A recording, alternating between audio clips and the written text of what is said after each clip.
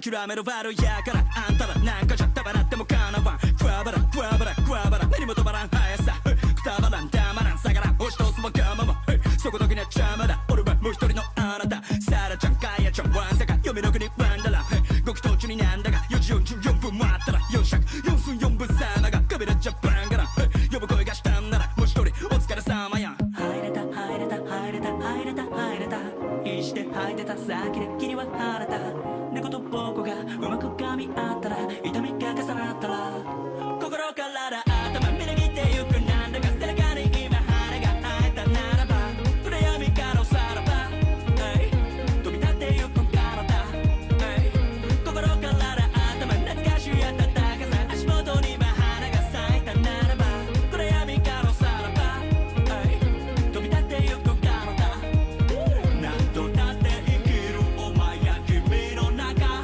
またの裏や耳の中胸の奥についてるメロディーリズムに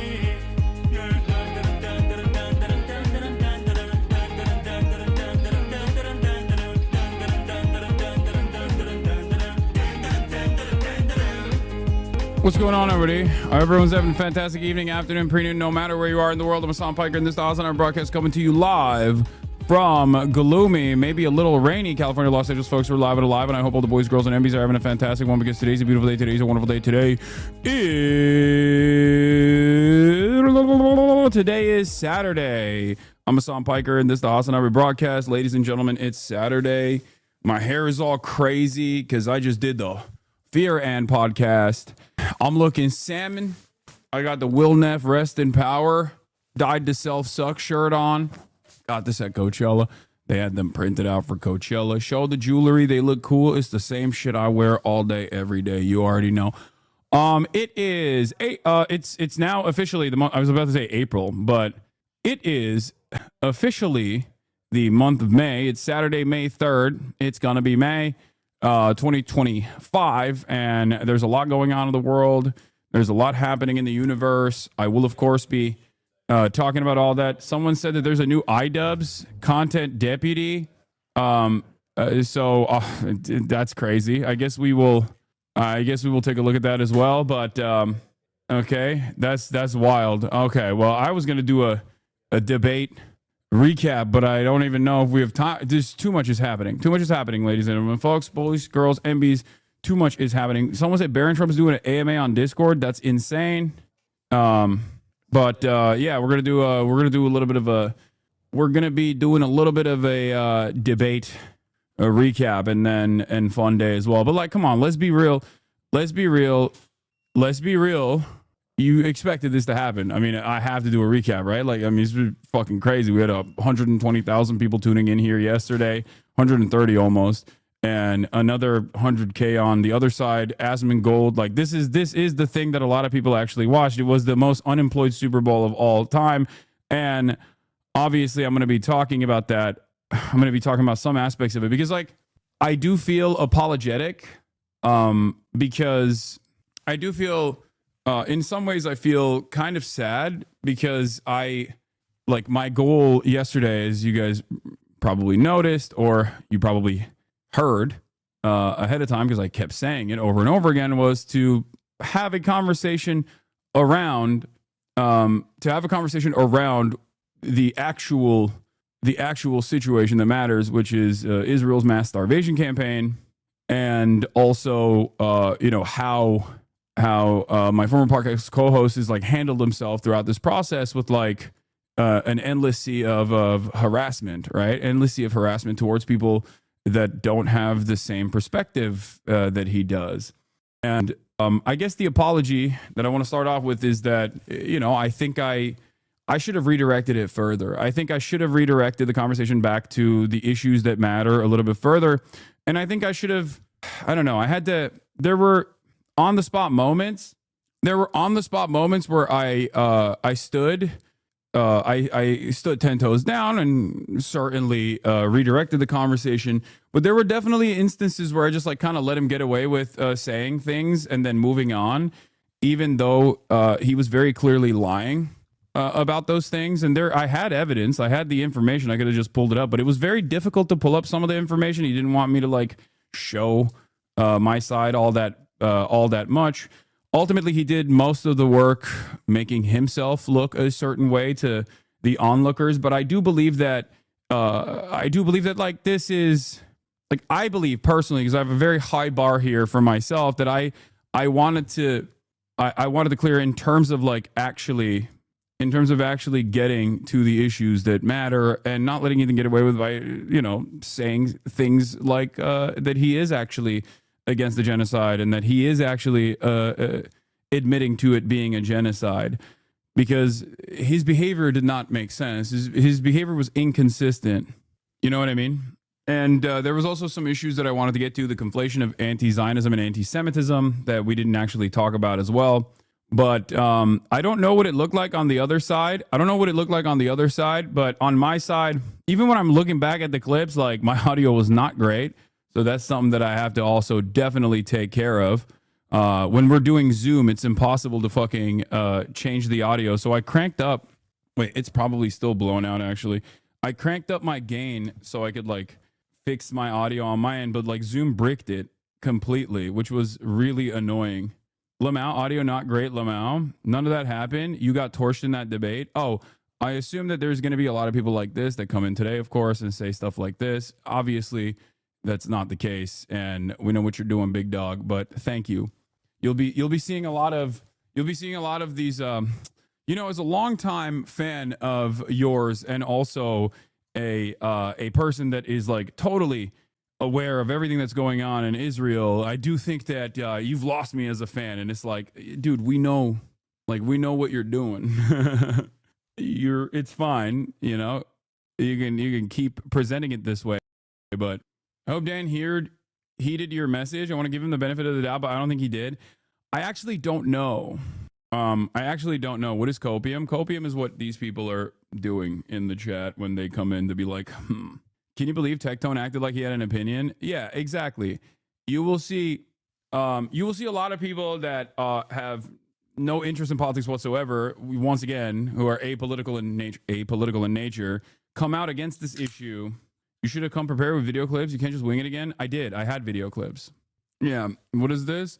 There's probably a reason why all the people who think Ethan won the debate are either already committed Zionist genocide lovers or anime gaming addicts who spent the 10 years obsessing over being too many black people in video games. Yeah, exactly.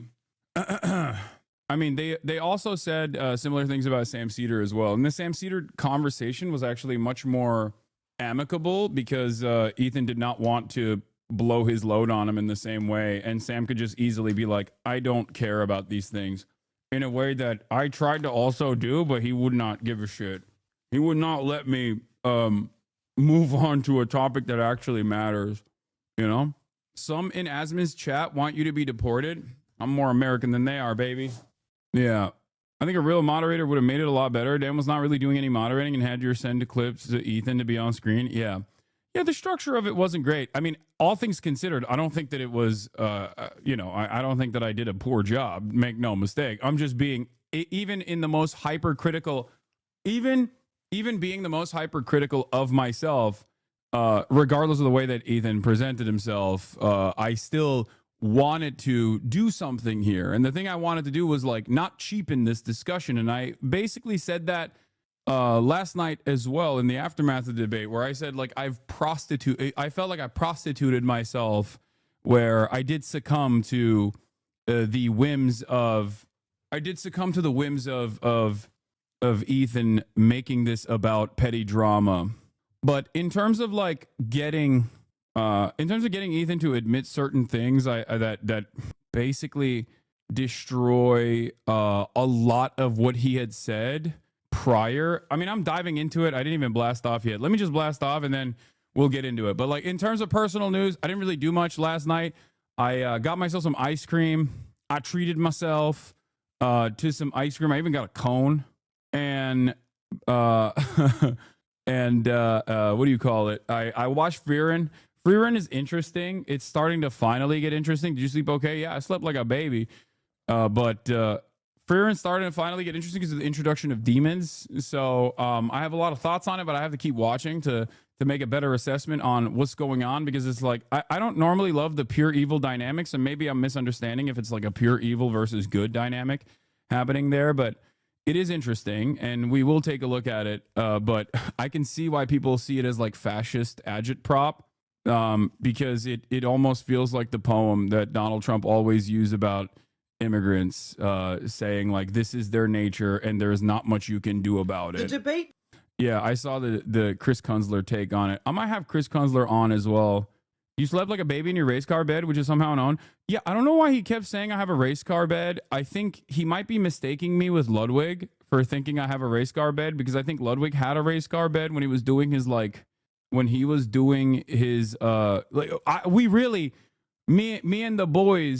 me and the boys got together to try to figure out what was going on, you know?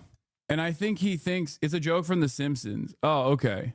I mean, there was a lot of moments where he was just like making erroneous claims and then walking them back and admitting to lying and smearing just to fucking move on, I think. But yeah. Anyway, hold on. Let's blast off new content. Okay. Do we have a blast off meme? Zaza Demon. Yeah. There was also the moment where he was like, your head is small, which I thought was like kind of a funny introduction, because it was like in between him calling me like a vicious anti-Semite. And it's such a funny thing to be like I don't think first of all, it's a meme in my community. You know what I mean? It's something that I've joked about. It's something that I've joked about with him. Right. So it's like, if I'm having a heated debate with like a fucking neo-Nazi, with someone who is truly an anti-Semite, I'm not going to in between shift gears to make I'm not going to shift gears to make jokes where it's like myself and that person have shared as a shared experience. Like, I feel like that's kind of an odd thing. That's like a very weird thing to do. Bye. His chat was reacting how you expected they be. Yeah. Anyway, let's we blasted off. Like, some of this stuff just simply doesn't make sense. If he thinks I'm like this vicious anti-Semite, worse than Candace Owens and Nick Fuentes, which is what he said, then the way he is talking to me doesn't make sense. You know what I mean? If this is the case, then he has to have more evidence than, I suspect you bought this incredibly popular anime sword that you did 2 years ago when we had a fucking podcast together as a way to be anti-Semitic. But also, as of 2 days ago, I didn't consider you to be anti-Semitic after the Sam Cedar debate. But as of this very moment, after the conversation that we had, I've now decided you are anti-Semitic. Like, that's a ridiculous assessment. Like, none of that makes sense. The way he was presenting himself basically did not make sense with the arguments that he was presenting. What's sad is the amount of drama slop tubers who clearly don't cover the genocide make YouTube vids about this debate, not highlighting the fact that how gross Ethan's comments were. Yeah, that's what's most likely going to happen. And it's ironic because like this is something that I was arguing against and something that I don't want, right? In terms of like all the slop tubers that cover this kind of stuff exclusively from the fuck Hassan tip. Overzealots has a really good video on this that we watched on the broadcast. It's not as odd as you think, because that was what was a direct attempt to try and find an explodable self-conscious target that would upset and tilt you, but he could describe as only a joke. That's why he devolved into calling you a liar as well. Yeah, it's I don't know. I go back and forth on thinking whether or not Ethan genuinely and legitimately thinks I'm anti-Semitic because of the way he's presented himself. I think he's just, I still land on him assuming, him hating me and then just like wanting there to be a good reason for him to hate me beyond the fact that his fan base turned on him and it hurt his feelings because they did not see him as like an intellectual beacon who had the morally correct position on Israel, Palestine. And they didn't treat him with a bit of grace and baby him through the process because the situation was direct, and the conflict in and of itself, the genocide is so severe that it's like impossible for people to not have an unnuanced and very straightforward opinion on it. And it's understandable because this is the one thing that is understandable to have a black and white perspective on, right? So that's what it is, right? Like that's, I think like everything else is just seasoning on top of that, where he just wants to make this argument presentable and not come across as like selfish and obsessive. And I don't think he laid out a convincing case for that. And my goal yesterday was to first and foremost bring it back to the issues and talk about the damage that he has caused by consistently identifying pro-Palestinian content creators who have been critical of Ethan and his coverage as anti-Semites that are worthy of deplatforming through the silly things that they brought forward, through the silly things that he brought forward. He wanted to reconcile with you, but in a way that makes him look good. Basically, you doing concessions is what I got. I think he likes you, but he's hurt. No, I don't think so. I think he despises me. And he said it. See, he said as much in the conversation. He said it multiple times. What is this? Yeah, I mean, this is not even a debate tag. This is an incredibly childish thing that he did, which I think did not present him in a good light at all. So I don't know why anyone would look to this and be like, he was so composed. What? You don't know what I'm talking about? Yeah, it was on the list. You're lying. Yeah. I got a free Rolex hat from a friend of mine. I still wear it every now and then. Yeah, and you're oh wow, who knew? What? Like none of these are arguments. None of these are counter arguments. It was just like it was very interesting. Like it was basically just like childlike mockery, and I was fairly composed through it. Like I didn't really eat the bait because I think he was just trying to get something out of me in most of these situations. And if you noticed throughout the conversation, there are moments where I unwind. Okay. But if you notice, the only moments where I unwind is not when he's like calling me an anti-Semite or whatever, or doing petty drama or this kind of shit. It's when he's saying something about Israel that I think is like repulsive or inconsistent with other things that he's said about Israel that make no sense when you consider the past year-long conquest to deplatform pro-Palestinian voices. And that was the only time where I was like, dude, shut up. Like he was trying to provoke me, and I didn't really eat that at all. And I suspect maybe the ad-lib stuff was to get me to like pop back at him. I don't know why he also like made fun of me stuttering once. Like, dude, I don't make fun of you for having Tourette's. That would be ableist, right? Like that is an incredibly ableist thing to do. Even if this is like a totally different way to approach it, right? Like you're the way that you're carrying yourself is manic and crazy, not because of your Tourette's, but instead it's because of the things you're saying. And I think potentially he was trying to get me, he was trying to goad me maybe to like respond in kind so he could be like, you're being ableist or something like that. At no point did he do that to Sammy. Of course not. That would look even more ridiculous. Destiny? What? Ethan, I don't think Hassan? I didn't bring up Destiny. You did. By your authority, I will decide who's hallucinating. Hassan. Want to do propaganda, remember? Ethan. Hassan. Please, calm down. You're getting worked up. I don't know why you're behaving in such a childish manner. Ethan, I don't think... Anyway, he did that a lot. But yeah, Ethan Klein, regarding the zone of interest comparison, so you're saying everyone living in Israel is living next to a concentration camp? Hassan, yes. Yeah, of course.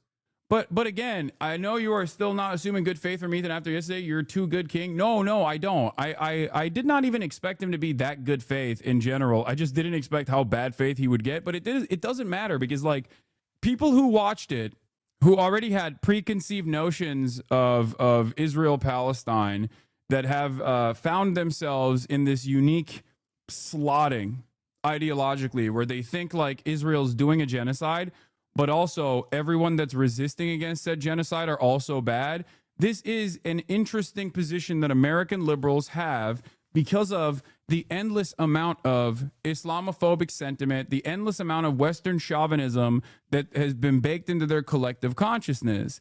Every single militancy, every single organization, every single standing military that has ever resisted against Western forces is always in the wrong until time has passed and they've maybe won some concessions or liberated their country, at which point it's appropriate. But while it's happening, while we're in the process, it's the age-old adage: liberals are for every civil rights movement except the current one. Liberals are for every single anti-war movement except the current one.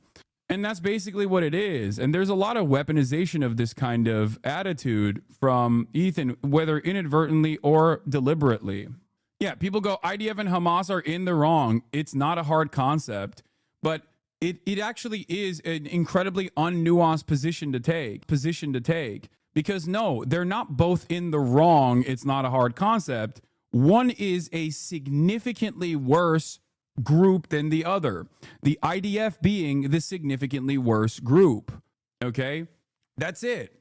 And the reality of the matter is, many people don't want to recognize that, even though it is objectively true.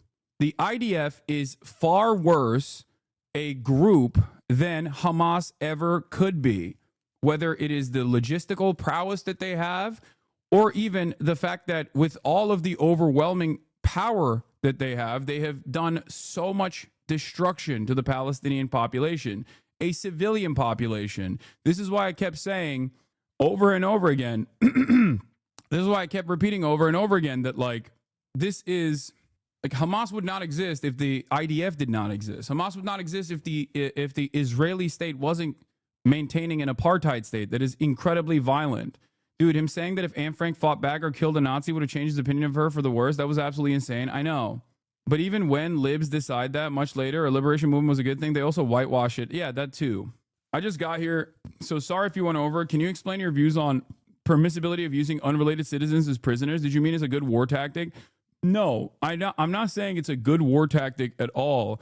I'm saying that there's no other way to take over a ship without, taking over the people that are operating on the ship. The treatment of the hostages is what matters in this situation. And yeah, it probably would have been better if they had released the ship crew beforehand. But I think the reason why they are actually taking over ships and disrupting commercial shipping and also combating against, fighting against even the American Navy that's trying to disrupt that operation, thousands of miles away from the American border, by the way. The reason why I think that is, it's not the best thing to do, but it's also the only thing that they have in their arsenal. So yes, I think that ultimately, and many people will agree with this, unless they are totally operating on the boundaries of like, well, these guys are bad and wrong because they're scary and America told me so. If you look at it from the framework of like genocide and who is resisting against genocide and what they are doing within the limited powers that they have, that they absolutely would have to come to terms with the fact that what the Houthis are doing in this framework, resisting against genocide, is correct. It is morally correct, even if some of the methods actually fall short of a standard that you fall short of your own personal standards and mine as well.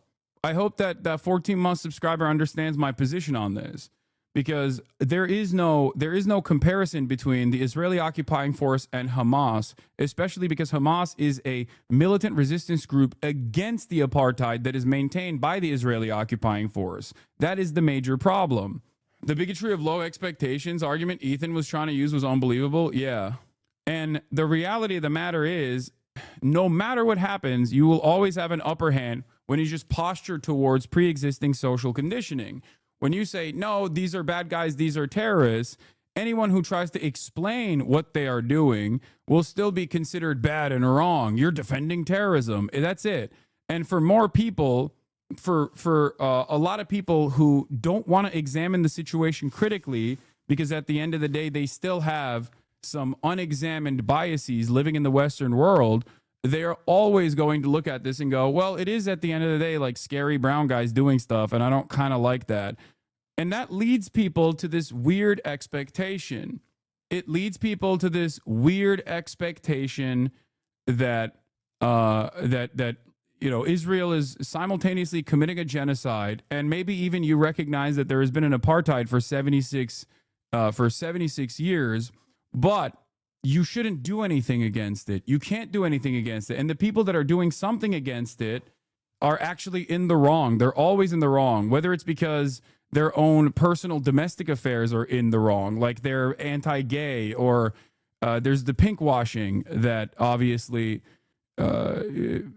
Zionists engage in, the pink washing of Israel, while also simultaneously saying like, well, these guys are homophobic and bad. And it's like, yeah, these countries have not been able to have civil liberation movements because they've been under fire and under blockade or under control over other colonial powers or other regional actors that are far more powerful than they are, because they're being backed by the most powerful nation on the planet, the United States of America. Yeah, but we'll do that. This was Asman's main criticism of you. He can't conceive of the idea of kidnapping unrelated people to try to stop a genocide, mainly because he doesn't see Palestinians as human beings. Yeah, of course, like the guy who initially was banned for like 7 days because he said Palestinians are a inferior culture that deserves to be genocided, are going to wait. Hold on. I'm DMing Chris back on TikTok. Yeah, the guy who got banned for 14 days is going to, of course, be resistant inherently to my position. The debate was emotionally exhausting to watch because Ethan reminded me all the times I had to defend myself against a narcissist. I know a lot of people also infer like their own personal hangups or shortcomings or interpersonal experiences that they've had off of this kind of thing. And I think that's ultimately very parasocial on both ends, What about how many times he pulled up a clip that proved your argument or disproved his? See, that's the other side of this. Like, what is shocking about this? What is shocking about many of the instances? I will say this. Here, if you guys want to know, like, two of the areas that I think were, I'll give you what the areas that I think were just like super dominant throughout the entire conversation, and I'll tell you what my biggest L's were. Okay, in terms of the areas where my biggest, I guess, quote unquote W's were, there are I believe around 7, if not more, instances where Ethan basically agreed to my position and even went as far as to apologize for things that he has done in the past. So that's fairly significant. Most of it was from the context nuke, and I think that that's not something to just like lightly cast aside, especially considering that this is supposed to be his pivotal work that he put a lot of effort and research into. There's also obviously many concessions he gave, which I think don't make sense when you factor in the way he has behaved in the past 15 months of this ongoing genocide. But there was also a bunch of instances where he basically admitted, yes, yeah, like I was wrong and I smeared you, which I thought was interesting. I didn't know really how to deal with that, but I don't think anybody actually cares on Team Ethan. It didn't come across like Ethan genuinely gave those concessions to you and instead only said it to move on since he kept saying he was bored of you. Yeah, but like there are so many moments where he just like instantly contradicted himself, where he was like, well, I don't Destiny directly. Okay, you talked to his podcast co-host who is engaged in a blackmail operation against people who have like come out against Destiny in his like sex pest case, right? Like, what do you mean? He uses that same community. He's his best friend. That is not like you've worked alongside him on numerous occasions, like, or even with the ADL example, like, or even the CPS call. I was like, dude, my position on this. I don't believe the CPS call in and of itself is appropriate. I don't think anyone should be calling CPS on you or anybody for that matter just because they don't like a content creator. But like, can you please explain to me what my role in this is? And he kept, and then he couldn't really tie it back to me in any capacity aside from, well, you a week ago pulled up a snark subreddit. So I said, okay, can you tell me who called CPS on you? And he had nothing. He had to basically admit, And this is a pivotal part of his like victimhood structure, was the fact that my fans had called CPS on him. That's what he had said, right? Like over and over again. And he somehow tried to tie it back to me. And what's interesting about that is he had to basically admit that he had no evidence whatsoever that it was actually coming from my community at all, or even the snark subreddits. So, and that was, oh, by the way, this chatter saying, honestly, your only L was calling Gila, getting him to admit Gila is a terrorist or something. No, the reason why I brought that up was to expose the double standard, to showcase Ethan's Islamophobia, Ethan's racism in this process, because it plays a big role. I don't have the attitude, and I tried to explain to him over and over again, like, what Gila had done was a night raid. And the only reason why I know what that looks like, what a night raid looks like, and what the actual express purpose of the Israeli occupying force is in conducting those night raids is because of Breaking the Silence. Breaking the Silence is an Israeli philanthropic organization, an Israeli organization that works against the occupation. And it's comprised entirely of former Israeli occupying force veterans. So, of course, I have interviewed people who have been a part of the Israeli occupying force, as well as interviewed people that have been conscientious objectors. So I don't actually hold people's social conditioning when they're young against them. I think that would be silly. It is entirely the opposite of my worldview. It goes against my worldview. I believe everyone can change their attitude. Everyone can change their mentality. My frustration was twofold. One, that he, on the one hand, washed that aside by saying she was 19, it's forced mandatory conscription, but then also simultaneously would turn around and smear a dude and call him a fucking terrorist, which a lot of people still keep claiming over and over again. If you want to get it right, you can get it right. I don't have an issue with, even if he was a Houthi, I would not have an issue with interviewing him, for the record, as I've said over and over again. But yeah, I know you were trying to say can you call Rashad a terrorist, for instance, but not Gila, to get him to understand the double standard, but it seems like you were just trying to call Gila a terrorist, I think. No, because I did say exactly those words, but I guess it gets lost in the conversation when the impact point is getting Ethan to say that his wife could be considered a terrorist just to move on. What is this? Getting love on TikTok? Hassan. Yeah, there's definitely a lot of that, but it doesn't matter. I think he has been using Judaism as a shield to deflect any criticism of his beliefs, and him calling you anti-Semitic is going to mean nothing when it's used against actual legitimate anti-Semites. Yeah. So, yeah, and he asked me how I feel about that as well, and I tried to explain to him, like, I don't hold people's past actions against them as long as they have learned and have grown from their previous positions, because I understand, as someone who lives in the Western world, as someone who lives in America, I understand how powerful social conditioning is. I understand how someone who's 18 years old will join the Israeli Defense Force from their perspective, right? I get that. I totally understand that. I understand how someone can find themselves in that position, but through the cruelty of their actions, like, they should recognize that this is wrong, or at least 10, 20 years down the line, they don't still maintain the position that what they did was good and that still continuously defend the Israeli occupying force. That's my issue. And for people who say, why don't you just like off the rip call her a terrorist or anything like that, I need you to understand something. Like, first of all, I'm talking to an audience of primarily Westerners who don't even care about the issue at hand, who simultaneously consider this to be a genocide, because it is, but also only care about the drama aspect of it, revolving around a content creator and his own personal feelings. So clearly, in order to try to pierce that veil, in order to try to penetrate into their collective consciousness, like there is a way to go about it. Okay. Yeah, all of this just don't kidnap innocent people talk. Did Gila Klein not admit to partaking in an illegal raid that led to the kidnapping of innocent people, or did I dream that? Yeah, that's like, he was like, well, we don't know what they did. We don't know what the person did. And it's like, well, the point is, they're not supposed to be there at all. So even if that person had it doesn't make sense within the logical confines that Ethan has cultivated, where he believes that according to international law, that settlers are valid military targets, but also simultaneously it is totally justifiable to do a raid on a Palestinian home because who knows, maybe they actually exercised a valid military target. Is that, exercise violence against a valid military target? Like, that doesn't make sense. That is an inconsistency that he never has to address, and that is what I was trying to get him to address. Do you understand?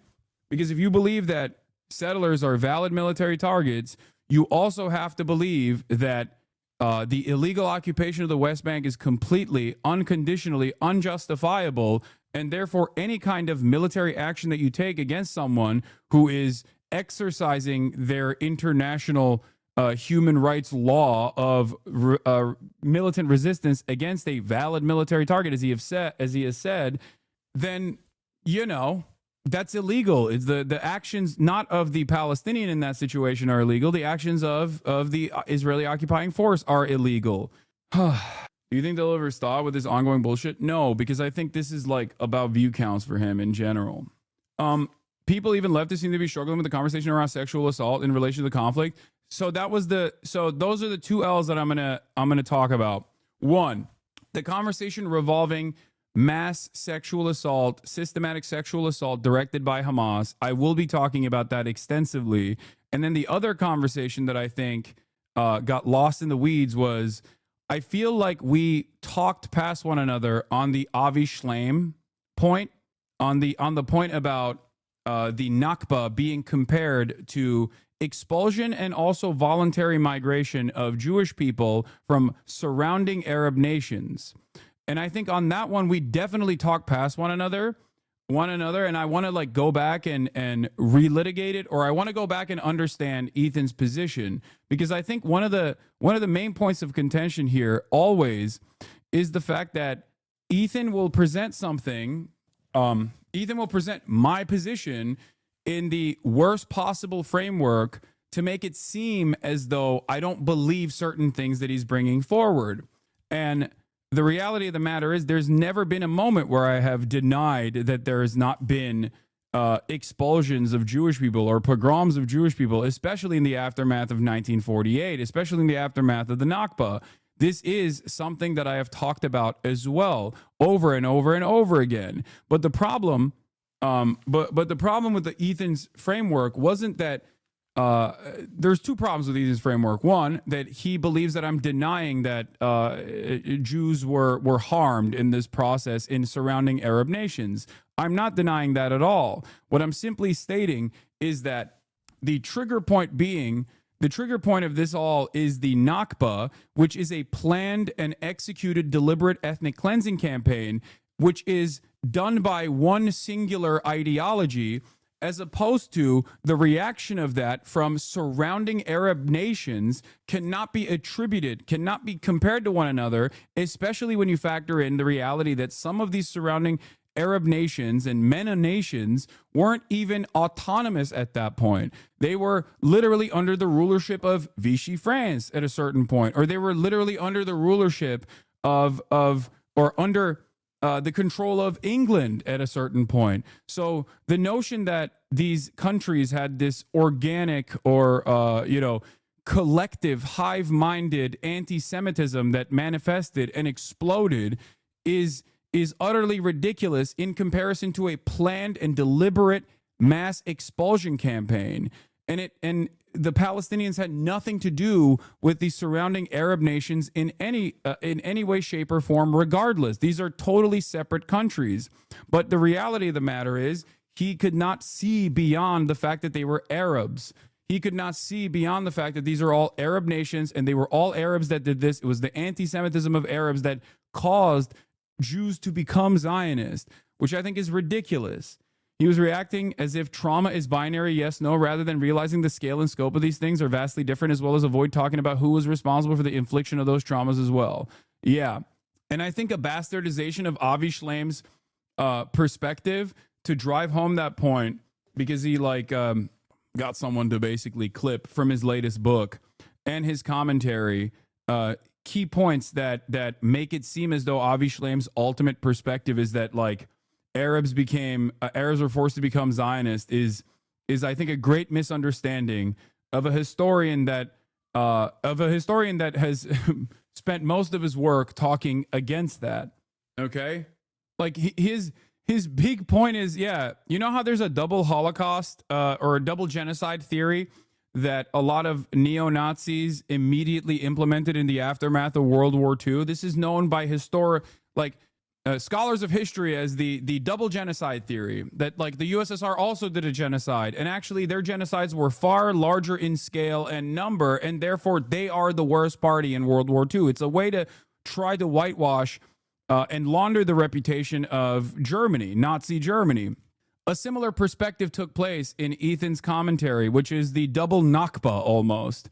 Yeah, here's Spencer Gabb saying, I read the first two chapters of the Three Worlds after the debate. Avi Shlaim literally describes the fallacy of a double Nakba like this. The purpose of this narrative is to create a false symmetry between the fate of the two communities. The narrative is not history. It is propaganda of the victors. Read this excerpt highlighted from the same Avi Shlaim Ethan misquoted. Yeah, this is from Three Worlds, Memoirs of an Arab Jew. And this is from the prologue. It is impossible to make sense of this history without the regional context. Post-1950 Arab, Jewish, or Mizrahi history becomes a part of Israel's history and as such is divorced from its wider regional environment. Zionists are only obsessively interested in the first phase of the Arab Jewish history. They are profoundly uninterested in the second. Interested in the first phase is driven not by the search for truth, but by propaganda need to portray the Jews as victims of the endemic Arab persecution, a portrayal that is then used to justify Israel's own atrocious treatment of the Palestinians. A rich, fascinating, and multidimensional history is thus reduced to the quest for ammunition to use in the ongoing war against the Palestinians. This trend reached its climax with the manufacture of the narrative of the Jewish Nakba. According to this narrative, the forced exodus of 850,000 Jews from Arab countries after 1948 amounted to a catastrophe, a Jewish Nakba, at least on par with, if not more devastating in its consequences than the Palestinian Nakba. Variously called the Forgotten Exodus, the Forced Exodus, or the Double Exodus. The purpose of this narrative is to create a false symmetry between the fate of the two communities. This narrative is not history, it is propaganda of the victors. There has never been a moment where I have discounted that there was anti-Semitism that took place, especially during the pan-Arabic nationalist movements, where a lot of these Arabic countries that had aligned themselves with European colonial at the time in an effort to develop sovereignty and nation states, even though they previously were under the rulership of the empire, for example. They did do that. And that was a big part of this pan-Arabic nationalist movement that created these nation states to begin with. Nation states whose boundaries were carefully constructed by Western superpowers. Okay? Guys, if it blips for 1 second, if I drop frames for like 3 seconds, don't, chirp about it being an F. That was just for like a second. Yeah. Honest history has to acknowledge the part played by all the governments concerned in causing this man-made tragedy. The main difference is that the Palestinian refugees, for the most part, were ethnically cleansed by the Israeli armed forces, whereas the Arab Jews, with a few exceptions, were given by Arab governments the option of leaving or staying. My book is both a personal record of a complex past and an essay with a political argument. It is a critique of Zionism from the perspective that is rarely heard outside of Israel. So, his pivotal work that Ethan was misquoting unironically seeks to address the argument that Ethan falsely presented in his context nuke, which is why I said I will have Avi Shlaim on. I'm working on it right now with some of my friends to get him on the broadcast to address this with his own personal words, okay? There is perhaps no better way. What? After watching the content nuke, I'm suspicious of your intentions, which sucks because I've been watching you steady for 2 weeks, but after your debate with Ethan, I went to his channel, seen that video. Yeah, if you get duped, if you get tricked by that, then I don't know what to tell you, my friend. Okay? Yeah, here's a couple things that he maintained in this. Here's a couple things that people do usually when saying Hasan is a bad guy. One, they'll say he's a socialist, but also rich, as though this is as at odds with the way I view the world or with anything that I've ever said. It's bullshit. The second thing that they'll always do is look at him revealing this scary thing. We got him. And the reality of that is you didn't find this. I said it. I said it myself. This is not a secret. If it was a secret, you would have encountered this in private conversation, in private correspondence. You found a clip where I'm talking to Deprogram, a podcast that is conducted by a bunch of people that I like, a bunch of content creators that I like. And in that conversation, I'm talking about something that I've always talked about, which is the importance of agitative propaganda. This is what I do from a liberal perspective. From a liberal perspective, I hope people understand that this is akin to the de-radicalization initiatives that I partake in terms of what? Oh, God. Great, man. Good job. Good job, Chatter. You're about to get fucking yeeted off the platform. So it's here. I'll give you a liberalized version of this. What do I do in terms of deprogramming or actively trying to de-radicalize right-wingers? Okay? Right-wingers. It's the same principle. Agitative propaganda is exactly that. When someone thinks all of their problems revolve around trans people and the existence of trans people, and I try to show them that no, it's actually a byproduct of the system that we exist under, capitalism, that's agitative propaganda. Propaganda does not always mean nefarious. I know in America it means nefarious, but it actually does not. Propaganda in and of itself is just telling a story. Okay, this is not something that I shelter. This is not something that I hide. Ethan misuses my brutal honesty in that regard, in terms of what I'm doing, to basically get people to think, oh, he's like lying to you. No, I think it's more honest. It is the exact same thing that I say when I tell you, like, I have my biases, and I will let you know exactly what they are, because everyone has biases, and I think it's important to ahead of time so that people know exactly where you're coming from. That's the difference between someone like myself and, let's say, someone like Fox News or even MSNBC or CNN. Everyone has biases. A big part of what I do is trying to explain to you what the biases of mainstream institutions actually are, so you develop a better understanding of where they're coming from, what they choose to omit, what they choose to focus on in terms of their coverage. This is it. This is my job. Hey, what's good? Anyway, the question that I have for many, if they were to be duped by something like that, where it's like Hasan is nefarious, Hasan is nefariously sheltering his full perspective, why would I voluntarily reveal that in a podcast? That's good. I think the main issue is that you and your points are dense. It's hard to handle by a simple-minded person, bro. They just shut it down immediately, aren't listening.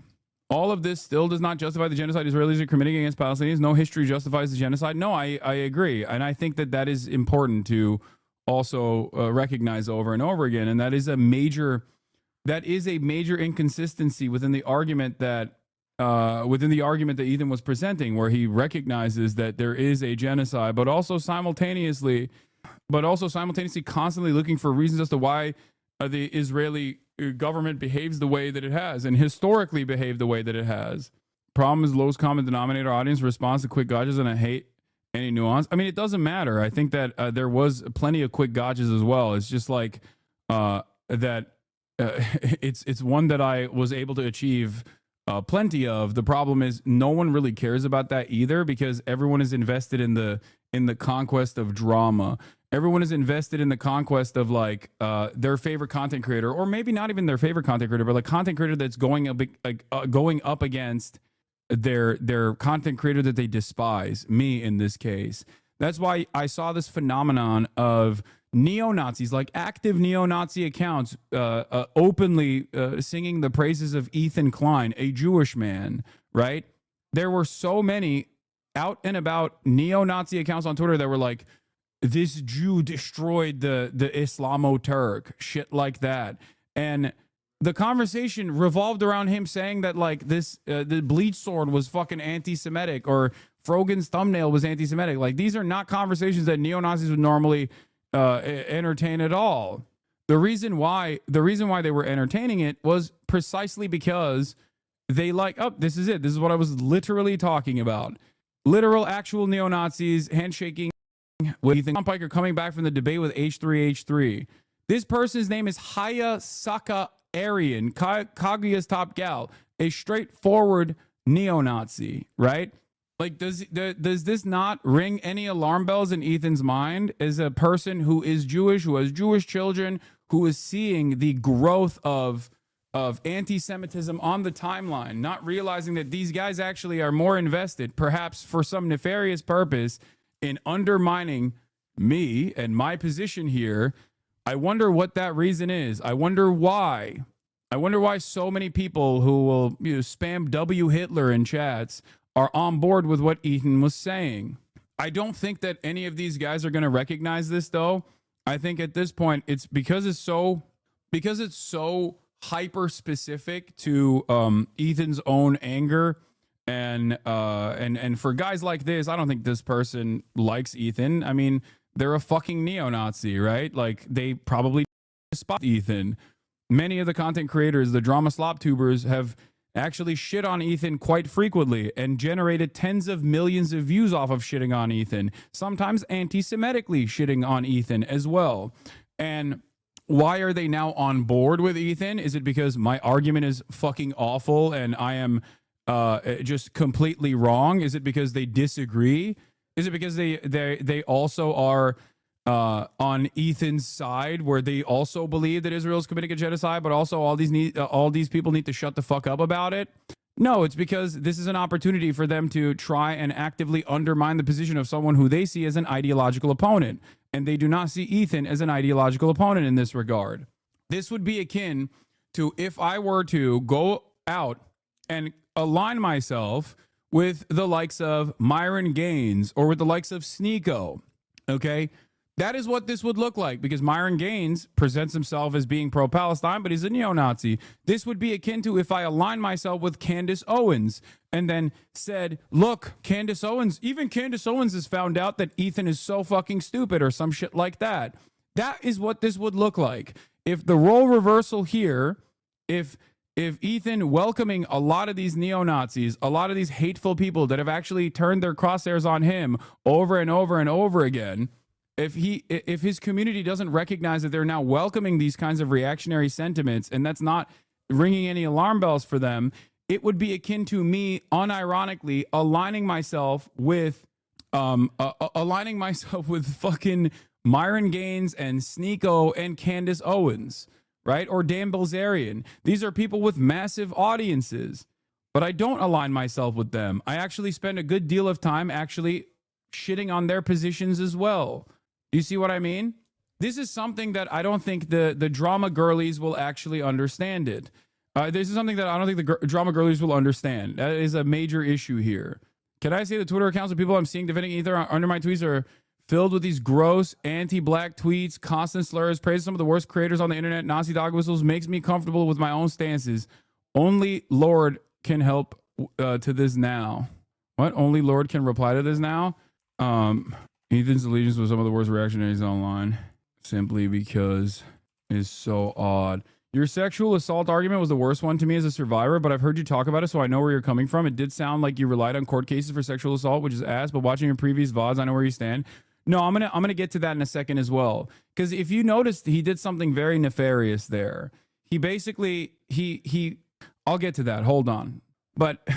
The short and sweet of it on that one was the shocking display of disingenuousness from Ethan on that part, where he said that I was denying. He said that I was denying the atrocity propaganda that Israel has committed when saying that Hamas-directed systematic rape took place, mass rapes took place on October 7. This is atrocity propaganda that is not new. This has happened throughout all kinds of settler colonial conquest. This is what the American settlers said about the indigenous population, right? This is what the Klan said about black people. This is always like, you have to dehumanize your opponent in order to justify to the rest of the people that like the violence that you are going to subject them to is totally permissible. They're savages. They're barbaric, rapist savages. It is a trope for a particular reason. It is unironically the weaponization of sexual assault.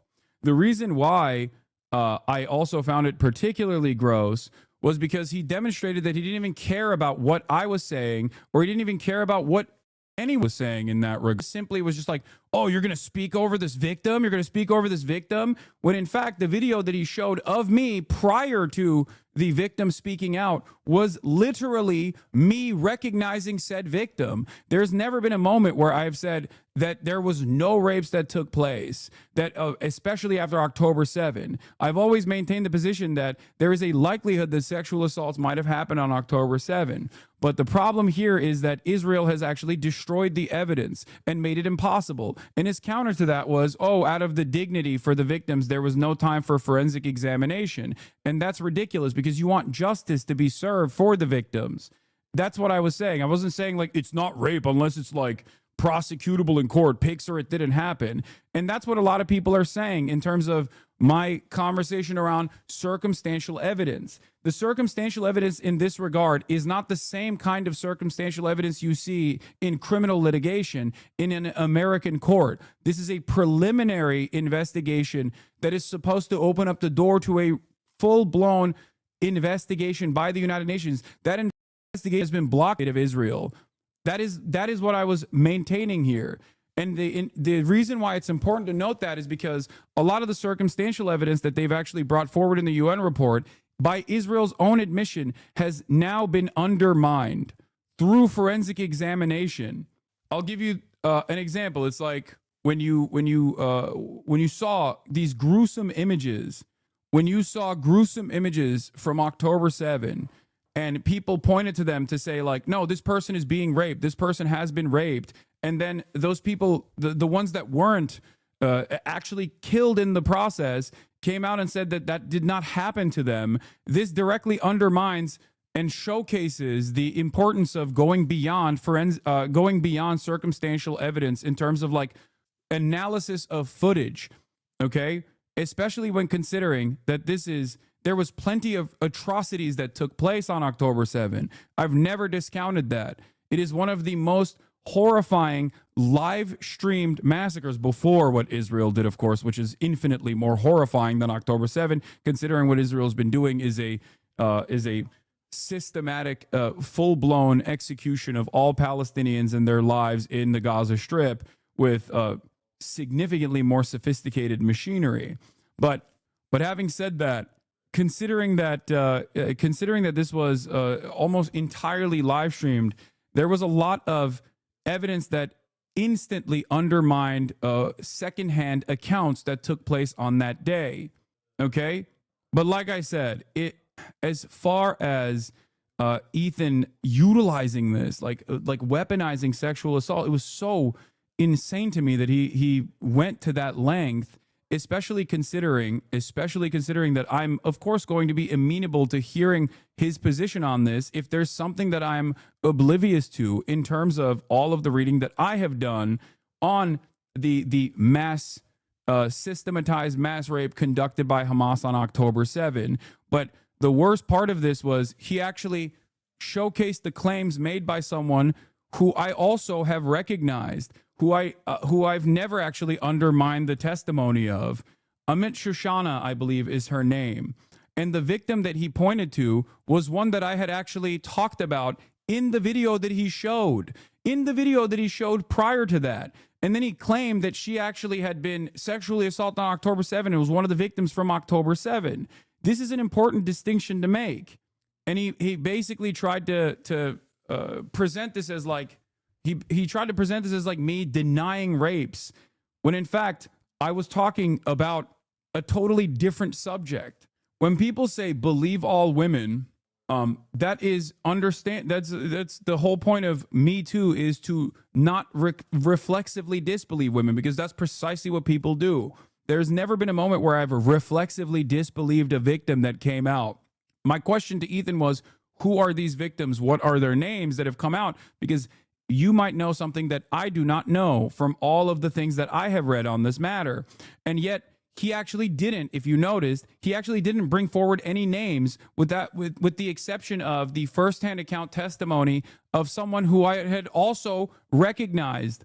And the secondary position that I have maintained always, which Ethan at a certain point also recognized that he went back on, is the fact that even if there is an endless amount of, even if there's an endless amount of evidence and it's like verifiable, there have been mass rapes that took place, Israel's reaction is still unjustifiable. You cannot do a genocide. You cannot do a genocide on an entire population that you are the belligerent occupier of because militancy in that process conducted sexual assaults. That is completely unacceptable. Nothing will make genocide acceptable. That is my position. That has always been my position. If you don't mind, I have a clarifying question about an article Ethan read during the rape combo. Yeah. He highly manipulated that segment because as supporters of yours, I was left confused. Hope you don't get undeserving fallout. No, it's fine.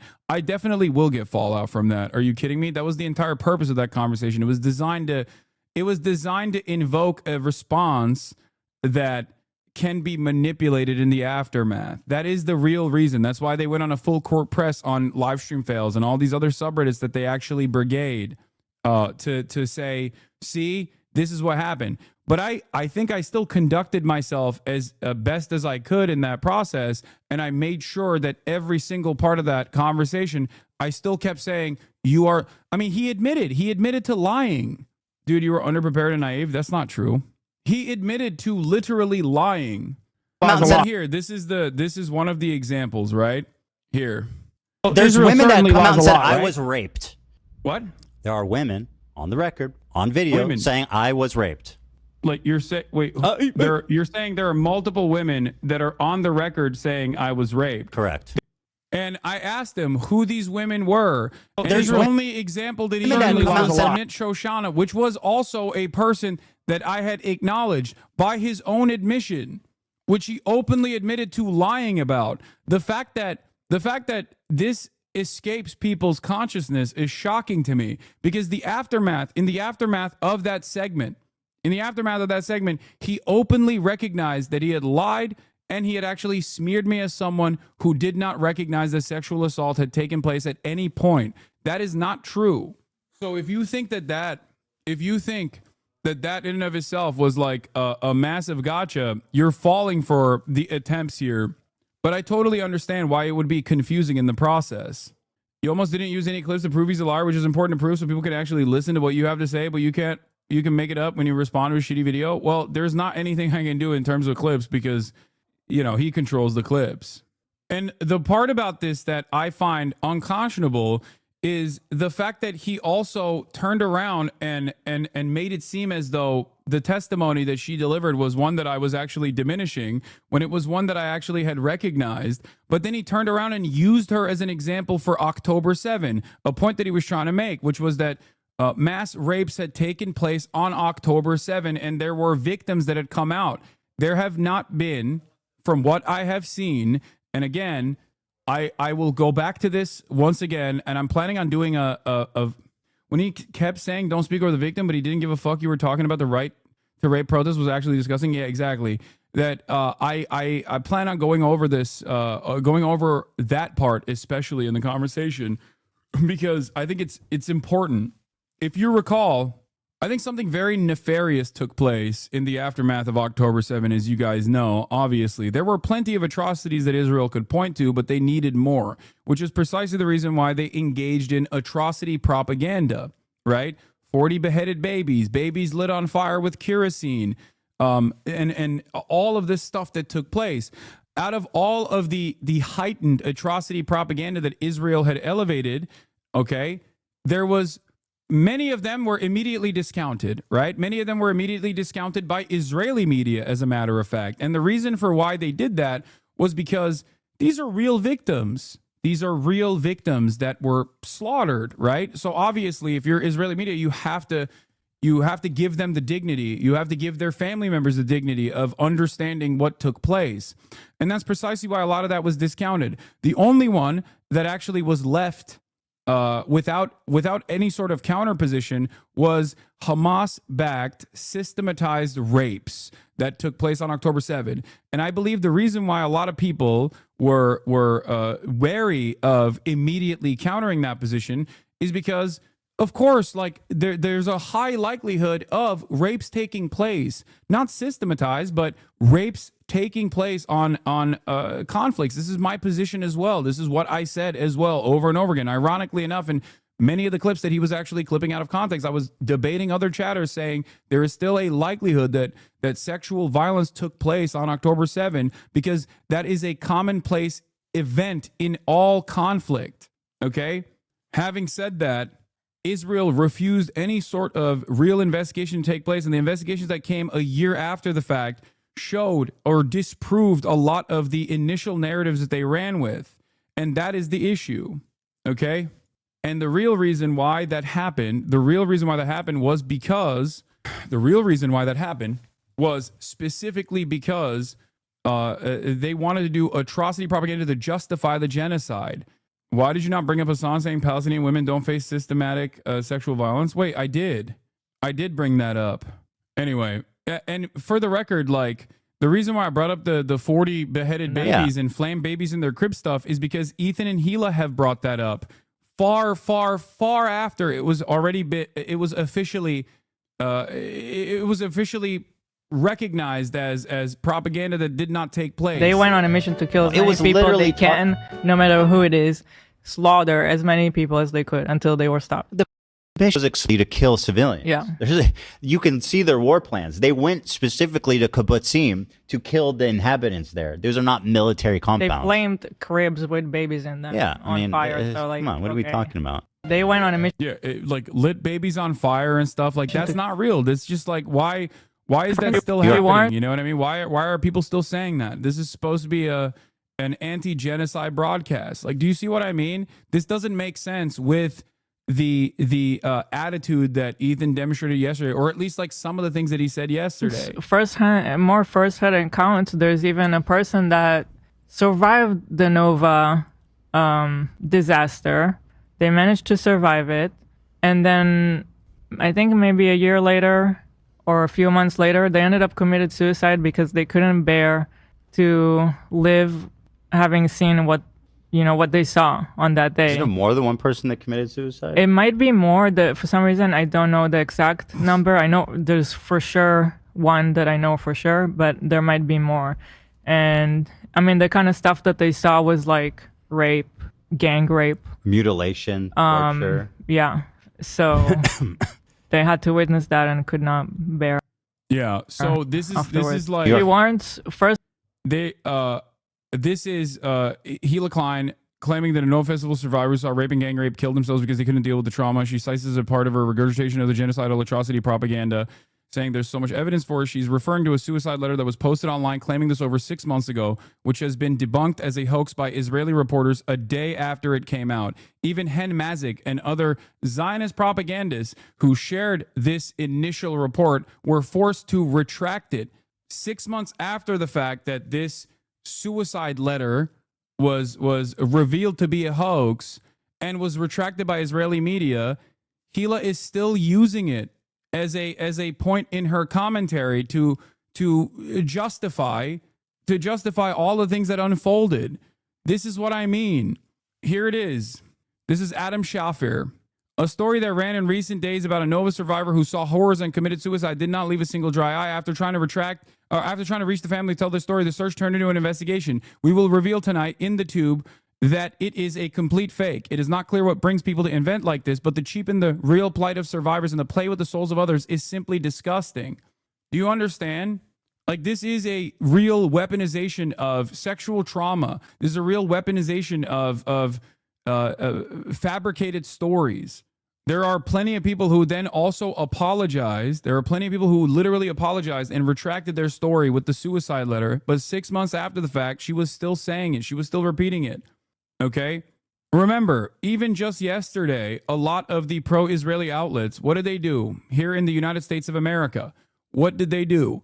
They claimed that Mohsen Mahdawi was actually a terrorist. Mohsen Mahdawi, the student activist, who is a pacifist that was recently released from a detention facility in Vermont after being detained during a naturalization ceremony for the quote-unquote crime of being pro-Palestine and a student activist.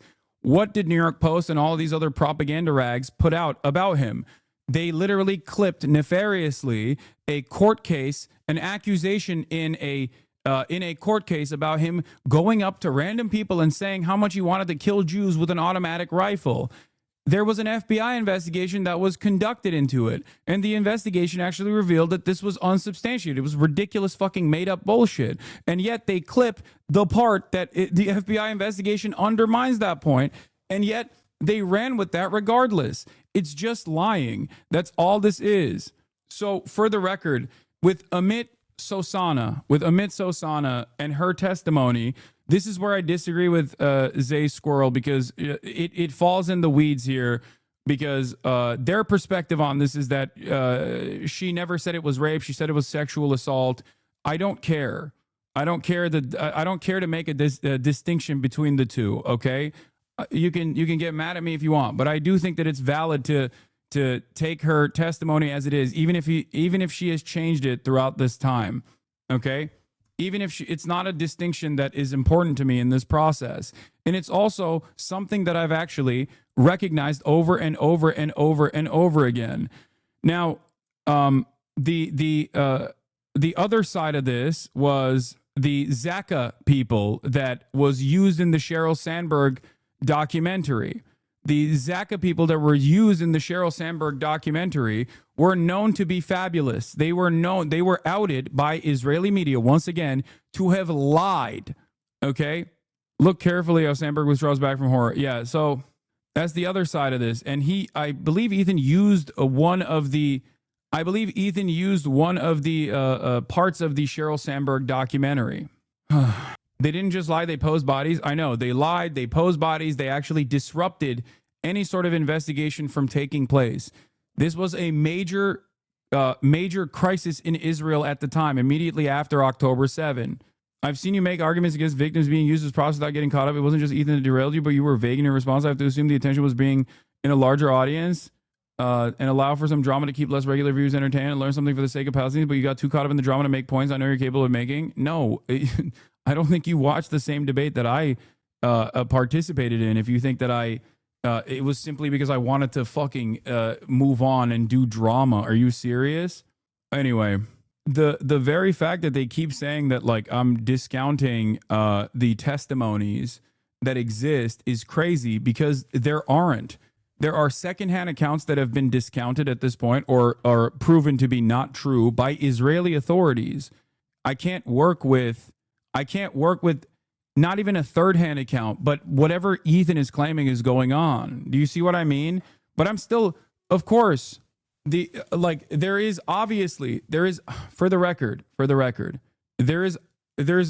I'm never going to automatically discount new information. If new information has come out that I was oblivious to, that I was unfamiliar with, in terms of the numerous victims coming out through forensic examination in the aftermath, for example, as opposed to what has happened, which is the opposite, because the bodies were moved over to a military facility, and the military facility did conduct some forensic examinations that actually discounted some of the genital mutilation narratives that people were presenting.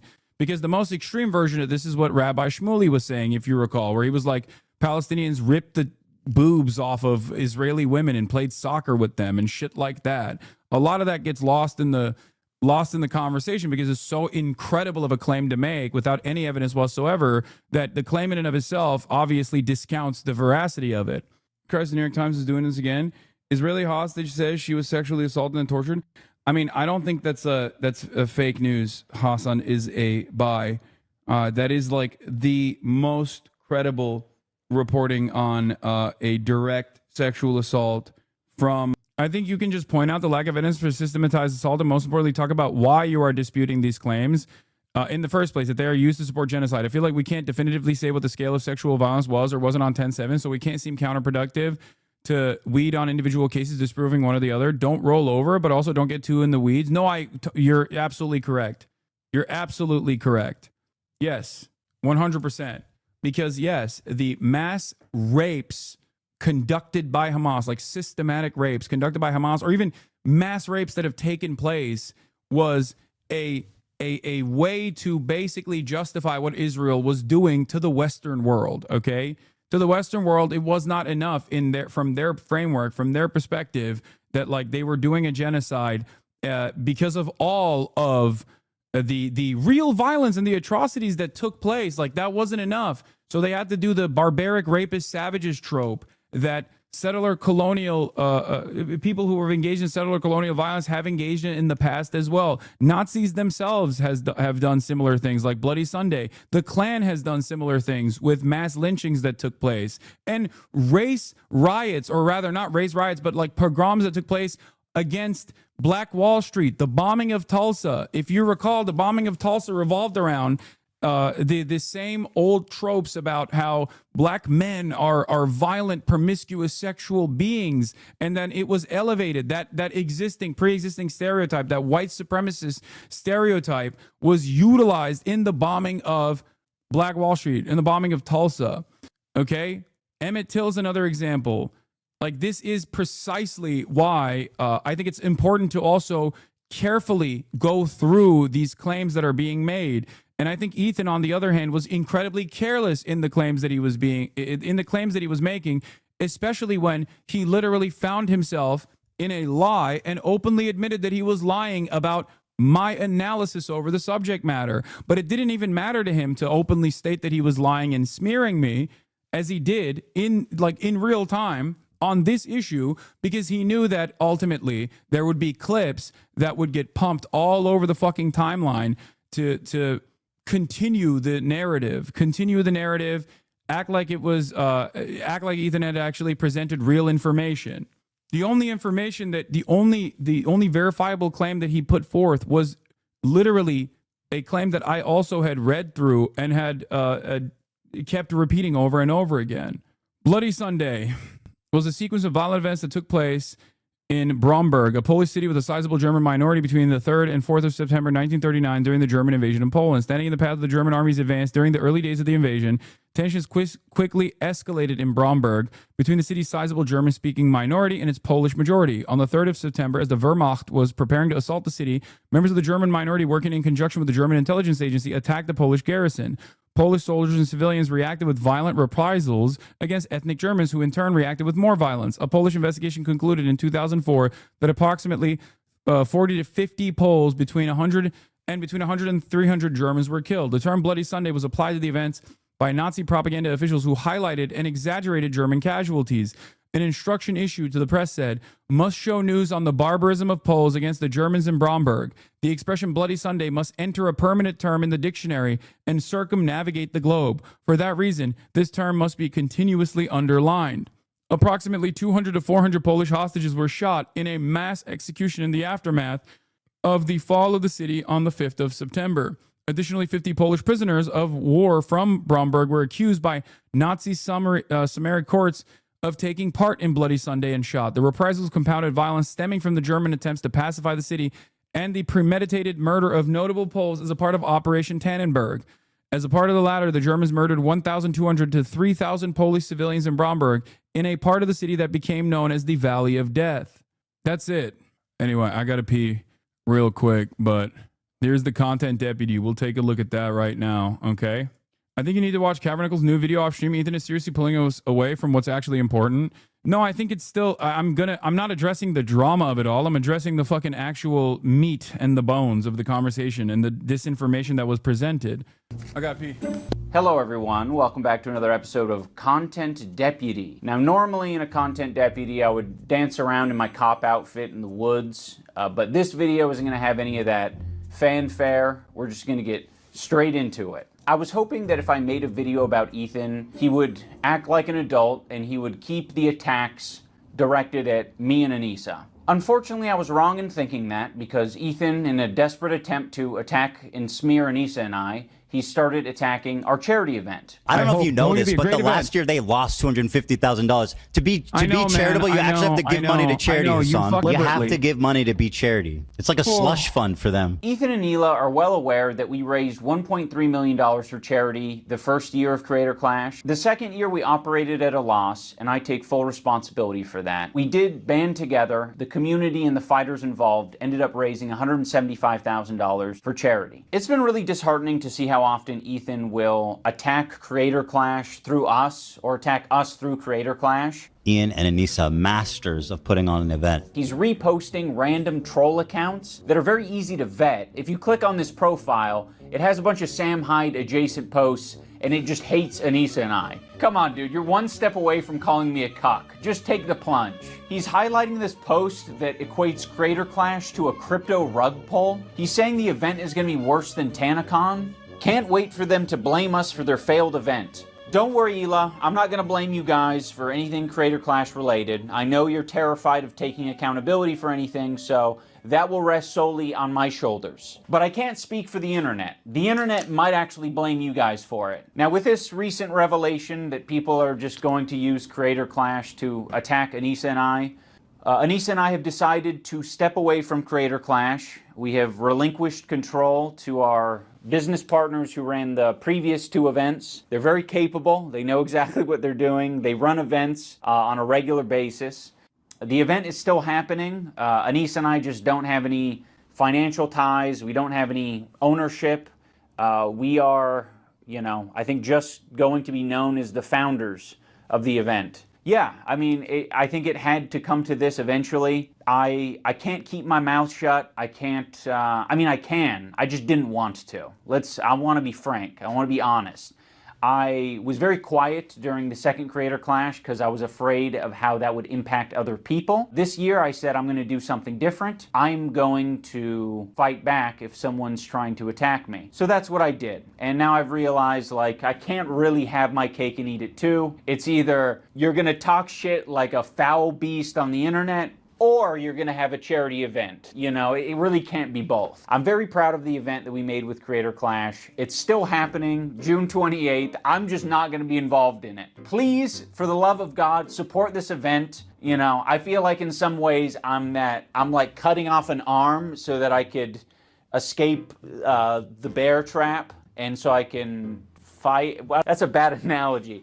You guys get it. We've already told all the fighters, and it seems like most people understand that this is the best move. If the previous Content Cop was entertaining to you, or this video is entertaining, or you like the message, the best thing that you can do for me is to support Creator Clash. Buy a ticket, buy a pay-per-view ticket, an in-person ticket, or donate to the fundraiser. I just want to see this event do well. I didn't try this shit because I thought I was going to be a good boxer. I didn't think I would be an awesome event organizer. And now I'm finally back to where I started, which is making fucking Content Cop videos. I don't want to make this too ham-fisted, but I kind of do want to make it ham-fisted because I'm like, I spent my last fucking 4 years working on this stupid boxing shit. I mean, it was worth it, absolutely, but it's crazy that I've just returned to Content Cop. Having said all that, Creator Clash ticket link down in the description. Go check it out, buy tickets, support the charity, support the fighters, and have a good-ass time. I mean, ultimately, I think it's a good thing because I think I am meant to roll around in shit. I think me and Ethan are both meant to be rolling around in pig shit all day long, and other people are meant to do boxing or debating or whatever else. Ethan and me, pig shit rolling around type of fellas. You underestimate my strength! I've got kosher strength! The will of Allah! I mean Yahweh! Yahweh! I think the worst criticisms I labeled at Ethan is that he's a bad boss, a tyrant of a boss. I just implied that he was being taken advantage of by people either in his community or outside of his community, and I called him a bitch-made coward. That was like the summary of personal insults labeled at Ethan. Before Ethan even knew what my video was about, he was already framing me as anti-Semitic. But he's like, no, actually, Ethan, the fucking Jew bag. Fuck this Jew bag Zionist baby killer, guys, right? I don't know if that's what the video is. I'm one of you. I fucking hate Jews too, guys. Let's get after it. Israelis have no right to defend themselves, actually. All Israelis are settlers, actually. What is he going to give me a history lesson now? Is he a historian? Yeah, he just discovered empathy, by the way, and only extends to the point where you're actually talking about Jewish people or Israelis. Then empathy stops and they should all be murdered. Bro's actually out there like Timothy McVeigh. He's running to the closest fucking kindergarten to blow it up. There's a Jew. I heard there's a Jewish. That's not what Timothy McVeigh did. They want all you guys to quit and for me to just be like alone, little Jew boy, alone. Like Ethan, under a year. Like this doesn't make sense if your position is that like Israel's committing a genocide. You know what I mean? Like I need a lot of you to reflect on what we are looking at from the perspective of Ethan claiming that he is a defender, a stalwart ally of Palestinians as he presented himself as yesterday, and one that recognizes that Israel is committing a genocide. Because if you are considering what Israel's doing is like an act of self-defense, then you can't also simultaneously say it's a genocide. You believe one or the other. And I'm inclined to believe that the side that he's heavily leaned on is the side that is Israel has a right to defend itself. And that's precisely the reason why I think he believes that there's a genocide was bullshit, specifically because he wanted to. He doesn't have any real positions in this beyond fuck us on. I'm going to try to make sure you look hypocritical, which I don't even think it didn't really work. And it ended up making him look inconsistent. Yeah, he says it's a genocide to diffuse your points. Exactly, which is so crazy. Just grow up, bruh, sad. Are you telling me this, or the 40-year-old man who's like using the backdrop of endless amounts of violence that he claims to acknowledge as a mechanism to fucking drive home his petty agenda, and claim that like his former podcast co-host and all of his former friends are being incredibly anti-Semitic because they're critical of his behavior in this time, and not the Nazis that have found a comfortable home inside of the newfound H3H3 community. Ago was saying he doesn't use anti-Semitism in that way. He's not a guy to call anything and everything anti-Semitic. You know, in my whole life, I've never screamed foul on anti-Semitism. I literally have been getting this shit since the second I stepped foot on the internet, and I have never fucking ever done this, okay? So the people online, they're saying, oh, Ethan's making himself a victim, or Ethan's making everything about anti-Semitism. I've done this once in my life right now. But he's like, no, actually, Ethan, the fucking Jew bag, fuck this Jew bag Zionist baby killer, guys, right? I don't know if that's what the video is. I mean, I get that he's scared and offended, but this was the whole fucking point of my video, Ethan. I was saying that you shouldn't be doing this. It led to me making this video in the first place. You were triggered by this CPS harassment thing, and then you immediately equated Anissa and I to it. That was sloppy, and that was horrendous, and it was horrendous for us. And now you're doing it again. I'm going to watch it live. Should you? Yeah, I mean, I don't care. But, like, why? I just don't think, I feel like you're going to get really emotional and say something you regret. Well, I've got the button. Like, I know you don't have a problem taking it head on, but I just feel Of course not. Because I know that you're understandably upset, and I feel like it might be a little... Should we wait to talk about it, or you want to talk about it?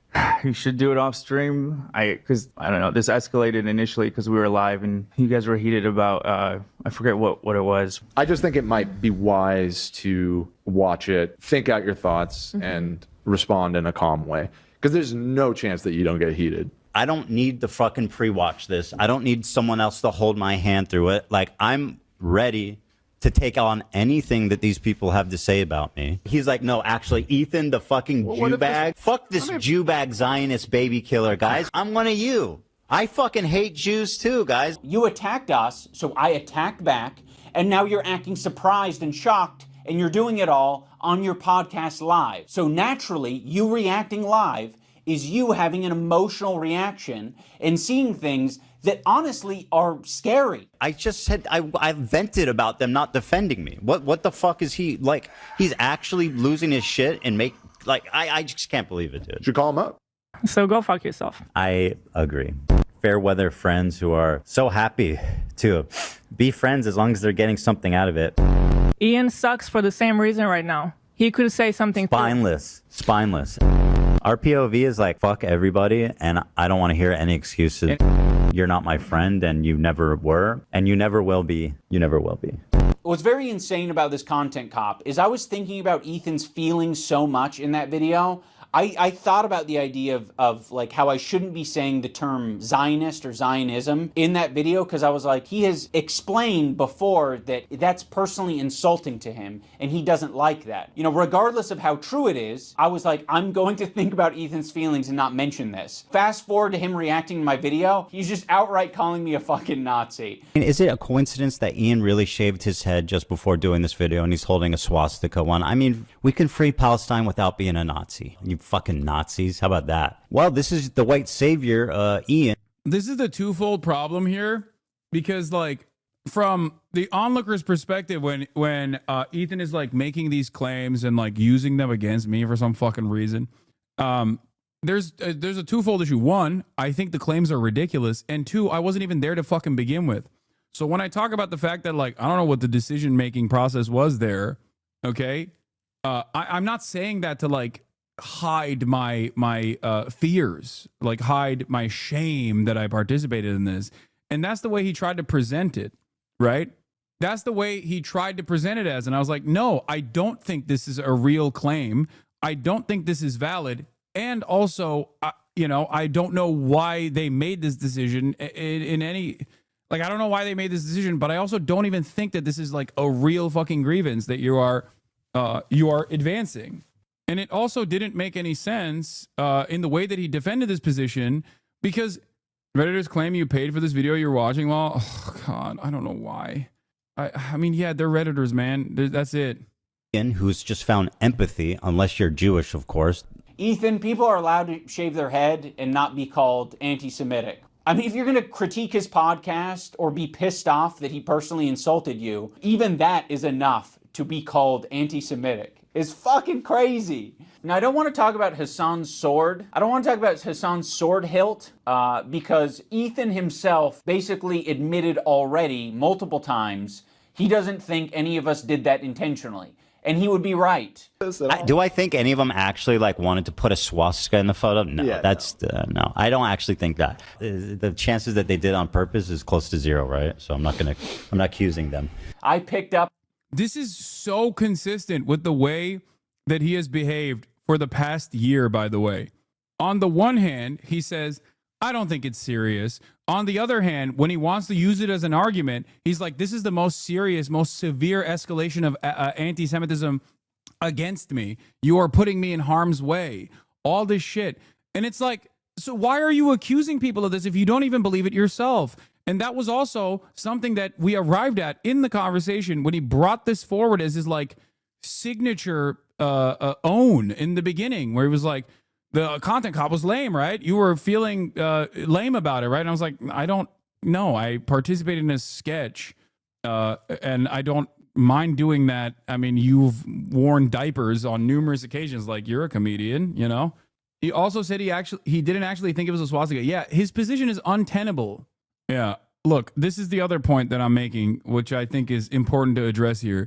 Ethan's allegiance with some of the worst reactionaries online simply because they hate me is so odd, because it directly undermines the position of someone combating anti-Semitism. It would be like if I hyped up Bilzerian, Fresh and Fit, Sneeko, or Clandis because they hate H3 or Israel. I know that these are people who also are anti-Semitic.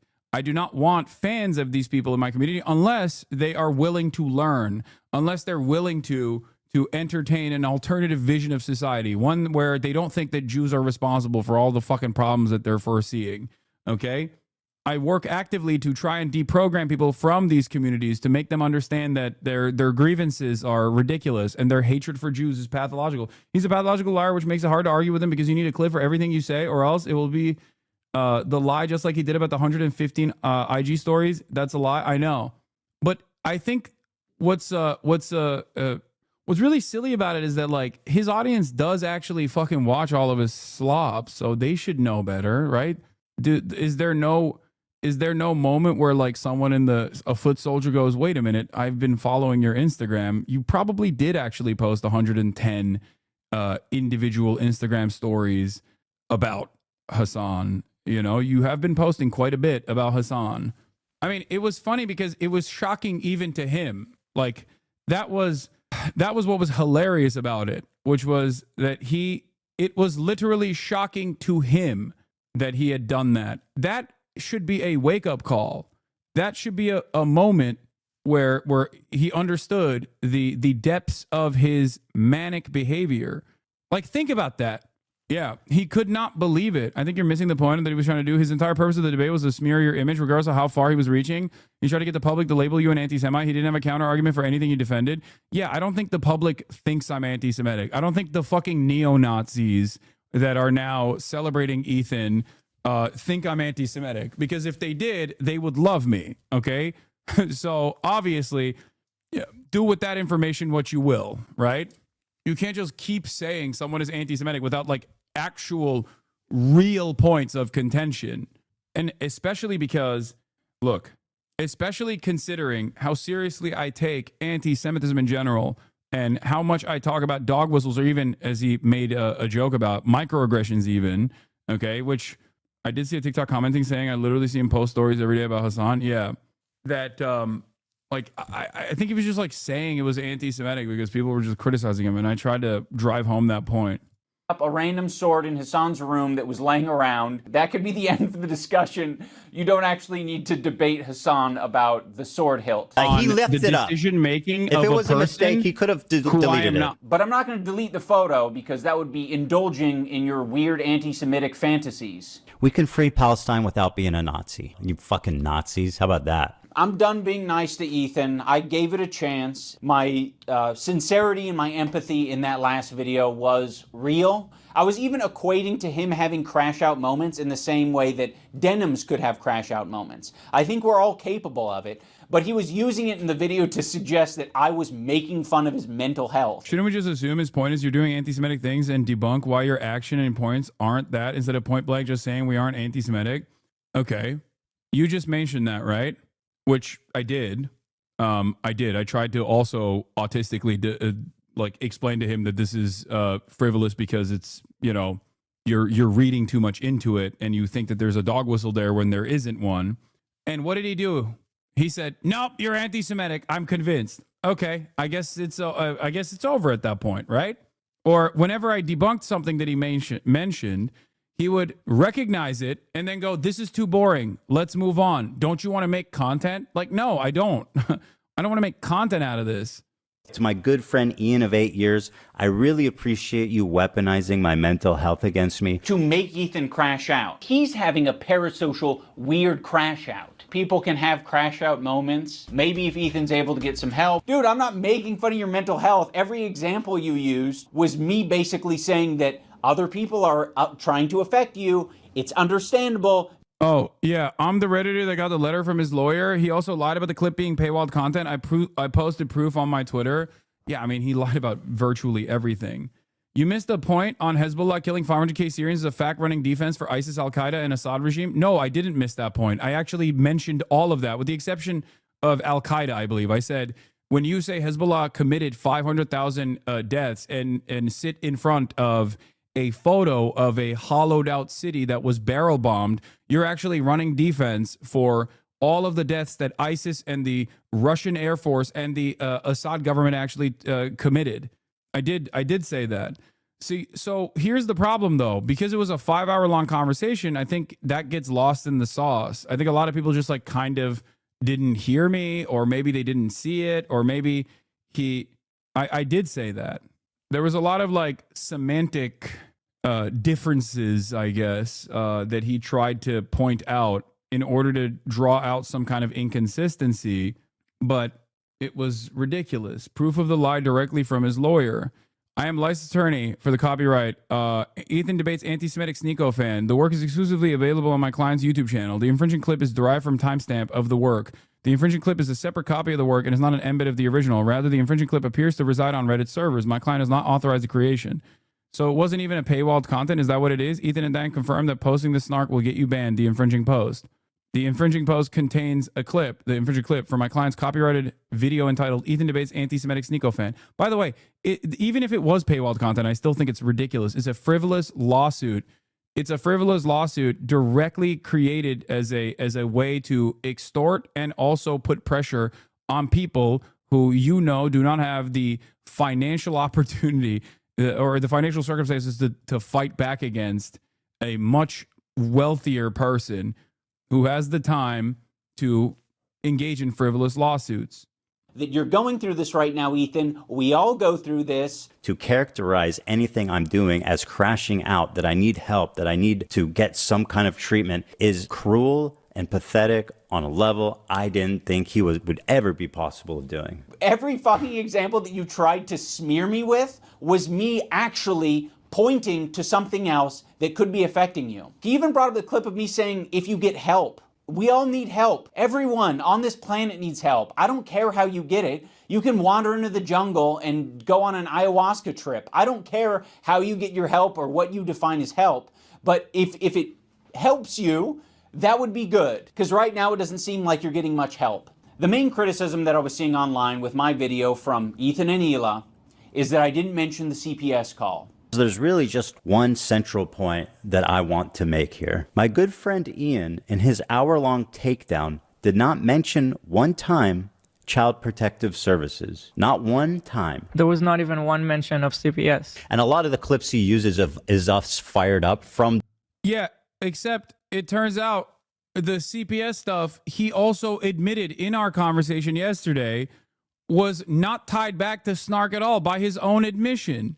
It's just basically something that he packaged together without any evidence whatsoever. And like a lot of people just keep going along with this. I don't understand. Even if it was Snark, I don't even understand how that would fucking tie back to me. But let's say like it just doesn't make any sense. Like these are not my subreddits. His subreddit is directly controlled by him and his moderators. And his subreddit has done virtually everything that he says Snark is doing to him. Clip of that. You have evidence that H3 Snark called CPS on you? Did I say that? Like random anonymous Did I Redditors? say that? Who called CPS? What the fuck? So I don't know. Did I claim they did? Like this is the title of their show. Snark called Child Protective Services on us. Like that doesn't make any sense. Like how can people look at this and go, man, he really presented himself in this he really presented himself as an honest broker here, and he kept his composure throughout this process. It's like, okay, well, he just fucking lied about everything. You know what I mean? And I actually did retort against his lies over and over again. I was like, yes, you did. You implied it. He literally said on the podcast the day the first talked about it, the CPS agent said it was someone who knows him in real life. I don't even know the details because I don't keep up with whatever the fuck's going on in Ethan's life. That would be ridiculous if I did that. That would be insane if I did that. There's so much news happening. Like one thing that I will say, by the way, where obviously his gaslighting absolutely works on me because I'm still in that process going to go, maybe I'm going to give you the benefit of the doubt. One of the greatest examples of said gaslighting happened in real time in a sequence of fucking like 10 seconds, basically, where he said that I did October 7, right? Like, I know he misspoke. I understand that he misspoke. I'm maybe still giving the benefit of the doubt to Ethan, but like, yeah, he misspoke. I heard that and I said, what do you mean? I did October 7? What are you saying? And he quickly said, oh, are you hearing stuff? Are you hearing stuff? And he fucking gaslit me in real time. The issue, my friend. Like, that's so fucking crazy. Like, how is that not an immediate reaction? How is that not, like, that being the immediate reaction, how is that not ringing any alarm bells in any of the girly pop nation's minds that, like, maybe he's the one who's the narcissistic manipulator? My friend, the issue at hand is your behavior. No, I think the issue at hand is the genocide. No, this isn't the clip that I'm looking at. You even said you don't even know where he lives, too. So how could you even be the one to do it? Yeah, I mean, I don't even think it thinks it's me. Oh, this is the one. Yeah. On this, why have they not led to any real prosecution? They're dead. They're fucking dead, you moron. What do you mean? First-hand testimony in this regard. They killed all the fucking Hamas operatives in Israel. I killed them? What? Why are you saying dead? They're fucking dead, you moron. What do you mean? First-hand testimony in this regard. They killed all the fucking Hamas operatives in Israel. I killed them? What? Why are you saying okay? You killed them? I said they. Why the fuck would I say you killed them? That's insanely stupid. Are you okay? Hallucinating. You shouldn't retweet it though, because since you agreed he misspoke, brother. if you don't understand that the main point of contention here is that he immediately went to gaslight me and caused me to believe him instantly, okay? He immediately went to gaslight me and I believed him. That's the point here, that like his first response instantly is to not go, wait, I might have misspoke, but instead to go, no, I didn't. You're fucking stupid. Are you crazy? Are you crazy? Are you crashing out? Like, come on, dude. Like, that shows me being charitable to him, even in that fucking moment where he's like smearing me with the worst smears possible. Come on, chatter. The day that CPS yes. came to us, So, like, without for a lot of without even explaining that at least that's the context, it's pretty cowardly. I wonder why I wouldn't mention the CPS call. Could it be that the CPS call happened the same day that you were shit-talking me? And I didn't have any chance to defend myself. You just immediately, in the same podcast, right next to each other, said, CPS call was very traumatic. And then you said, fuck Ian and Anissa. And you linked those together, you kind of layered those flavors, and then Anissa and I got a bunch of harassment. We had nothing to do with the CPS call. What are all these fucking comments on your Reddit saying, like, it happened because of the CPS call? I don't entirely blame. Yeah, that's the other thing. Like, there's a lot of, you know how like there's the double Nakba situation that Ethan engaged in defense of the inception of the state of Israel, saying that Arab anti-Semitism caused Jews to become Zionist. A horrifying thing to say, especially when you're talking about the planned expulsion of Palestinians in comparison to other countries that are not related, right? Other Arab nations that you can only attribute to the same kind of fucking sentiment if you are an anti-Arab racist. There is a lot of there's a lot of this going on here as well. There's like, oh, you did the CPS call actually. Like, it turns into we don't know who called CPS to actually Hassan and iDubbbz called CPS in the minds of his audience. They literally go around being like, well, your audience called CPS. That's why he's actually frazzled. And it's fucking crazy to just like attribute this kind of shit. Like, if Ethan, God forbid, got into a fucking car accident tomorrow and came out and said, I got into a car crash because I hit I got into a car crash with a fucking snarker without any evidence whatsoever, and then attributed that to me, everyone would say I did the car crash. What are we doing?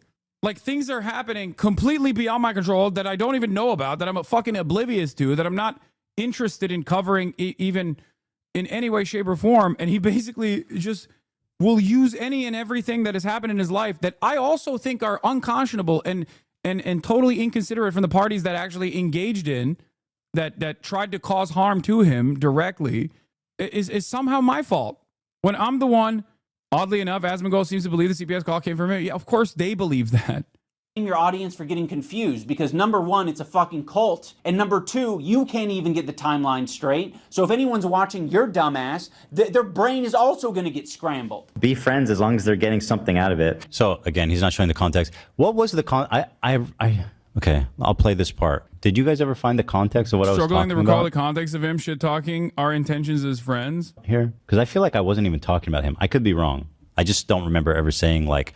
If I did say that, I thought you were talking about them, about Anissa and Ian in that clip. That's the same clip of It's all the when part of the same CPS was clip. called. Yeah.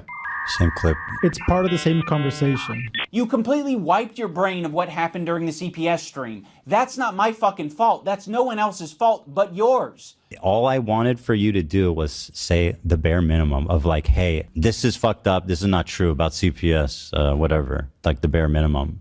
It came up because they were talking about it on their fucking podcast. By the way, they're the ones that like started this conversation by talking about it on the podcast. Be like, hey, I'm not getting involved.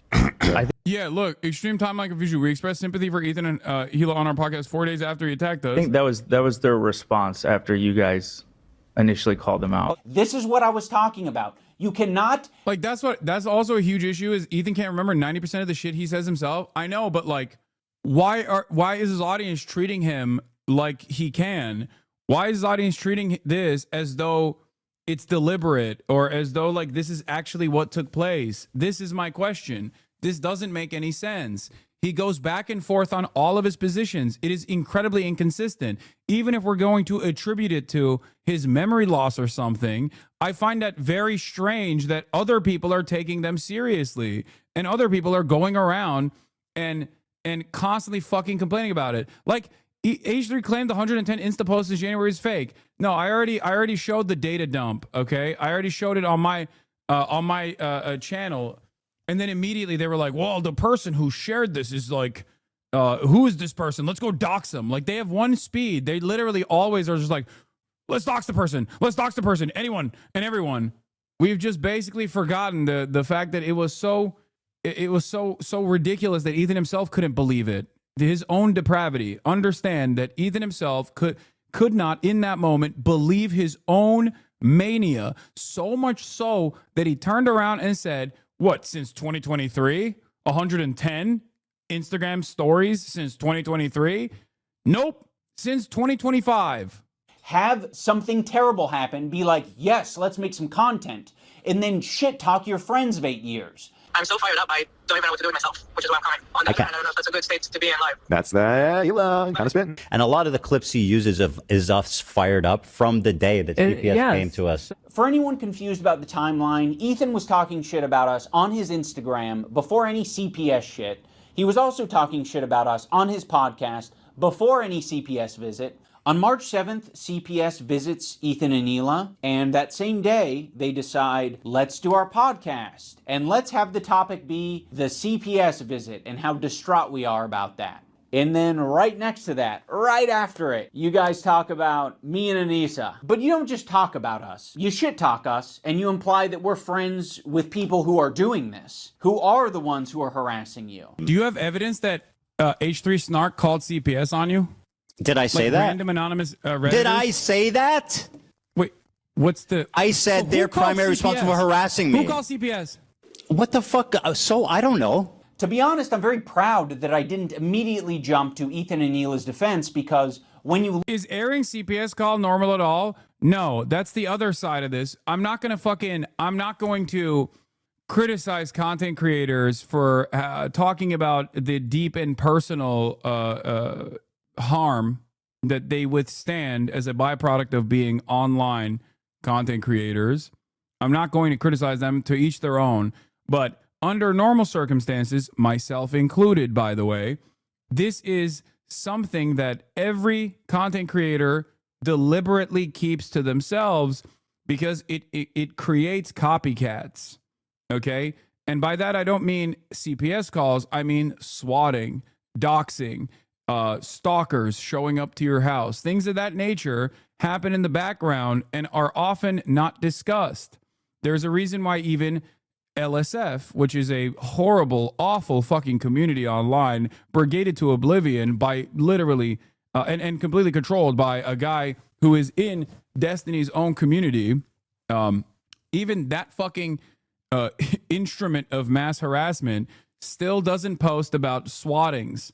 And the reason for why they don't do that is because when you post about swattings or you talk about swattings, that creates an even more dangerous environment for all content creators, because it creates copycats and there's basically nothing you can do about it in that circumstance. I mean, there are some things you can do about it, but so I'm not, if they want to talk about their own, the people that are attacking them, that it's on them, that's, if they choose that this is appropriate to talk about, then that's on them. But I'm telling you why most people, myself included, don't talk about this shit. Look into the story, it actually looks a lot shittier for Ethan and Hila. And I do mean that literally. There was this H3 stream where Ethan... Dude, how come you didn't prepare evidence against Ethan's lies? Is such a funny fucking thing to get mad at me over. Because I did, and I did retort. And he just said, no, you're lying.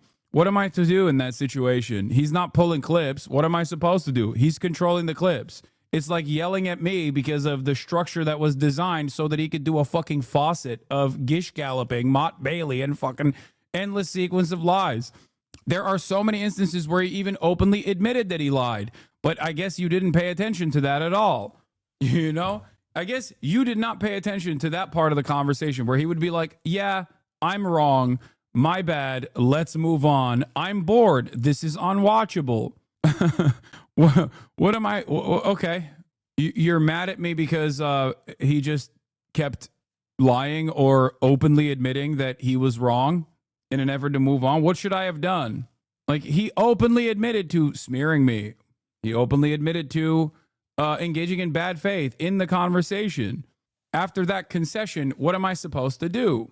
Was dumping as per usual. He was talking about his own health. He was talking about his caca breath, his dog having diarrhea, his dog having giardia. Olive has giardia. It's a bacterial infection in the intestines that makes you have diarrhea. His child running around putting things in their mouth.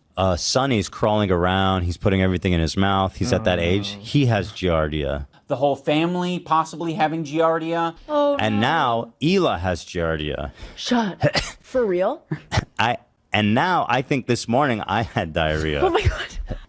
What can I do to not get it from you? I'm trying to. what- Because I'm not trying to get No, it's extremely ridiculous to get. You have to ingest my poop. Talking about the viscosity of his child's shit. And meanwhile, he is covered in viscous, low viscosity Yeah. diarrhea.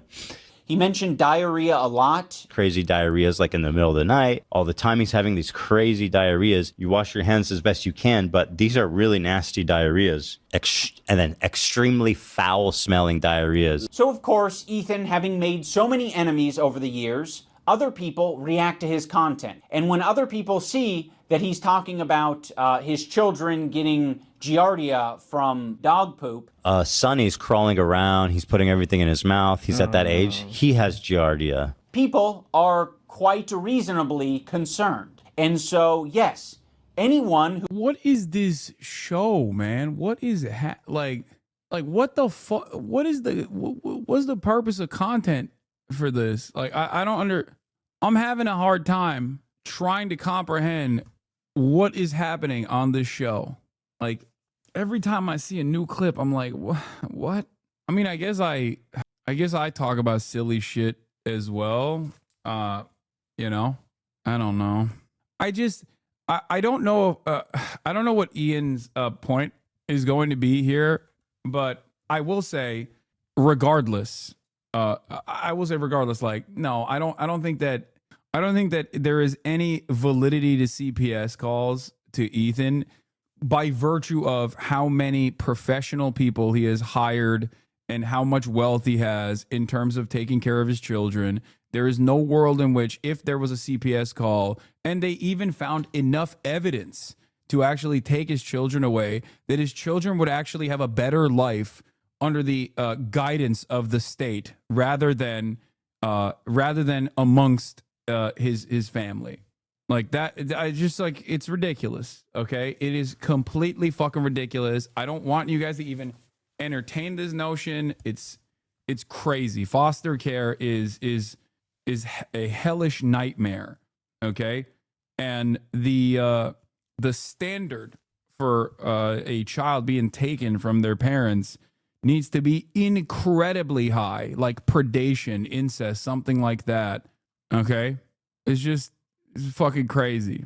Who's seeing that content might be concerned enough to call CPS, including Ethan's own chat, which, by the way, is not a measly number. It's about 26,000 at the time of this stream. So there are 26,000 people listening to Ethan go into great detail over 7 or 8 minutes about diarrhea, viscosity of diarrhea, his child having giardia, him and his whole family having giardia. They're calling it the poop house. Now, what Ethan does, instead of taking any responsibility for sharing too much on his live stream, is that he decides to attack specific creators like Denims and say she was the source of the CPS call because her chat was reacting to Ethan and saying, wow, this is concerning. Is on her platform right now advocating for our children to be forcibly removed from us by Child Protective Services. The problem with this CPS thing is that Ethan has proven to be a manipulative piece of shit. So when he calls on me to defend him, what the fuck am I meant to do? I don't trust you, and I'm glad I didn't trust you, because in your video defending yourself, you used a video that takes context from like 3 different places and combines them to make it seem like someone is coordinating an attack on you. Love made a good point. You said, is this every comment? I believe this is a live feed of the chat. This isn't edited. What about the top This right? isn't the first time he's done this, by the way. When we literally were friends and had a podcast together, he was so invested in finding real anti-Semitism in my community at the time that he actually believed a doctored image that he straight ripped from Destiny's community. Destiny photoshopped fucking chats from my community talking about, saying a bunch of like actually anti-Semitic shit, not even slicing, completely fucking photoshopped images. And he brought that forward to me directly the last time we had a conversation, not yesterday. Think about how insane that is. And then instead of going, hey, maybe I should second guess how quick I am on the draw, he basically said, oh, I'm sorry that I got duped by this, but also it doesn't matter because your chat is saying stuff about me being a Zionist or my wife participating in IDF raids or whatever the fuck. The irony, of course, is that very same community that has been actively, unironically grooming a 40-year-old man used to call him the R word all the fucking time. I don't even think they still like him, really. They just like that he's a weapon that they can wield. They do. There's fucking a shit ton of logs. There's a shit ton of YouTube videos of back when we had a fucking podcast together before October 7th, where they're just like, Ethan is the dumbest fucking person on the planet, like shitting on him actively. So that's another thing that I will never understand about how excited he is to be a useful idiot for these guys. Like even Nicholas Eat Oreo, that dude called Gila a fucking horse for years. Okay? He called Gila a horse face for years. Keemstar. These are like super fucking right-wing communities, okay? I don't understand how you just go, all right, well, now you're attacking the person that I want to undermine and you're giving me support, so it's okay. Yeah, bro pulled a Ted Cruz is right. He's just fucking on the phone smiling and dialing to get people to campaign for Donald Trump, to get people to go out and vote for Donald Trump. If Donald Trump said, your wife is ugly and also your dad did the JFK assassination or your dad is a Zodiac killer. Yeah, Keemstar can defend Ethan all he wants. I'll always remember when this man was harassing Gila Klein, calling her a horse, and now Ethan wants to accept his support. Yeah, fucking ridiculous. That's the other side of it. Like I'm infinitely more understanding of even people's past service, right? I live in America. It would be antithetical to everything I believe in terms of people's capacity to change. Something that I believe is people's capacity to change no matter what they've done. Yeah, here is the Diddy G chat. Ethan Klein is such an R word. Destiny, is there anyone with a platform the size of Ethan that is consistently as big as an R word as he? Ethan is a R word and his entire team too, lol. Ethan is such a fucking R word. Ethan is a R word, Omega lol. No Ethan Klein next to him. Azan instantly looks like an R word again, Omega lol. Ethan R word decline, lol W. Don't you do the same for Bad Empanada? I don't get the double standard. Okay, here's a great example of this. Bad Empanada and I align on a lot of issues in terms of the way we see the world, okay? We do not agree on we do not agree on tactics, we do not agree on methods, but overall, Bad Empanada is not my ideological enemy. I do not care. These guys are Ethan's ideological enemy if he ostensibly cares about anti-Semitism. That's my point. If he cares only about people engaging in bad faith smears against him, then these people have done a shit ton more than I ever have. My issue with Ethan was a disagreement with how he carries himself in a conversation revolving around a genocide that he also seemingly admits is happening. Do you not understand that? And if he also cares about anti-Semitism, as he clearly does not, but he claims that he cares about anti-Semitism, then he would be fucking shocked that all of these people that his community is hyping up as defenders of him that have been anti-Semitic over and over and over again. Bad Empanada is a maniac. Bad Empanada is not an anti-Semite. Bad Empanada is a maniac that actually does incredible work when it comes to well-sourced YouTube essays. Okay? This has been my consistent position on Bad Empanada over and over and over and over again.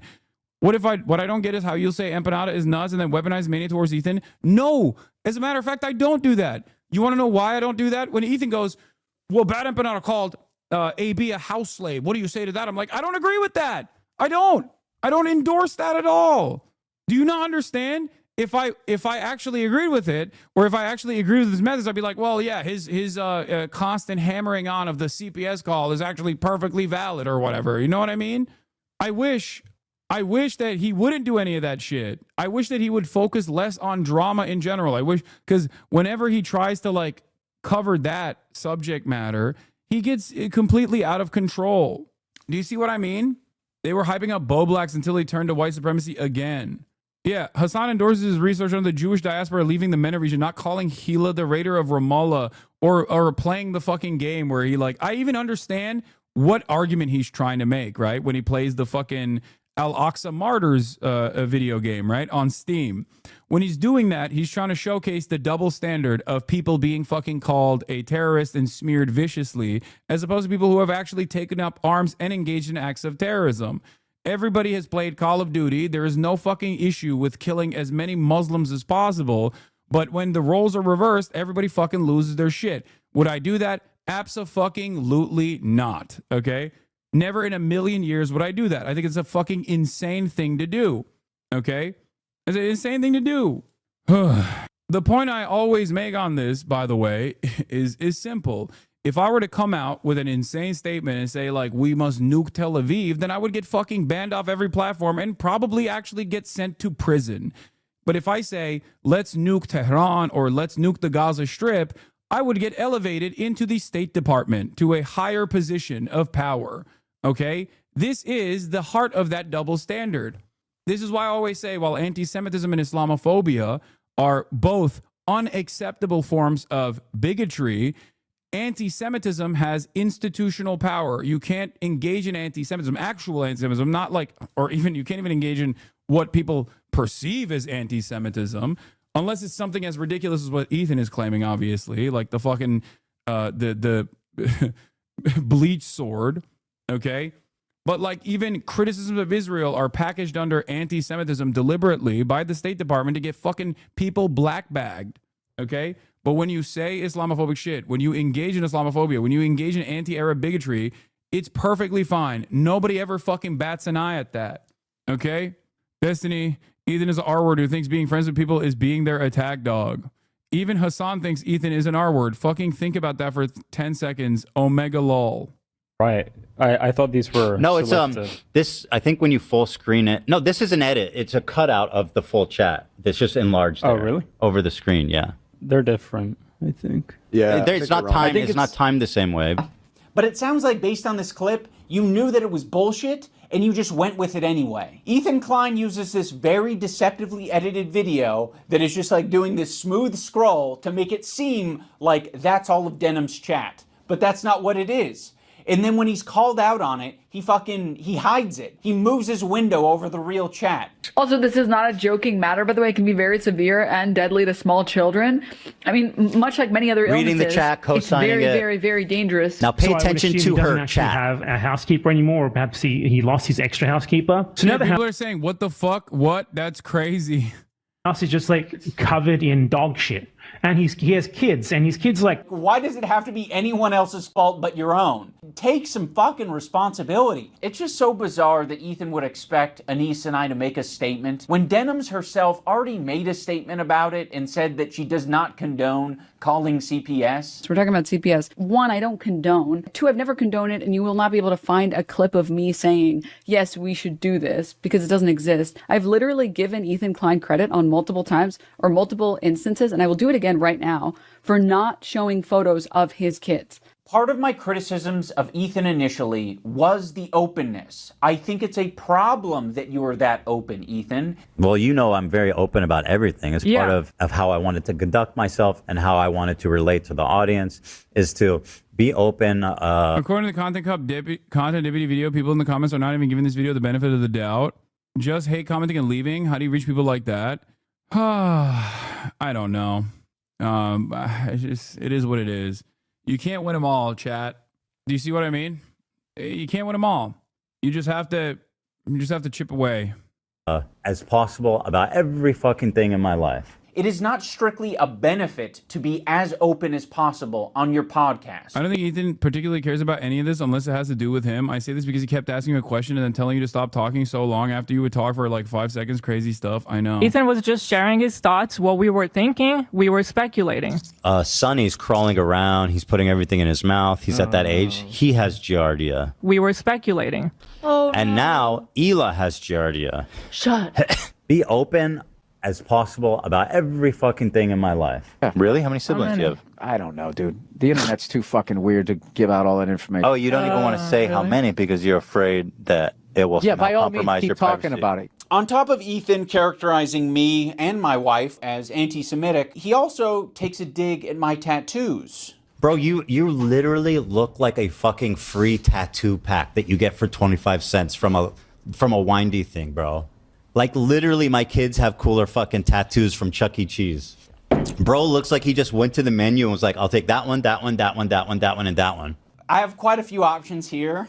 I can show your tattoos in all of their glory, or I can show that your tattoo made it to the top of Awful Taste but Great Execution subreddit, which is not a good thing. I mean, it might be a good thing for the artists that you work with because that means that they did a good job from a technical standpoint, but it's sort of a failure in every other aspect, particularly the decision-making aspect. If you want to go tattoo for tattoo, Ethan, we can do that. You want to keep it to other things? We can. I'll give you that option. Ethan also talks about the potential CTE that I might have after boxing. Yes. Ethan, your whole system is scrambled. No, your brain is scrambled from getting punched in the face too many times because you don't understand the situation. Some people are saying the CTE is starting to take effect. I guess that would be comforting if there was some explanation at least. Any amount of CTE that I may have endured after doing 2 boxing matches, I'm going to say is preferred over having to share the load of doing 50 jumping jacks with my wife. What if we do both do them? We'll both do 25 at once. 25 each? Or Oh my goodness. Great form by yeah, Bo. really nice. They must work out. Also, why are you talking about CTE at all? Like, you've continually illustrated that you can't keep track of. I didn't miss him showing the Hila tattoo. I just don't care. Like, I think this is iDubbbz returning to form in some fashion where he's like, if you want to go band for band, like, I'll be vicious. But ultimately, this isn't even a criticism of iDubbbz. I personally don't give a shit about whatever fucking tattoo Ethan gets or engage in any sort of psychoanalysis over what that spells for his marriage, which is, of course, something that I saw his own fan base make jokes about. Like, not iDubbbz's. I'm saying Ethan's own fan base was making jokes about that. You have not mentioned Ethan's kids, wants, the crew, or his family in any shape or form to this day. You're still charitable and focused on the politics. Ethan, on the other hand, has brought up your mom, dad, friends, your dog, even your quote-unquote housekeeper, sex life. I know, everything. Literally everything. Like, Ethan has also personally brought forward his family members, including his dad and his mom. Like, he's made them a primary fixture of his content. They've done a lot of weird shit. I never touched on that. I don't care to touch on it. You know what I mean? I think that's irrelevant in the grand scheme of things. But because he's doing a fucking faucet of misinfo and trying to shit smear to the best of his goddamn ability, not obsessed, by the way, of course. Like, he said my glasses are fake. Like, it's so fucking, it's silly. It's frivolous. Anything. It came up because they were talking about it on their fucking podcast. By the way, they're the ones that like started this conversation by talking about it on the podcast. Be like, hey, I'm not getting involved. I think that was their response after you guys initially called them out. He can't even keep straight who attacked who first. He thinks that our podcast where we're expressing sympathy for him and Hila. Yeah, I mean, he was so obsessed with like winning the argument in clips in his mind that he went so far as to call his own wife a terrorist. Yes, this is correct. That boy deadly. You are correct in that assessment. He literally immediately was like, hey, it's a genocide. Let's move on from that. And then whenever I was like, okay, if you believe it's a genocide, then why do you think that it's appropriate for you to constantly cover? Like, what do you think is more urgent? What do you think is more significant? What do you think is more severe? Yeah, shit like this. Tank this, foot soldiers. What the fuck? Like, brigading my goddamn wiki feet, bro. That is nutty. Was the impetus for him talking shit about us. I much prefer boxing-induced CTE than harassment-induced CTE. Ethan acts like we're such great friends and that like he shared such intimate moments with me, but it's all horseshit. He's lying. Like the whole thing is a fucking lie. He's manipulating his audience. We did not have a close relationship. You guys were buddies for a long time. He texted me like one time, like, "Hey, dude, we should talk this out." And I was like, "I don't feel like having this conversation right now." That's it. So Ian kept trying to get me on the phone or text with me, and I told him, "Dude, honestly, I don't feel like having this conversation right now." Okay. Fair, right? I just didn't want to do it. Okay? Just in that particular moment, and then or like at all? Well, it turns out I didn't want to talk to him at all. Okay. If the relationship was that close, you would have talked to me on the phone. You wouldn't have shit-talked me. You would be curious where my brain was at and where I was coming from. There's this moment in the Content Cop where I'm trying to give an example of the cycle of harassment. Have you ever been in a comment section and found someone to argue with? It doesn't stop. It can literally go on forever if you don't want to touch grass. New dog whistle just dropped. Your use of the number 110 to describe the amount of IG stories they're saying is another dog whistle. Dude, I feel like Ethan's community might actually have unironic content-induced, like a content-induced mass hysteria. You know what I mean? Because like that doesn't make any fucking sense at all, bro. That does not make any sense. Like what would it even imply? What would 110 of his own fucking Instagram stories? What would that imply? What is anti-Semitic? Is definitely related to the 101. Oh my fucking God. Oh, 109 is the anti-Semitic dog whistle that is all of the Nazis will say Jews have been cast out of 109 countries. It must not be a coincidence, implying that like Jews are responsible for their own pogroms because it was justifiable to do pogroms to them. Holy fucking shit. No, not 110 Arab countries. No. Oh my lordy. This is also extreme level dog whistles that most of you are probably even probably not of you're probably oblivious to. Wouldn't that mean that he was the one being crypto Nazi since he made the 110 posts? Yeah, what the fuck? Hey, yo. Regarding Hassan, fans spamming 110 on this subreddit is a vague reference to the amount towards the times. Ethan has posted an Instagram story mentioning Hassan. Help me fight a hallucination. You post this number even on threads where it's completely irrelevant. This number just also happens to be a known neo-Nazi dog whistle. So please prove to me that Ethan mentioned Hassan exactly this many times. Prove to me that you didn't stretch out the amount of times Ethan mentioned Hassan to land exactly on this number. Tell me why you're reasoning. What the fuck? Bro, it wasn't even the entirety of the times that he's fucking mentioned me. That was the initial tabulation without even factoring in clips, dude. It's literally, oh God. It's like every single time they come up with some new shit, every single time they come up with some new fucking shit, it's like I have to entertain their goddamn hallucinations. Like that is psychotic. You don't need to defend yourself. Shut the fuck up. Yeah, that's so ridiculous. Yeah, this was kind of... Okay, what does that have to do with me? I don't know. Are you okay? Ethan and Hila act like they have no idea what I'm talking about here. So, I mean, maybe they don't. It's a very obvious and easy to digest point. That's why I made it that way. I'm going to explain it here so everyone on the internet understands. When you have a podcast where you are constantly emotionally dumping and saying things just off the top of your head, and you're attacking other people randomly, maybe from your perspective, it's not attacking. Maybe you're just commenting on someone else's situation. He's got to be one of the most visually repulsive people. FaZe Banks, like, in my opinion, he's somewhat repulsive to look at. And be pedophile. That's crazy. Whoa, what the fuck? Saying that about Brother Banks is unacceptable. Bridge too far. Pirate Software was like weird about it. It's like, look at my old voice, it's so lame. What an obnoxious loser. She goes, I can't believe these people are so obnoxious. And he looks like an idiot who's obsessed with me, dude. But what happens when other people comment on your situation? It doesn't feel too good, does it? But he's like, no, actually, Ethan, the fucking Jew bag. Fuck this Jew bag Zionist baby killer, guys, right? I don't know if that's what... Yeah, did anyone say that? Like, who said that? Like, did I say that? Why are you... Did iDub say that? Why is that your Insta lock? Like, what the fuck? The only person doing that, the only person saying that is Ethan himself. It's so ridiculous. I would say it. Okay, well, then you get fucking banned. What do you mean? You're not calling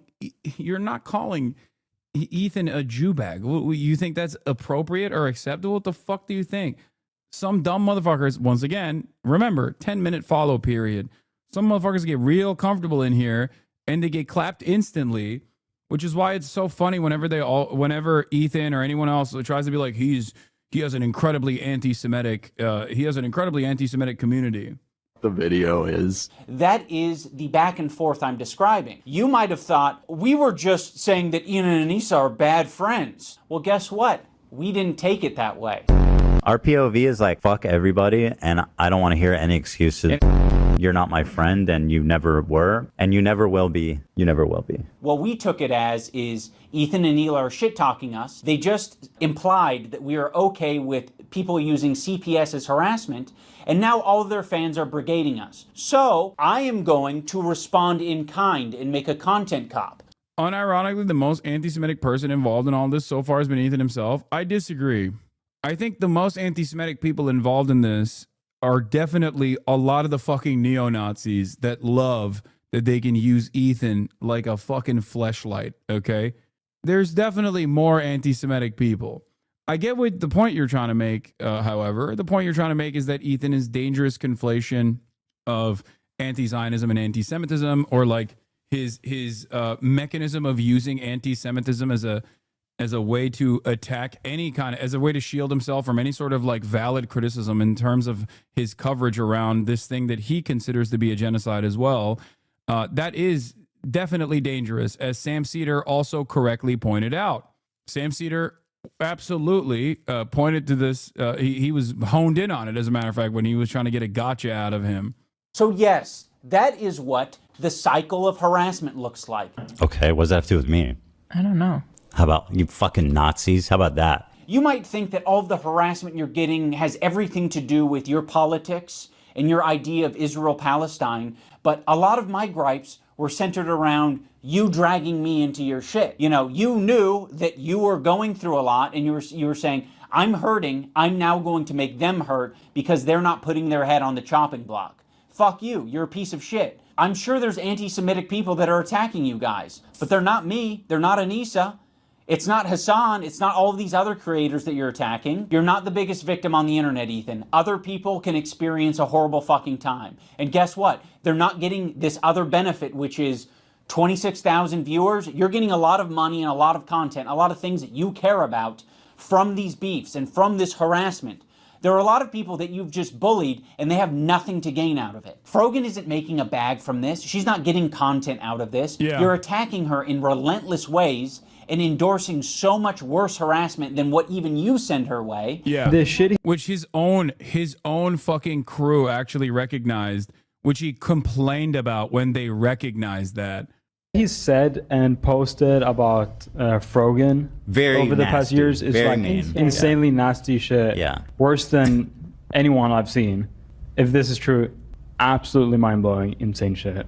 Hold on. It's not worse than anything you've seen. How can it be worse than anything you've seen? Literally, no. I guess he was not. very nasty. Well, I'm just saying, people like fucking want to like get lay down and fucking like.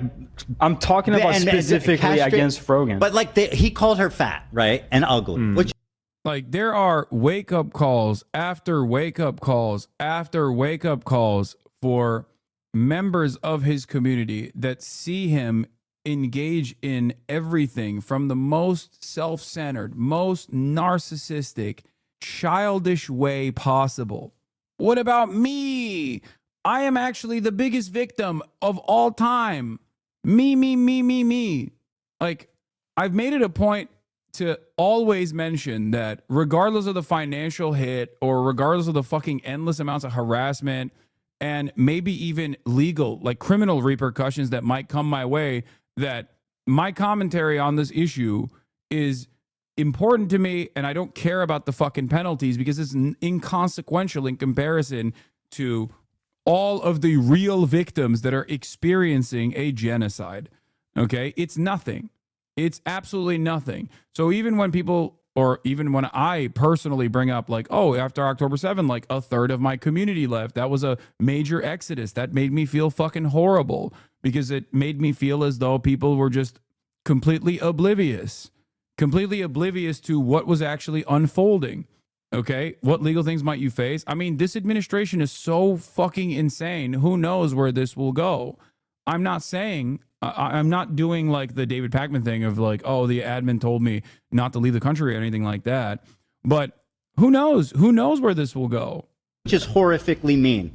I get called a fucking baby killer. I was talking specifically about That's way Frogan. worse than being called fat and ugly, in my opinion. Also, on top of Ethan and Neela constantly victimizing themselves, I did notice that as soon as we didn't immediately jump to Ethan and Neela's defense, Ethan took that to heart and he started to make that his employees' problems. Instead of just, sucking it up and taking on himself, he decided to imply that... How do you, General you, try and identify real anti-Semites who hide behind the term Zionism? Like, it's so easy for these actual races to just use Zionism as a term, as a gateway to their beliefs. How do folks dissect people's true intentions? Whenever motherfuckers start talking about the Talmud, that's a really good example. Whenever motherfuckers hyper-focus on Mossad doing any sort of like blackmailing operation, which is true, they have, right? But only talk about Mossad. Whenever people talk about the mutually beneficial relationship between the United States of America and Israel and make it seem as though Israel is the party that controls the United States of America, is the Israeli lobby very influential in American politics? Absolutely. Are there a lot of Jewish advocacy groups that masquerade as Jewish advocacy groups when in fact their sole purpose of existence is to either do social conditioning for Zionism or directly defend the state of Israel, as we have seen in this past year in the way that even like the Congress of Rabbis have basically weaponized their religious status as a means to fucking criticize other Jews that are speaking out against this genocide. Absolutely true. Having said that, I'll tell you what, a lot of anti-Semites, from what I have seen, that masquerade as people who are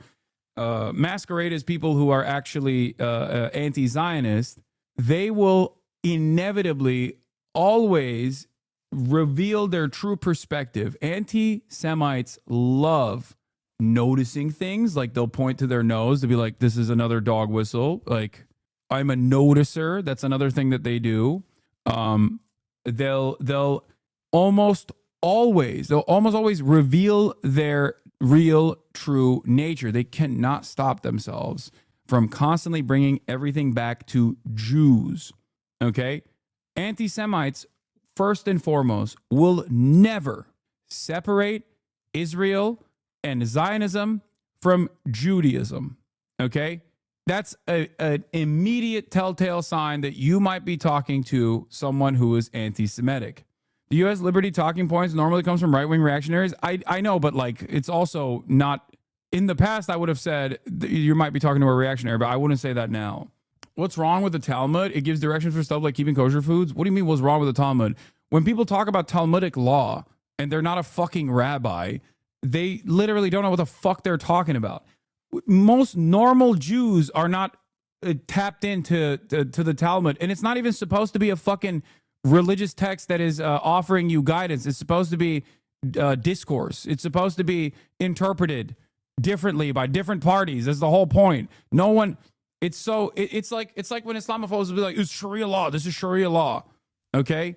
If the Talmud is like if Kafka wrote a terms of service agreement, that's really funny. Okay? Yeah. Most rabbis aren't tapped in. Yeah. Whenever someone says like Talmudic rituals or something like that, that is the leading motivator for Israel. So that's like another thing that you that's another thing that's like not always a telltale sign, but usually a pretty clear indication. But the number one indication is ask someone who is anti-Zionist if this is a byproduct of Judaism or not, especially in the Western world. If you talk to an Arab, they're going to use the term Jew or Zionist interchangeably, or Israel interchangeably, because as I've maintained over and over again, that's the only version they know, right?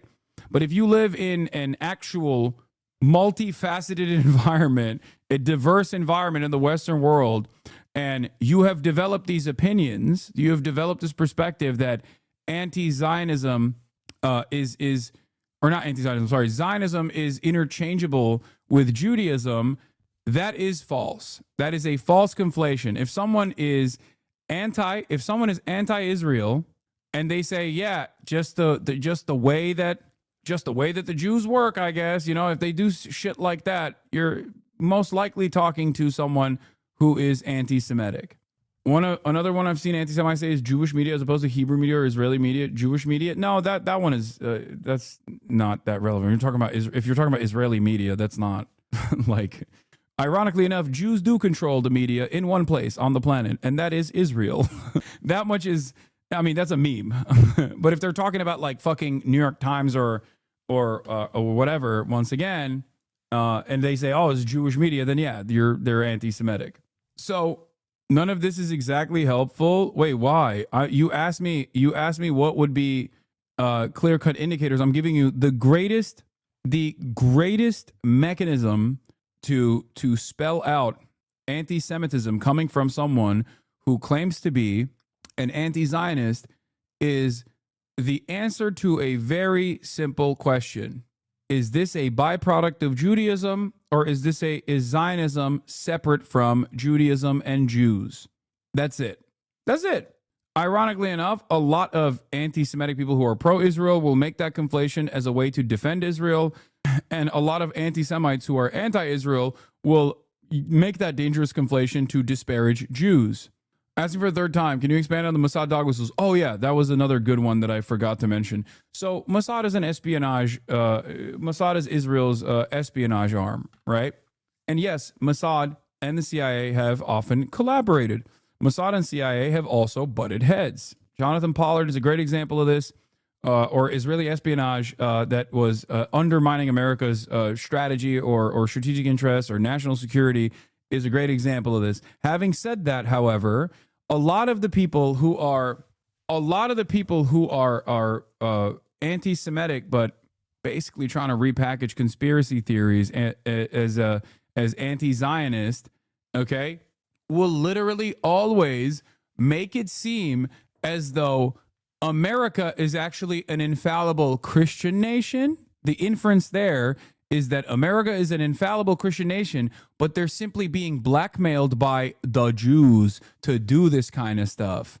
Whenever you fucking hear that, and it feels as though they're trying to take the responsibility of empire away from the United States of America, remember that that is not the case.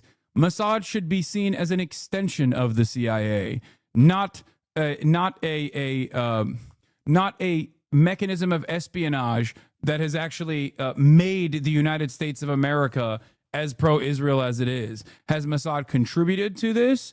Has Mossad contributed to America's interests in using Israel as a weapon? Absolutely. Do you think there's a genuine connection between Epstein, Mossad, honeypotting U.S. politicians? Thanks for clearing up that question. Again, if you think Epstein is simply a Mossad asset and was seemingly allowed to operate on U.S. soil without any sort of CIA involvement, that's crazy. You are abdicating the responsibility of American imperialism away from the actual the actual country that is most responsible for it. Do you understand?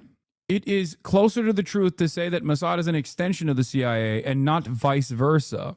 That's why the likes of Ian Carroll, for example, will often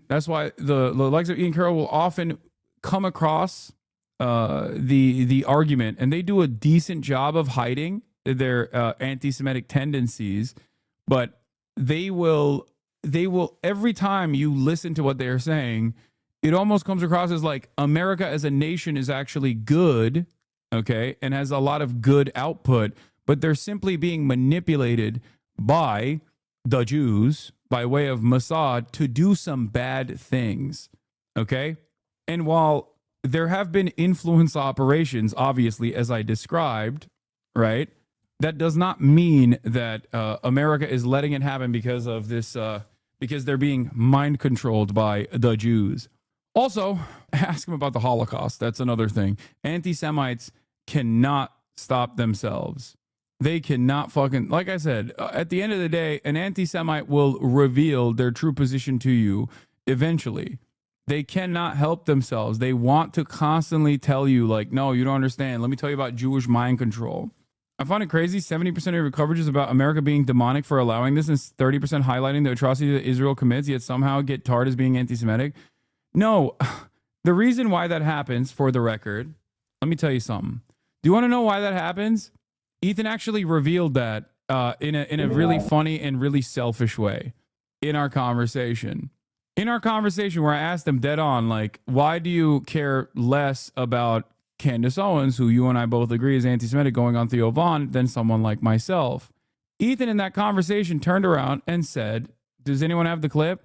That he respects Candace Owens and that he respects Nicholas Fuentes because they are out and about anti-Semites.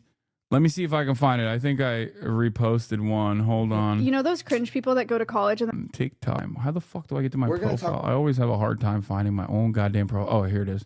Where is it? Oh, here. Anti-Semitic now. Because 2 days ago I wasn't. I'm gonna answer. Okay. Your form of anti-Semitism is way more insidious because it's silent, it's tricky. She's out there just saying what she believes, and I respect her for that. Nick Fuentes is just out there. Nobody knows that what's his stance on Israel. Candace Owens' stance on Israel. But you're tricky. What you do is deny the heritage of Middle Eastern Jews, stuff like that. You accuse them of being always the oppressor, always. Everything. And by the way, you spent the first part of this debate calling me insane for what I think most people would perceive as blatant, obvious anti-Semitic acts. You see? You understand? I am even more of a problem than Candace Owens is, than Nick Fuentes is. Why? Because I hide my anti-Semitism, whereas they are open about their anti-Semitism. You know who feels this way? Well, aside from Ethan, the likes of the ADL. Why do they feel this way? The reason why they feel this way is because it is infinitely more dangerous for someone like myself in the short term, because of short-term thinking. If your goal is to preserve and defend the interests of Israel, I am a significantly bigger threat in the short term than someone like Candace Owens or Nicholas Fuentes is. Why? Because this is an anti-Zionist Jewish social conditioning seminar, okay? Everyone that makes their way here that isn't like lost in the fucking sauce, or even those who are lost in the sauce, very quickly will understand that I am not an anti-Semite. And as a matter of fact, I spend a good deal of time shitting on anti-Semitism. And that, in the short term, and I don't think Ethan is using that in the same way that like the ADL finds me to be a threatening person, okay? Ethan here is just exercising that because he's personally... he has his own personal agenda. I don't even think it's from the virtues of defending Israel, right? As an original H3 fan who found you through Leftovers, the saga has made me realize Ethan has managed to make this all completely about himself and his personal grievances using classic All Lives Matter, plus a complex historical situation, an issue that is not complicated. It's convoluted but clear-cut what the right and wrong side of the issue is, and Ethan has taken it upon himself to use his entire platform to run Hasbro. Thank you for recognizing that. That was my point. Do you see what I mean, though? I always maintain this position that, like, in the short term, not in the long term, by the way, because in the long term, of course, Candace Owens and Nicholas Fuentes are infinitely more dangerous for American Jews than I ever could be in the short term or the long term, right? They're actually far more dangerous because they actually are anti-Semitic. And not only are they actually anti-Semitic, they're growing in prominence as a consequence of their anti-Semitic sentiment, constantly packaging shit from the framework of this is the Jews' fault. This is the Jews' fault. That is, especially when the most popular voices on the other side defending the actions of Israel are literally turning around and also making that fucking conflation. Also, wait, what do you mean close the tab? What? Oh, because people are going to write like crazy shit in the comments to try to catch me slipping. Here, I'll just hide the noties. Actual real question, what will it take for you to stop talking about Ethan? He apologizes. I mean, this is going to be, well, as I said already, I will be reacting to the context nuke in real time, alongside iDubbbz and maybe some other people as well, live to fundraise for not just the Creator Clash in general, but the charity that they want to fundraise for. I will be doing that, and that will be most likely the last time I talk about it, unless he turns around and actually tries to do fucking more Hasbara. Outside of that, it needs to reach a level of like Israel defense that I think is unconscionable for me to talk about it, which was my initial standard anyway. Carefully's collecting for the total runtime of talking about Ethan version 2. Yeah, it doesn't matter. I don't give a shit. I mean, but this is of course immediately after the fucking debate took place, so I'm obviously going to do a recap on that. But here, I don't think most people would look at what you're doing right now and let's think not worry this about is a that. Let's sign of mental sanity. Well, we'll have time to poll the audience afterwards. Yeah. Have you asked Ethan, what could I do or say that would prove to you I'm not anti-Semitic? That would have been a good question to ask. I don't think I asked him that. Anyway. Lena is going to have a problem with that. A lot of this has ramifications for the crew. The way that they have it set up is basically if Lena were to drop out, she would lose she would have to pay back like $25,000 or something like insane. And besides that, which I told her I would cover if she wanted to drop out, she's been working really hard. And just because I'm having an issue with what's going on here. You bringing up Lena dropping out of the fight was you publicly showing to your fans, like, I don't approve of this. You were saying this shit before the content cop even came out. Which I told her I would cover if she wanted to drop out. But now you are saying that you didn't have a problem with any of it. Was Narcus coming after you for your kneecap support? Okay. Yeah, I don't care. See, this is the type of shit that, like, you don't have to bring up for me. You know what I mean? I don't care. Okay, cool. So what?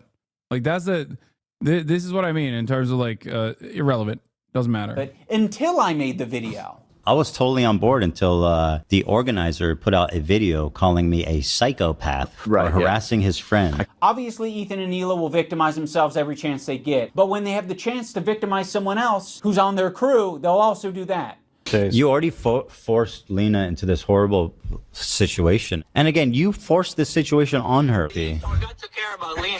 Why would I do such a thing to Lena? Dude, you have as much agency as I do. You didn't have to badmouth me on your podcast. That was a choice that you made. So go fuck yourself. I agree. My good fucking friends who I stood by after all these fucking years can't find a spine to speak up. Oh, the organizers of this event are not jumping to my defense? All right, well, maybe instead of shit-talking them, maybe I should zip it. So go fuck yourself. I agree. You already forced Lena into this horrible situation. And again, you forced this situation on her. By the way, iDubbbz, Lena's fucking having a panic attack. So go fuck yourself. I agree. But you're just lobbing it to me and Anissa. I'm lobbing it back to you. You're the one who brought it up. If you lob it back to me and you say, well, I didn't have your back publicly. Well, fuck you. I'm going to lob it back and say, you're being irresponsible on your podcast and you're not taking any accountability for the shit you're putting out online. I think that's going to do it for this video. There's a lot more that I can share, but I'll save that for the future. And in closing, I will reiterate so that, there's no ambiguity about it. Anissa and I are no longer involved in Creator Clash. We're stepping down completely. We hope that the event is a massive success this year. We hope that all of the fighters get what they wanted out of it. I'm sorry that I'm such a fucking nasty person who just wants to roll around in the shit. I'll put the link to Creator Clash down in the description if you want to support them in their mission to get creators to fight and raise money for charity. You can do that down there. I will be doing that on my own, and I hope you guys have a good time. Also, for all the people who touch grass, I want to remind you to click the like button on this video, not so it goes in your algorithm or anything, just specifically so that we can add a counter narrative or I can get an idea of how much astroturfing is out there. Surely the good guy in this situation fucks up a charity event, right? Yeah, of course. For purely personal reasons, too. Because I know that a lot of these fuckers, they love their dislike button extensions. And I saw that shit and I was like, what the fuck? These are all like fabricated numbers. The like-dislike ratio was like 80-20 on my video. And then they tried to create a narrative of like, no, people actually hate this content cop, guys. It's actually so much worse. Like, bitch, like, people were more upset with, like, my wife being on OnlyFans. You're not gonna convince the internet that fucking Ethan Klein isn't being a piece of shit. Like, sorry, guys. It doesn't matter how many dislike extensions you have. We can free Palestine without being a Nazi, okay? Yeah, fuck you guys too, okay? How about you fucking Nazis? How about that? It's blatantly and obviously fucking disingenuous. This shit blew my fucking mind. Like, this is fucking insane. And like, dangerous. He is going out of his way to slander you as a neo-Nazi. Like, that can get you hurt. Wait, who? What is he talking about there? Twitter is claiming your latest vid has a negative like ratio. The extension is fake as fuck. What is it? Let's see. I have no idea what it is. I mean, I'm sure it's been fucking heavily brigaded. How do I see how could I see what the actual like to dislike ratio is on a video? Like, it might actually be, you know what I mean? I don't even know where to look. How do I look at it? How do I fucking find it? Chat, where do I find the dislike? In the YouTube studio, right? I'm so stupid. Go to video analytics. Okay. Wait, what are people claiming on the like to dislike ratio, chat? What are people claiming on my video? What are they saying the like to dislike ratio is? Show me a link. They say it's negative. Just show me a fucking link instead of saying it. Just link me a dislike extender screenshot, please. Oof. The dislikes on the extension on the main channel too. That's really interesting. Well, yeah. Do you want to know what it actually looks like? Boom. So maybe we can put this fucking dumb shit to bed. Wow, what a fucking worthwhile extension. I wonder if this will make its way to LSF. I wonder if this will make its way to Reddit. Probably not.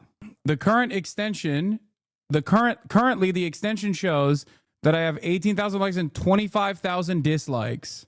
I just showed you from my own analytics in real time that the like to dislike ratio is actually 86% like. Wow. They really did a number on this one. I have to admit that's supreme confidence from you. Yeah, I don't even know how to fucking pull dislikes, and I don't even give a shit. Yeah, sometimes I get fucking brigaded for sure. You know? What's your opinion about the AfD being declared right-wing extremist group in Germany? Great, because it's correct. The dislike extensions basically extrapolate data based off how many people with the extension click like versus dislike, but it's biased because people with the extension are far more likely to hit dislike on a video. They were reposting it on the H3 subreddit as proof as well. I wonder if they will also repost the correct narrative now. No, they won't, because they're fucking insane. They don't give a shit. Or now, because I've actually said that they won't post it, they might. 19K to 25K, baby. Hold on. Let me fucking... Also, wait a minute. What was it when I first showed it? Chat? But they say the ratios from another video. Dude, it is literally the title of the video. I just showed it to you. It was 86. Oh, yeah, okay. It's 86.8 right now. I was wondering if it actually made the like to dislike ratio look worse or something. Yeah. So why are we still giving grace to Dan? The team is being treated as if they're being held hostage. I don't know, because he was such a fucking... He was a big fan of mine, dude. And he was a big fan of Sam Cedar too. So I'm like I'm still kind of shocked that he like became this person. You know what I mean? Yeah. Anyway, hold on. Let me see. What is this? They're still using the fucking like to dislike ratio on their subreddit. They're so crazy. That's such a weird way to cope, dude. I don't understand it. God damn. Where is this? Did Ethan's subreddit also post my watch the last 20 seconds? Yeah, I will. Did Ethan's subreddit also post my like to dislike ratio on mine? Did they? Thank you, Ethan Klein. Oh shit. You are my best friend. Oh my god, what the fuck is this song? You are the legend.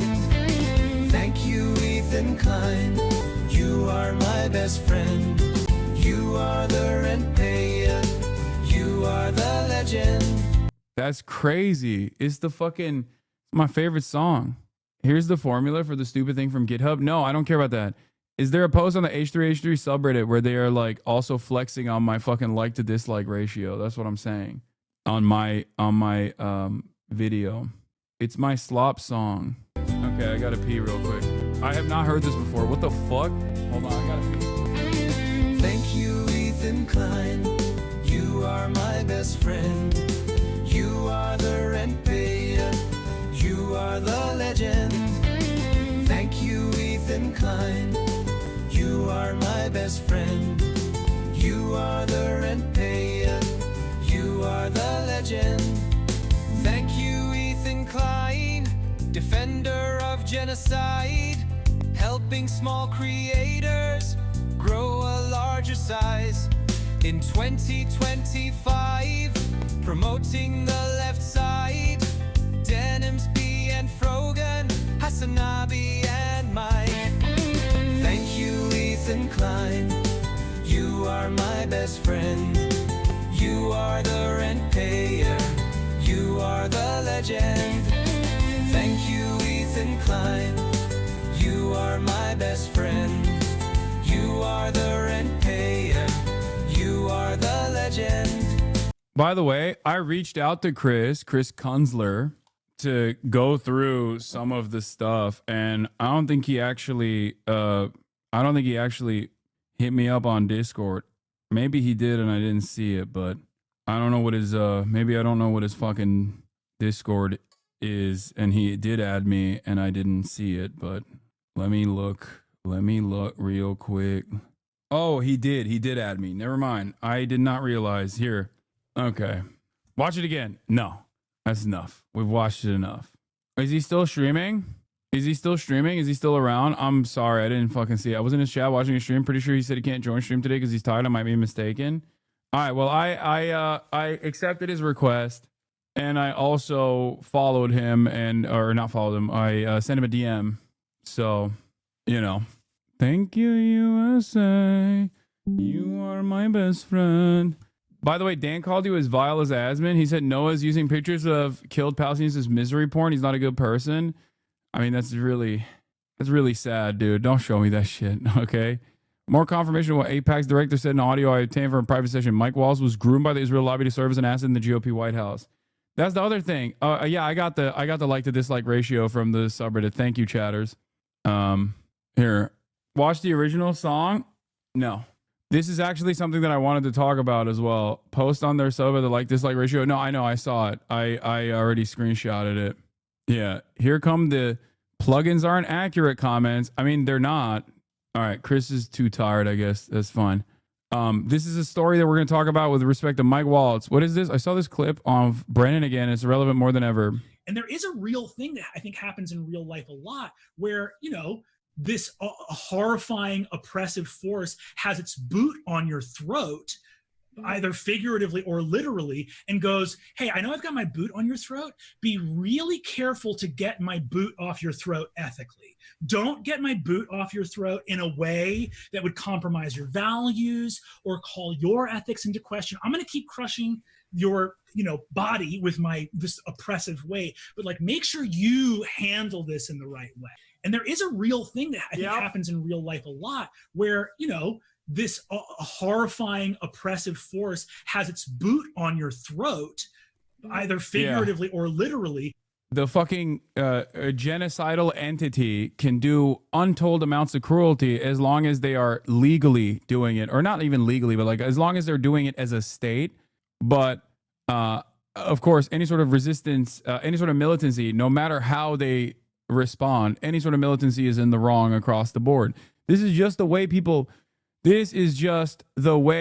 operate. Okay. This is just the way people feel. It's just the way people think, and they will always deny it.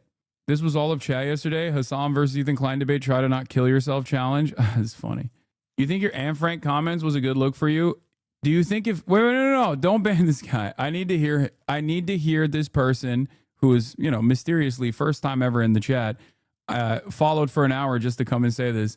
Do you think Anne Frank would be a bad person if she was able to actually escape and then take up arms against the Nazis? Do you think if there was a literal internet equivalent during the time of Anne Frank, and she was posting about how we got to kill these Nazis, man? What the fuck are we doing? Do you think that would change the dynamic at all? Can you tell me in this chat right now that you think Anne Frank would be a bad person? How do you know if she would ever take up arms? No, I'm asking you. It's not about I know she would. I'm saying if she would that change your mind about her at all? Do you think that Anne Frank resisting militarily if she had the opportunity to do so, resisting militarily against the genocide being carried out by Nazi Germany. I'm saying if. Do you think you would hate her for it? Of course. You would hate Anne Frank if she killed Nazis. Well, I guess you and I have a disagreement on that. Cool. Thank you for coming to my TED Talk. Thank you for addressing what, is truly a repulsive thing to say. They don't believe that in their heart. They're just trying to own you. I know. Like, they were triggered when they saw Wolfenstein. They were like, this is an unacceptable aggression towards someone demonstrating a simple political disagreement. Yeah. Ethan was saying she is famous because she was a pacifist, as if the goal was the fame and killing a Nazi would ruin that. Yeah. No, she wasn't famous because she was a pacifist. She was famous because she got murdered by a fucking fascist regime and was able to detail some of the experiences that she had, and then her diary was found in the aftermath. Her actually fucking turning around and being able to resist militarily against the Nazi occupation would not actually make her a lesser person, would not change anything. It's like, do you hate the United States of America for fighting in World War II? Like, what kind of, I don't know anymore. I don't know. Finish the Brendan video? I already did. I already watched it. It was a replay. Loki probably would have been more famous. Yeah, most likely, yeah. If she was also able to successfully militarily I don't know. It doesn't fucking matter. It's just lies, dude. It's bad faith to win an argument. Yeah. Fox News is doing a story on you for what? Why do you know that? It's not surprising. After that New York Times piece, I know I'm going to get a bunch of fucking counter hit pieces. Be on the lookout. It'll come from every avenue. It's most likely a direct response of the New York Times article that came out. Because when that happens, they all of the pro-Israel outlets will try to pollute the marketplace with like anti-Hassan shit so that it takes over the SEO. It already started with the free press, ironically enough. My boss is a Republican and I saw your mug on there. Oh, nice. Yeah, that's not surprising. What was I going to say? Oh, yeah, here. The mentality of Ethan Klein fans. Hassan says your wife was a member of a terrorist organization. The idea of Ethan. H3 fans call him a misogynist for not saying her name. Your wife was a member of a terrorist organization. No, Gila. That was a member of a terrorist organization. Other choice quotes. She was just 19. She was just a kid. And yet Rashid is a terrorist because of some mean tweets on the Palestinian. Her brigade captured. You don't know why he was kidnapped. As if there's good reasons to kidnap Palestinians. If Ethan fans see this, here, Gila says she volunteered to be transferred to the West Bank. She says she would have found a way out. She requested to raid Ramallah. She says they only took her because I asked for it and I'm cute. Far from experiencing regret or remorse, the Kleins have said that Gila should be commended for her admirable service. H3 fans called the Yemeni kid a terrorist for mean anti-genocide tweets and defends the Kleins committing and condoning actual terror. Like, that's something that's important to address here. It's like, it's not what she did in the past, but it's also certainly what she's continuing to do, which is like defending the ongoing atrocities or denying that it's a genocide, which Gila has. Between Ethan Klein and Hassan Piker last night really does show you why debate is such a pointless. Yeah, also, Ethan Klein is now reaching out to proudly genocidal Zionist Hen Mazik to get him to amplify his false accusations the anime Sword iDubbbz posted with his swastika. And Hen Mazik is literally a fucking genocide denier. Ethan Klein said he said it was a genocide, and yet he has on numerous occasions done completely contrary shit to that. Indefensible things, as a matter of fact. For changing people's mind. Because there were tens of thousands of people in Ethan Klein's chat telling him that he was doing incredibly well whilst he was experiencing one of the greatest crash outs in human history. All of these people had already decided what their opinion was before the debate began. It didn't matter what Hassan was going to say because they don't actually care about the hard material, facts, evidence, or anything. What they care about is how they enjoy this argument, and they got their enjoyment from hating on Hassan. So anything that Ethan said, they were going to receive amazingly, but anything that Hassan said, they were going to hate on it because Ethan admitted so many things, so many reasons that people have been talking negatively about him that he has claimed over the last few months are related to anti-Semitism were not. He called his own wife, Hila Klein, the raider of Ramallah, a terrorist. He said that he didn't actually think Hassan had a sword that had a German symbol from the 1930s and 40s on it. He also says that he thinks he did really well in the debate against Sam Seder, which is just categorically untrue. Yeah. He gave a horrible account of himself there too. And I mean, the attention that it received was truly unbelievable. There are around 120,000 people watching Hassan Piker, and hopefully this will have brought more attention to the pro-Palestinian movement, and all of the content that will come afterwards will hopefully serve to educate people. But as a medium to change people's mind, as a medium to decide which theory is superior, it is pointless. It always ends up with one person just trying to bring up facts or small snippets of information to get one over on the other person. What is this new photo with one of your swords just dropped? Okay, stop. Ethan has now started posting Fortnite dances of himself on his. Yeah, okay, I'm done listening to your silliness. Okay, yeah. There was another Zay Squirrel post that I wanted to get to as well. In terms of like and this is something I didn't know either. Let me see if I can find it. Hold on. There was another thing that she said, she showed as far as we'll talk about Mike Wallace getting fired, by the way, in a second. Where was it? There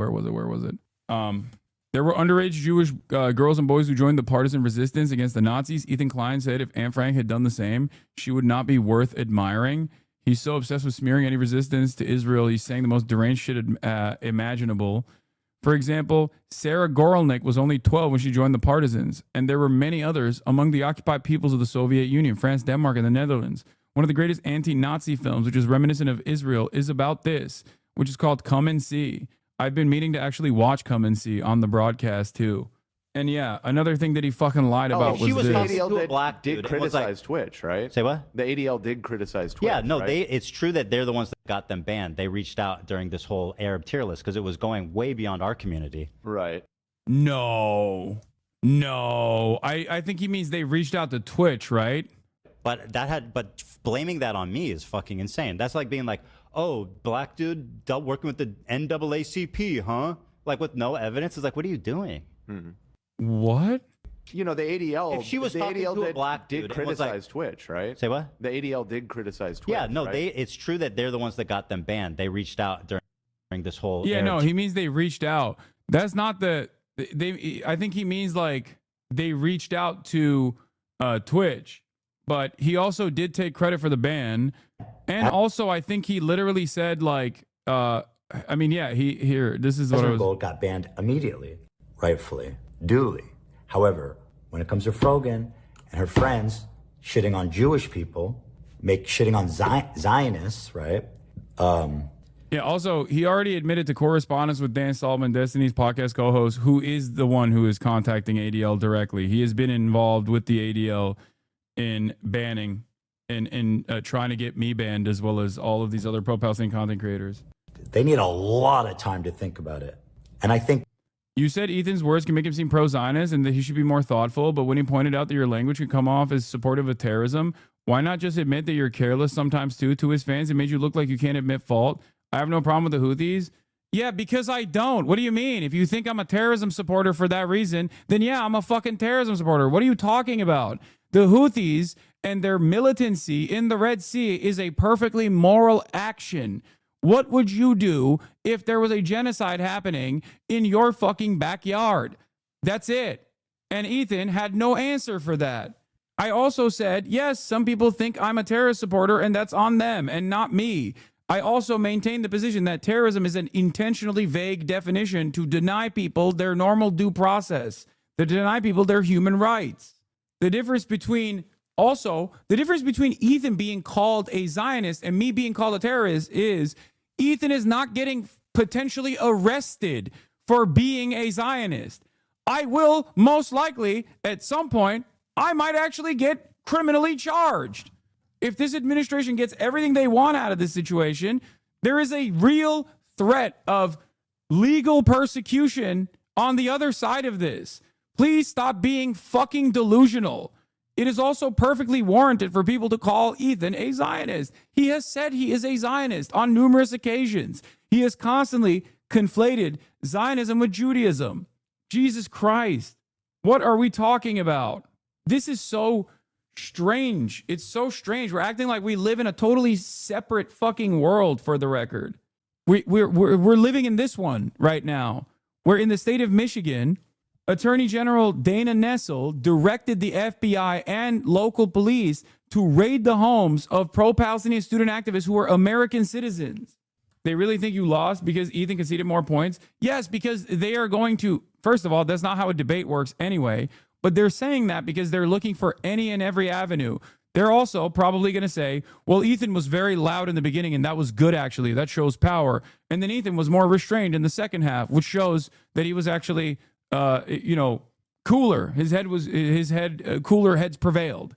It's just about trying to find a narrative to make it seem like their favorite content creator did not come across as unhinged when most people do. Yeah, Ethan called Mandela one, but said he isn't himself. Lol, did you catch that? Yeah. This will take you to a YouTube clip for admitting what? How they keep it hidden? I know it wouldn't look good for Ethan to publicly do anything with you, but if you reach out on private at all, well, privately we chat a ton, of course. Why do you think I've been off stream so much the past week? I'm like, no, he's just being sarcastic, dude. Shut up. You're getting fucking baited. Like, come on, guys. He's just when the ADL got involved, that's only when they that's just bait, dude. And then he's gonna be like, see, he believed it. He's so fucking R-worded. When they finally suspended Frogan and Here, why be so charitable? Because I know what he's trying to do. Shitting on Zionists, right? They need a lot of time to think about it. And I think, when the ADL got involved, that's only when they finally suspended Frogan and all the other people up on the stage. When a sitting congressman started writing letters, posting on Twitter, then they said, okay, we should probably do something about your face, idiot. And I did that shit. I'll take credit for it. I fucking did that shit. I hope she gets permanently banned. Fuck her. And once again, Asmongold got banned immediately, right? Yes, Asmongold got banned immediately because he said something that was fucking ban-worthy. It took the ADL getting involved after you fucking constantly crying, and also your partner in this crime of trying to frivolously deplatform pro-Palestinian content creators to reach out to the ADL directly. Not you, but your partner in crime that you correspond with, that you openly admitted to corresponding with. By the way, he doesn't think it's a genocide, for the record. So I don't know what the fuck that's about. H3 just posted a clip. Oh, fuck you. I can't believe I clicked on that. You son of a bitch. You got me good. Here's a week off. Suck my dick. Didn't he also do the politics tag thing on Twitch? I mean, I don't know if he was directly responsible for it, but his chirping certainly did not hurt in terms of finding perceived victimhood. The goal here is simple. It's to basically make sure that no one who's critical of Israel gets to fucking be critical of Israel and has a large, prominent platform. They will do anything and everything. They will do anything and everything to actively suppress any sort of anti-Zionist speech. And it's even more dangerous when it's anti-Zionist speech coming from someone who isn't anti-Semitic, who is against anti-Semitism. So you know what they're doing? You're still charitable? No, I'm not. I'm just being honest. I don't know what you mean by charitability. Yes, I think he's fucking lying when he says that he recognizes the genocide. It is inconsistent with the way he's presented himself for the past fucking 15 months. All right? Anyway, let's continue. Israel expands demolitions of West Bank refugee homes. Now, one of the largest Palestinian refugee camps in the occupied West Bank has become uninhabitable, says the mayor of Jenin. Thousands of Palestinians have been displaced and hundreds of homes have been demolished since Israel launched a military campaign in January. That's according to the UN, which says that the situation is unprecedented. Israel says it wants to dismantle what it calls terror strongholds in the camps. The BBC has followed the story of one man who was forced out of the camp and whose home was identified. The next person that tries to poop sock me while I'm talking about real shit now, I'm going to perma. Identified for demolition by the IDF. Amir Nada has more. It's been 3 months since Jamal was forced out of his home. He's one of thousands of Palestinians from Jenin refugee camp in the West Bank who don't know when or if the Israeli military will let them return. There is my house. The house is less than a kilometer away, but Jamal has only been allowed one brief visit. My house was standing when I last saw it. I went to bring my UN aid card. Now he has no idea how much of his home remains. I can see so much destruction and damage in the camp. A lot of destruction and demolition. In the West Bank, refugee camps home to Palestinians displaced from Israel have become the base of militias who say they're fighting Israeli occupation. Israel calls them terrorists and in January stepped up its campaign against them, entering the camps and forcing out residents before beginning a wave of building demolitions. While filming, we see Palestinian municipal workers attempting to clear a route to a hospital. They're detained, then denied entry to the blockaded camp. There are big challenges in terms of providing services to citizens. As everyone knows, the infrastructure in Jenin camp has been totally demolished. Israel's goal is to try to make Jenin camp totally unfit to live in. And I am telling you, it has now become completely unlivable. Israel says the demolitions are necessary for its counter-terrorism operations, improving military movement through the camps, but doesn't confirm which buildings it's destroyed. In March, Israel issued a map of over 90 buildings it said it would demolish in Jenin camp. Jumar's appeared to be among them. Using satellite imagery, we've identified that at least 33 of those buildings have been destroyed, including Jumar's. The UN says it estimates that Israel has demolished 200 buildings, housing 600 apartments in Jenin camp alone. Now living in temporary accommodation, Jumar is indignant about losing his home. Why did they demolish my house? I want to know. I want the Israeli army to give me justification. I had no links to militants. I am a peaceful person. Jumar, like thousands of other Palestinians in the West Bank, now doesn't know where he will live next, without compensation and with few of his life's belongings, besides the family pet. I need to make something clear. Even if he was a militant in Jenin, Israel would have no right to demolish his home. Israel has no right, without the authorization of Palestinians, to even operate in that area. Just so you understand. You're my favorite terrorism apologist. Brother, I have never apologized for the terror that Israel is fucking committed, okay? Israel is the real terrorist here. Israel is the ISIS equivalent in this conversation. So you need to find a new guy. This is Assad al-Nasasra. His relief clear to see as he's reunited with his family.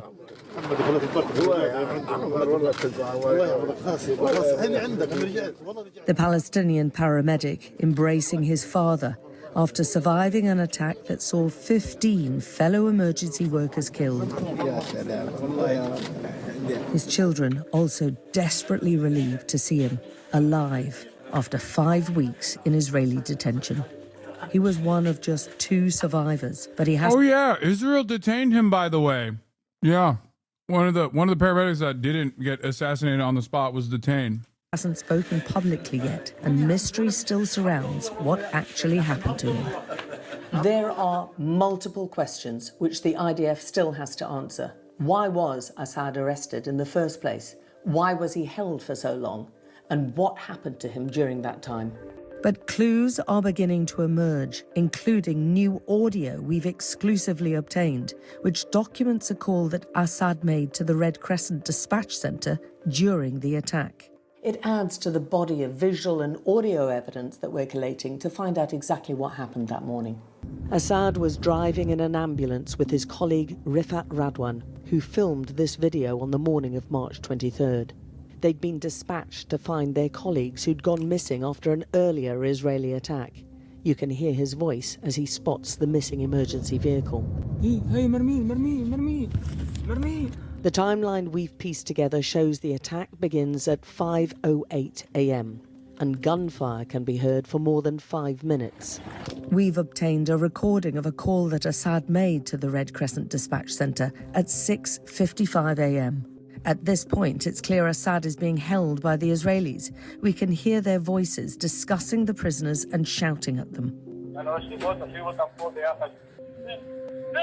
2 minutes into the audio, we can hear a more senior figure addressing soldiers by name. It's clear there's a chain of command here. And in earshot of the prisoners, the soldiers are being given their orders.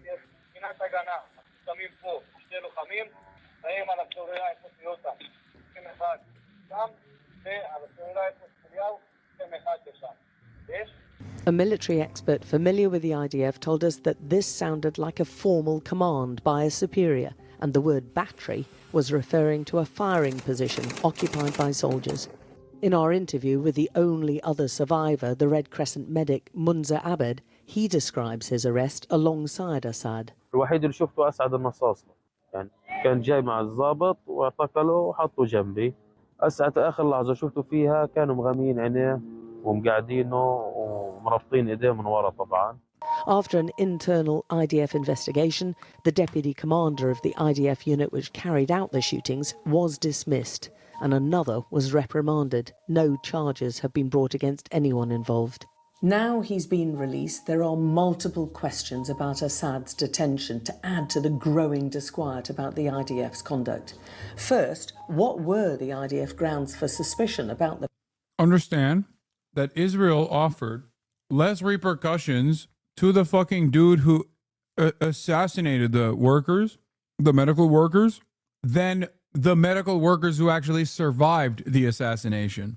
The guy who killed, the guy who commanded his brigade to kill the medical workers, execution style, got no prison time for a clear-cut war crime that they recognized was a war crime. The people that survived the shooting actually were apprehended and detained. It's fucking insane. The paramedic.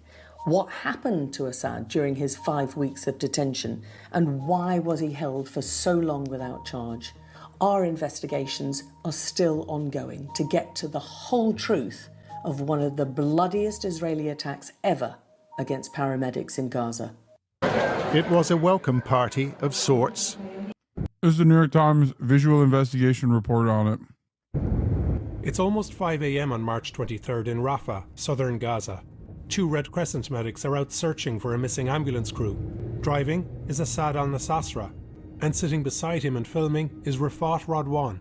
Both have worked with the Red Crescent for years. Rafat worries their missing colleagues have come under attack.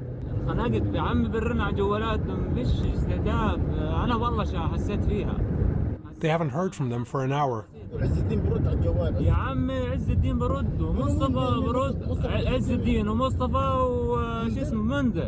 They will soon discover that Israeli soldiers have fired on the crew, killing 2 of them. Before long, Rafat will also be killed, along with 12 other staff from the Red Crescent, Civil Defense and the United Nations.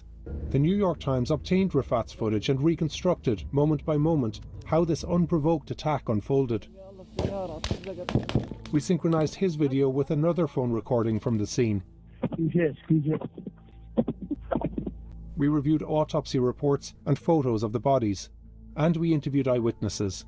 Our investigation shows how Israeli soldiers fired repeatedly on unarmed medics, closed in around them and continued shooting for more than 6 minutes, even as several of the crew were still alive, wearing their uniforms and praying. Investigating itself, the IDF has said there were professional failures and dismissed the deputy commander who was involved. Independent experts say that to knowingly attack medics is a breach of the laws of war. So when they then directly fire on them, they are committed. I see a lot of people in the chat saying, why did they leave some alive or detain them, even after they buried all the bodies and the ambulances? And the reason for why is because this is not the first nor the last time Israel will actively kill paramedics.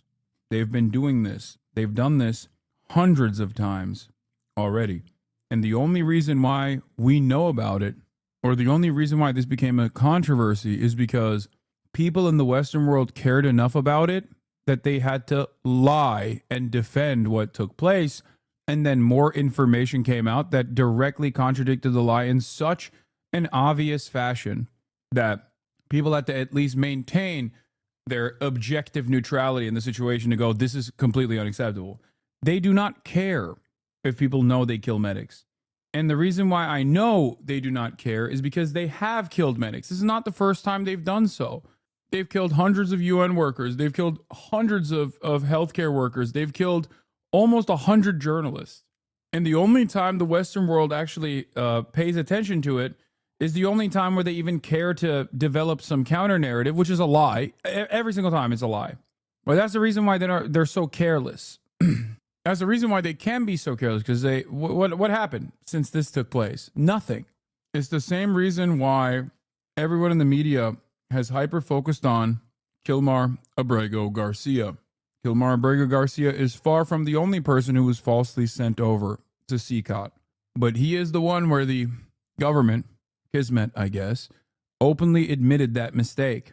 It was illegal for the government to deport him to CCOT, to El Salvador, and the government accidentally revealed that they had made a mistake. And that's the reason why it became a conversation. But I always maintain the position that there's 70% of the people that have been sent to CCOT so far are that have no crimes whatsoever. Days before the attack, Israel had broken the ceasefire in Gaza with intense airstrikes after negotiations with Hamas to release hostages broke down. Please don't use the term R-worded. That was very off-putting. Should I just say the actual word when I'm reading it? Like, what do you want me to do? Just say the actual word when I'm reading it? Because it's on screen, you see it. No, it doesn't help. Wait, what do you mean? No, it doesn't help. It's derogatory.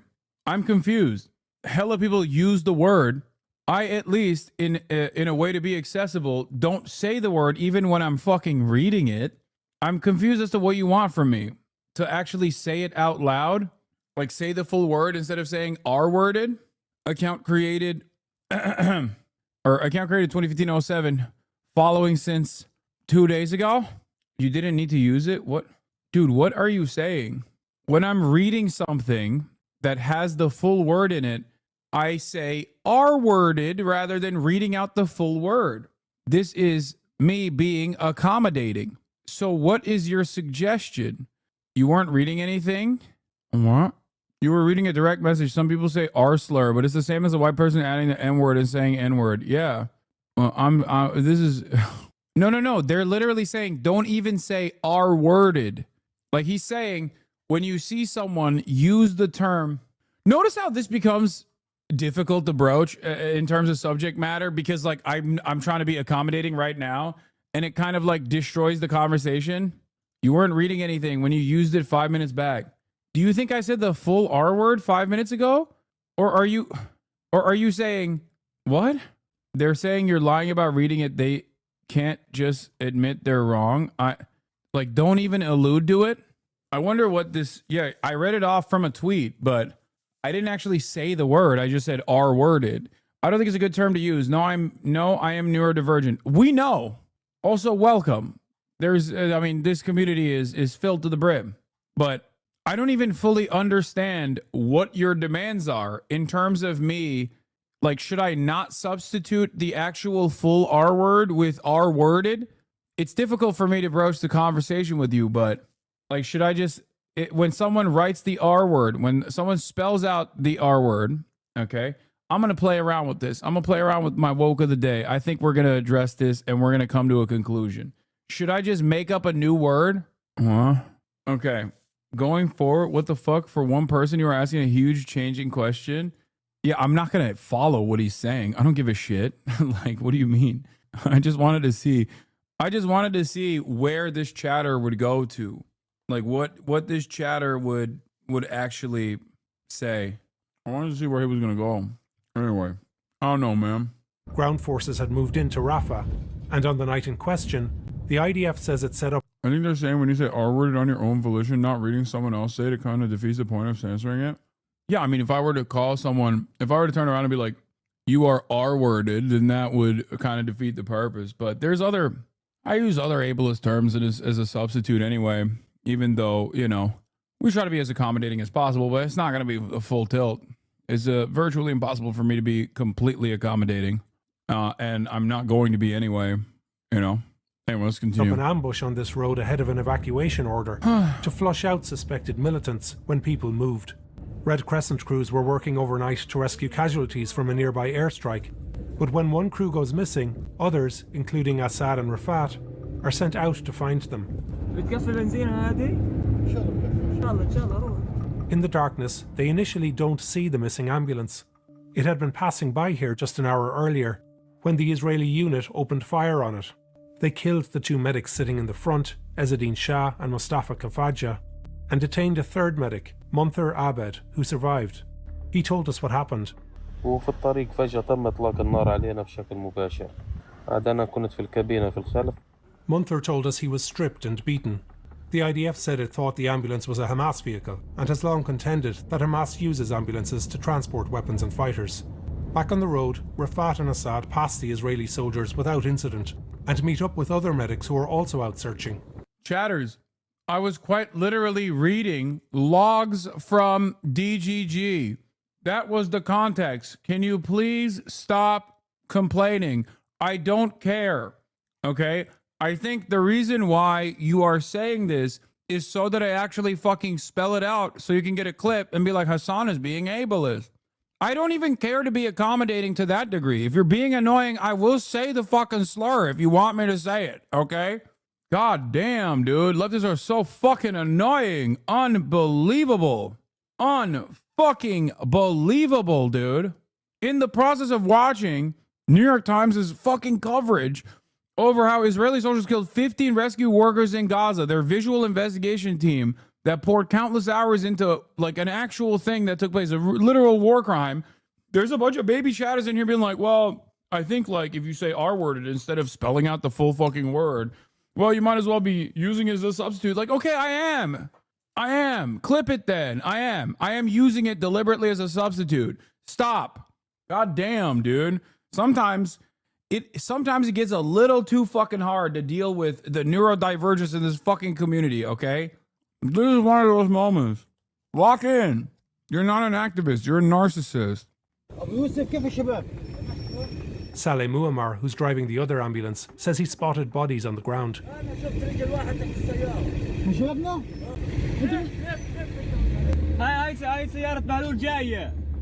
They ready the ambulances to return, but Saleh worries they will be attacked if they move ahead without more vehicles.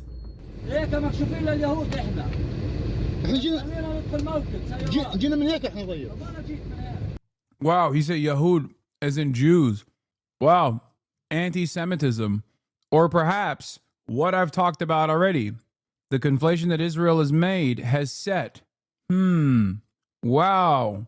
Well, these guys must be anti-Semitic. Maybe that's why they killed him. This is how, yeah, that's the reason why the New York Times translates Yahud. Yehudi means Jews, Jewish in both Turkish, and Yahud means a Jew in Arabic. Okay? This is an interchangeable term in that part of the world. And the reason for why it's an interchangeable term in that part of the world is not because they're fucking anti-Semitic. It's because Israel has shown that part of the world that this is for Judaism. We are the Jewish nation state, is what Israel says. So remember that. Maybe Ethan will advocate for these guys to get fucking... well, they already got killed. I was going to say maybe he'll advocate for them to be killed, but they got killed already. Maybe he'll defend that. A civil defense ambulance and fire engine joined them, and they continue on as a convoy.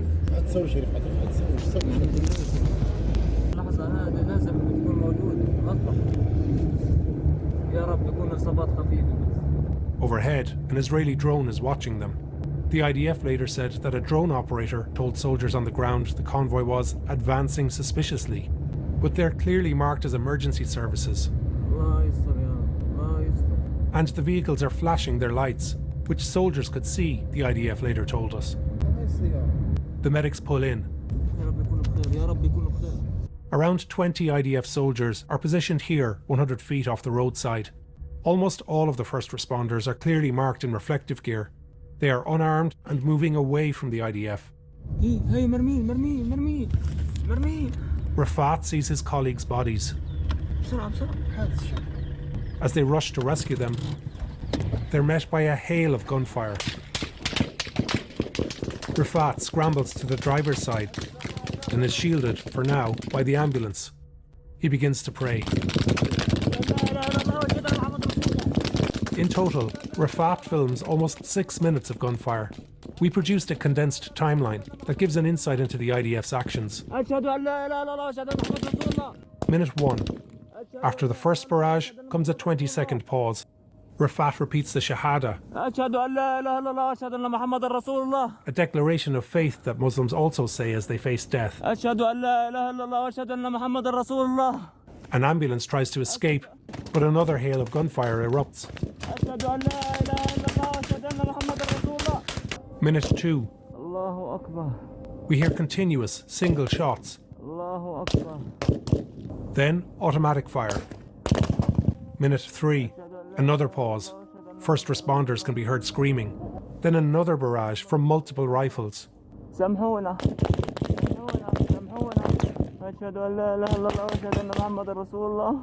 None of these medics are armed and all of the fire is coming from the IDF. Minute 4, a long pause. Rafat asks his mother's forgiveness.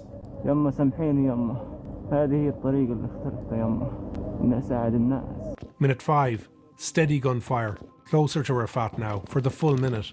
An ambulance is shot at. Medics were still inside some of the vehicles. One of them, Ashraf Abu Lebda, phones a Red Crescent dispatcher who records the call. We synchronized Ashraf's call with Rafat's video to better understand what they both were seeing. Minute 6, Israeli soldiers appear to approach, shouting in Hebrew, but it's unclear what they're saying. Both Ashraf and Rafat see them around the same time.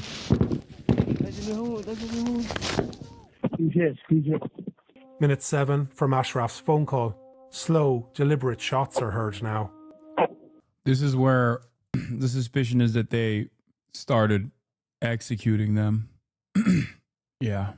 This is why I felt kind of gross yesterday after all was said and done, because it felt like the seriousness of the things that I wanted to discuss kept constantly getting derailed into idiotic nonsense. I do despise people that only talk about this from the framework of drama or try to say idiotic shit like, just because you criticize a genocide, which we also think is a genocide, doesn't mean you're infallible. I never said I am. The only time half of these people actually recognize that it's a genocide is so that they can use it as a talking point. It's disgusting. It's fucking pathetic. Yeah, also, Israeli settlers set Palestinian agricultural land in the West Bank on fire, apparently, and according to Haaretz reporting, and that's what caused the wildfires is the suspicion. Even though Western Hasbara immediately was like, oh, Palestinians and Hamas in the West Bank are actually causing wildfires. That's why Israel's on fire. To the person who is like watching from the outside, they see me make a passionate plea and they go, oh, he's lost control over this conversation. It's because I'm thinking about this in the back of my mind the entire time. Anyway, I know it's hard to watch, but we're going to finish this. An Israeli soldier orders his troops. Ashraf hangs up. Amid the emergency vehicles, Rafat's phone is positioned here. 3 audio experts who analysed his recording determined that the soldiers begin shooting up to 150 feet away. This aligns with where witnesses saw the IDF positioned and where it built sand barricades. As the shooting continues, the gunfire closes in to within 60, 50 and then 40 feet of Rafat by minute 6 of the attack. Drone footage the IDF showed the Times confirms that the soldiers moved in. Rafat was still alive at this time. He was shot multiple times, his autopsy showed. And inside this ambulance, Ashraf was also alive. He was shot in the chest. A witness with a clear view of what happened is Saeed al-Bardawil, a civilian who was detained and held with the IDF troops before the attack on the convoy. Saeed says that IDF reinforcements later came, and then soldiers shot first responders as they lay on the ground. Brianna Wu tweeted that she personally saw a Palestinian child deliberately starting a fire. Yeah, well, I saw from first-hand testimony that in Jerusalem, Brianna Wu actually opened up her jaw. You're on Fox News, baby girl? I don't care. That shit don't mean nothing, dude. Let me guess. It's another smear operation. Let me guess. Like on the main channel or where? Or is it on the digital side? Because I don't see it. I don't see it on my like on the actual live channel. Wait, really? What are they doing? Oh shit, let's go. Okay, I do care about that. That's funny. One more point from AOC saying, oh, there's all this money coming in to conflate criticism of Israel with anti-Semitism. Let's go. I am sorry. After October 7th, this is not about criticism of Israel or the Israeli government. I think I'm going to go to jail, by the way. That's like, okay. This might actually cause me to go to jail, low-key, but high-key. Genocidal slogans about the Jewish state. Yeah. They talk about intifada glowingly. They support Hamas, a genocidal terrorist I might literally group with be going to American jail blood on their hands. It is a fallacy to pretend, oh, we can't criticize the government of Israel. That is not the issue congratulations here. to all my haters, bro. You did it. All the liberals. Constantly. At least the nickname fits. Piker. What does that mean? Definitely a piker, this guy. So, you know, Lauren, I feel like there's been almost a theme here throughout these last hour and a half, and is that the Democrats are still trying to find a direction. They're still trying to find someone. And it's just so surprising, some of the people who are floating to the top. Did you see, maybe a month ago, Pete Buttigieg went on a podcast, an all-male podcast with a largely male audience. And the first thing I noticed, and I thought it was just me because I pick up on these little things, I'm like, oh, he looks different. He had a beard. And then going into the podcast, he said a curse word. And I was like, what happened to Pete Buttigieg? They're trying to portray this manly image because they realize they lost a lot of young voters, specifically young men voters, and they're trying to bring them back by bringing manly back again. But I'm not sure this is how you do it. Just make sure to, hey guys, remember, Ethan was called a Zionist for calling himself a Zionist, and who could say what's more harmful overall, Who could say what's more harmful overall? Any day now, sure there'll be think pieces written about it that will inevitably lead to the government changing their attitude and arresting people for being pro-Israel. Anyway, is there a way to go back? Wait, we'll try to see if we can find the full rewind 8 minutes right after the ad break for your segment. Oh, hell yeah. Thank you. Advertise to grow your business today. Thank you for finding this, Demasius. Alex Palou looks to continue for Let's see. Personal journey comes. How many times is like Asmongold and shit talked about cancel culture and how people are trying to cancel him and how they're free speech defenders? Will they come to my defense? Will they actually come to my defense? Who knows? Who knows? Harris Faulkner. And this is America's most Diving headfirst into the manosphere to woo male voters ahead of 2028. But they'll have to compete with the digital bro world's new rising star, far-left activist Hasan Piker. The New York Times calls the viral streamer, quote, made for the manosphere, in their glowing profile detailing his good looks, fashion choices, and influence over Gen Z. The only thing they forgot to mention is his pro-Hamas radical anti-Semitic views. Watch. October 7 was a retaliation for an ongoing apartheid. Doesn't matter if rapes happen on October 7. Like, that doesn't change the dynamic. Any kind of Zionist tendency should be treated in the same way as being a oh, hell yeah. Okay, respect. I mean, the doesn't matter. It doesn't change the dynamic. For me, one is out of context, but they're doing the thing. They're doing the thing where they show actual full-blown quotes. YouTube Hananabi, what the fuck? Rabid neo-Nazi. You shouldn't even let someone be the local dog catcher as if they've ever exhibited positive feelings about the state of Israel. And there's more where that came from. But the internet doesn't care. TikTokers can't get enough of him. He's intelligent, he's tall. I think Hasan Piker is the picture-perfect man. He is just so fine. And the fact that he's politically smart as well. Very smart. He has very interesting, very creative ideas. He achieved a lot. He is not the kind of guy to tell you that he loves you. He's the kind of guy to show you with his actions. Okay. He's got lawmakers wrapped around his finger, too. AOC and Bernie Sanders sat down on his YouTube show last month to lawmakers talk about wrapped around his activist fingers. Mahmoud Khalil. I wish I could get them. I wish I could fucking get them to take action. I wish I had them wrapped around my fingies, You run Congress now. Oh my God, bro. They're doing the thing. They're literally saying shit that you wish was the reality, where they're like, oh, he doesn't just control the media, he controls Congress now. It is pretty crazy to have Fox News coming out and behaving in this like insane manner. The erosion of civil liberties is happening all around. I'm, of course, talking about Mahmoud Khalil. It goes without saying that there is still profound money and interest that remains dedicated on both sides of the aisle in trying to marginalize and also conflate criticism of Israel as anti-Semitism. Right. And we have to be very aware of that. Lauren, that was March 20th, okay? Yeah. 2 sitting members of Congress went on a podcast hosted by someone who said in November of last year, it doesn't matter if rapes happened on October 7th. And AOC right now is being talked about as the future of the. Yeah, I mean, most people in the media understand what that quote is, by the way. Like, they do. And I've had people who are I've had people who I wouldn't even expect to be charitable to me reach out about that as well. The Democratic Party. Yeah, I know. And that female in the TikTok video said, he's the type of guy not to tell you that he loves you, but to show you that he loves you. And we just quoted him as saying, doesn't matter if rape. Yeah, don't listen to before or after. Guys, do you think this will cause Ethan's community to self-reflect? I don't think so. I'm joking. Of course not. Happened on October 7th.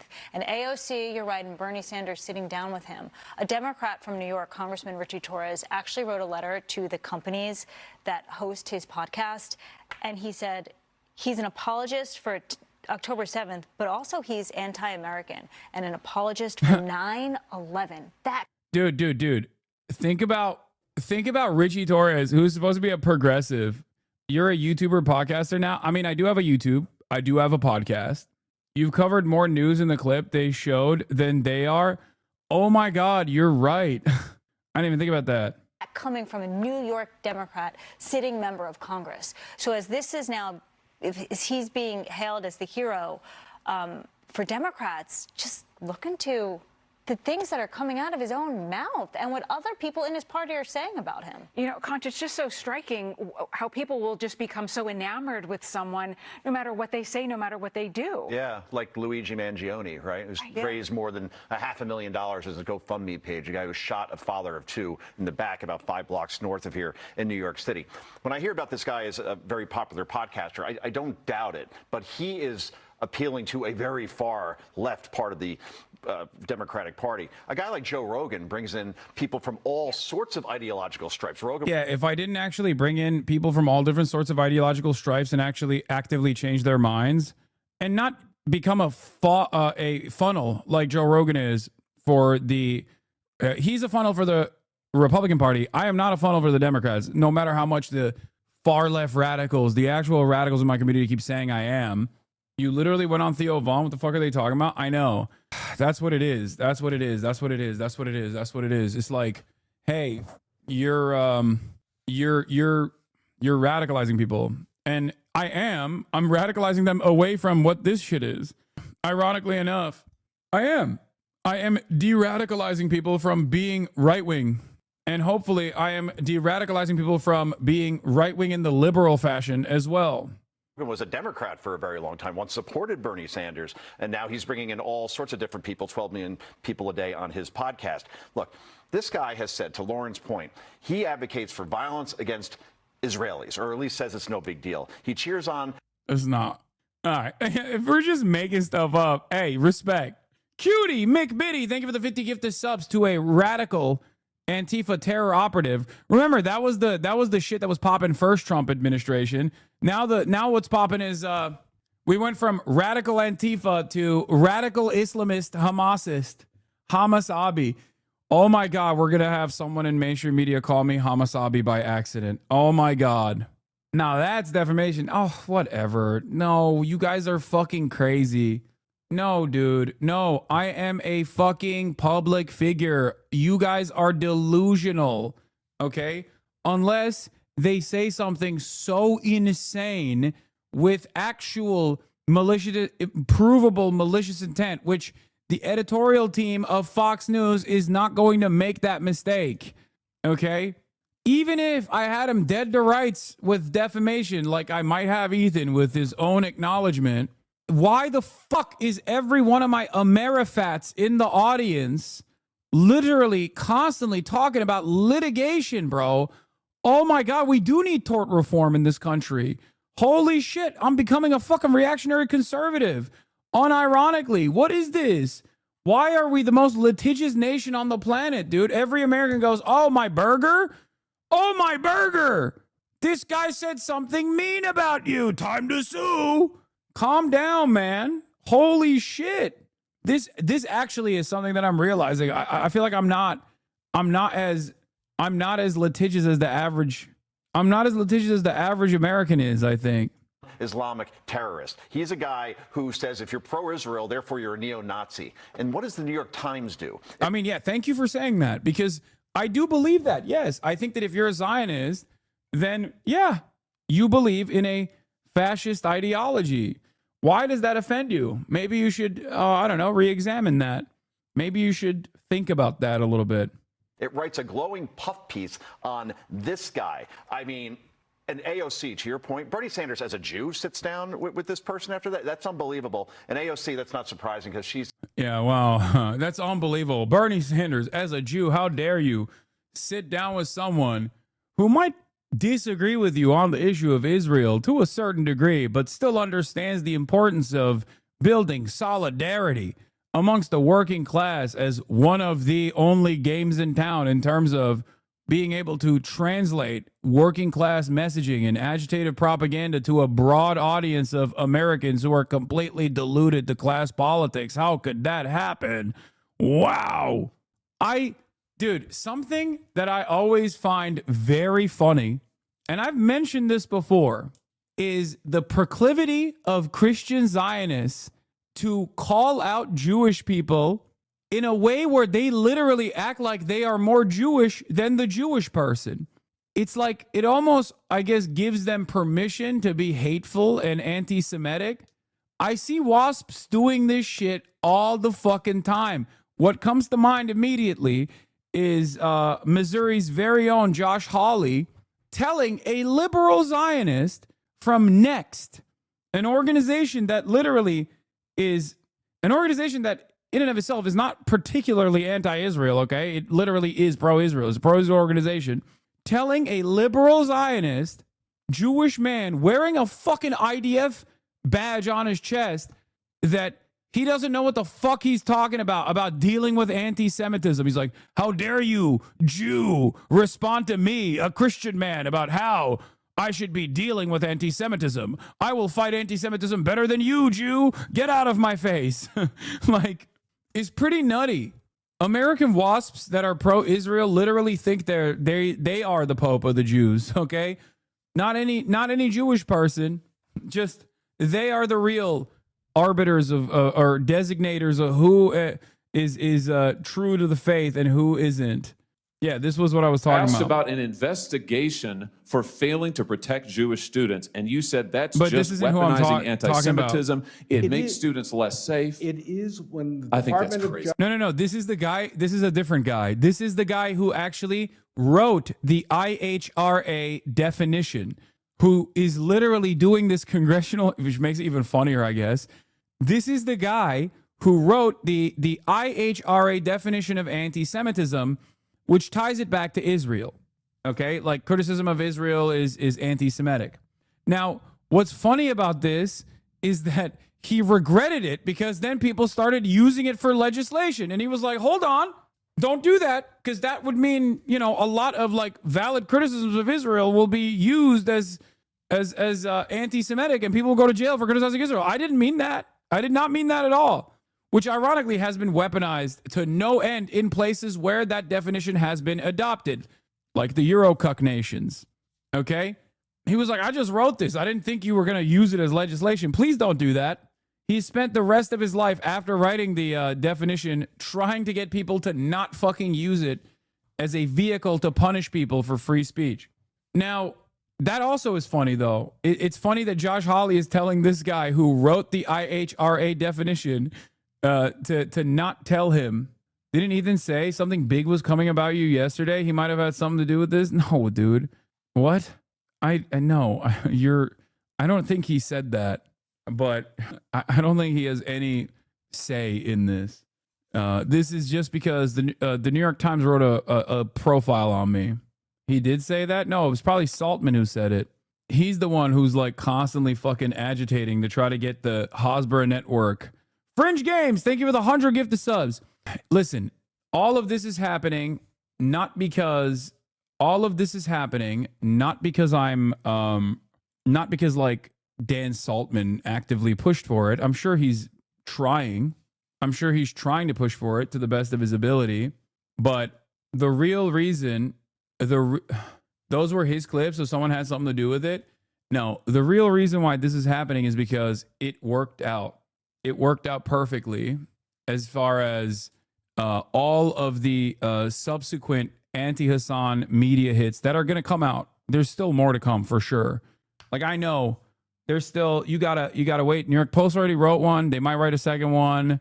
There's going to be, there's most likely going to be more from, there's going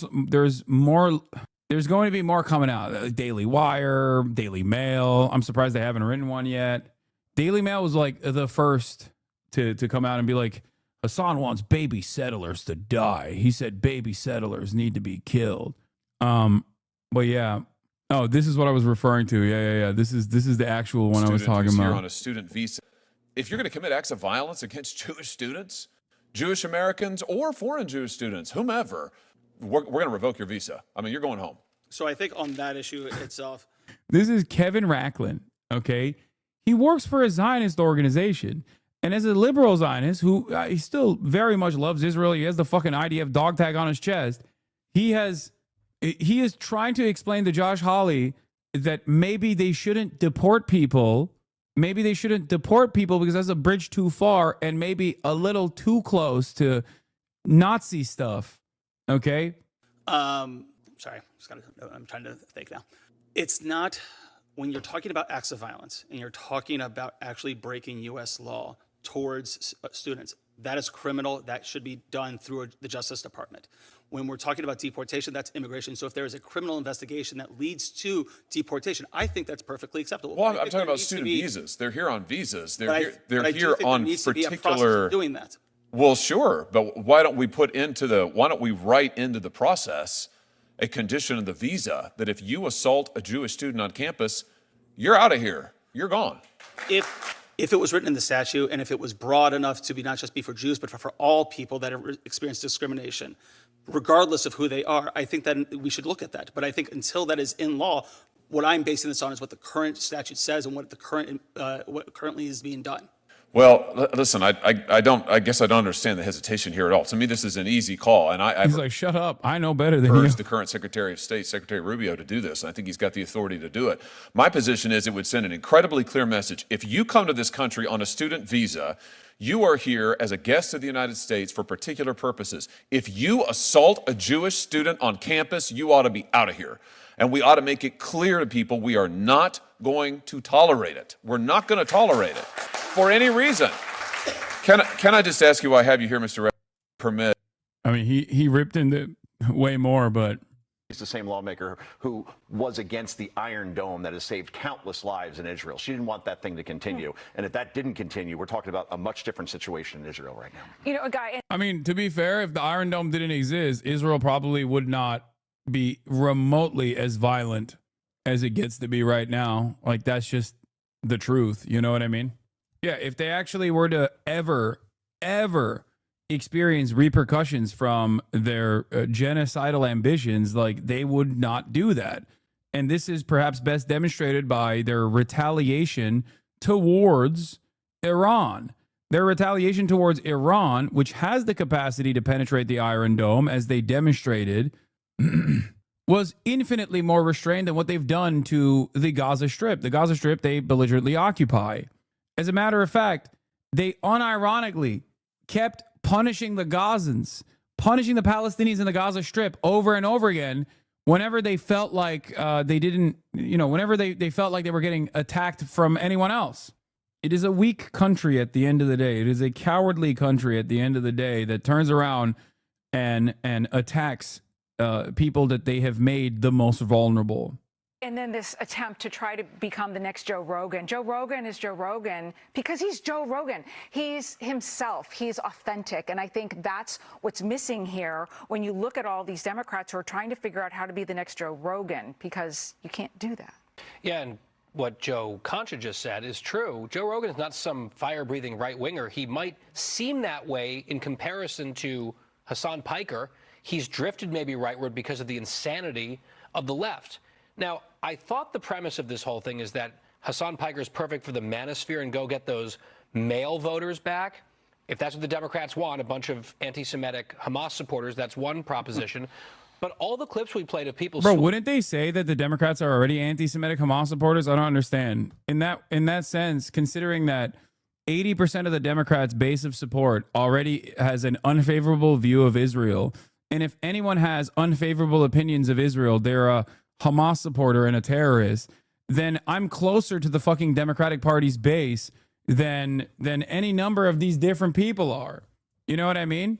Like, it doesn't really make sense. So how do you look at the actual polling? I'm closer to the fucking Republicans, especially under the age of 35, with my fucking perspective on Israel than these guys are. I'm closer to Joe Rogan on my opinions on Israel than these guys are. These guys are still holding on to the old hat method of just being like, nope, unconditional support to Israel, please. How dare you? How dare you say anything else? swooning were, I noticed, women, right? Who seemed enamored of him for, I can't imagine why. They love how smart he is. I'm sure that's the number one reason. One more point from AOC saying, there's all this money coming in to conflate criticism of Israel with anti-Semitism. It's true. Israel is quite literally, Israel openly admitted that they are spending 10 times more money on Hasbara operations in the West this year to try and get ahead of all of the anti-Israel sentiment that they are seeing in the West. They are doing this. Why is it anti-Semitic to say what Israel has openly said? This is so stupid. It's only anti-Semitic if you say Israel is doing this for Jews, to protect Jews. Ironically, they are being anti-Semitic.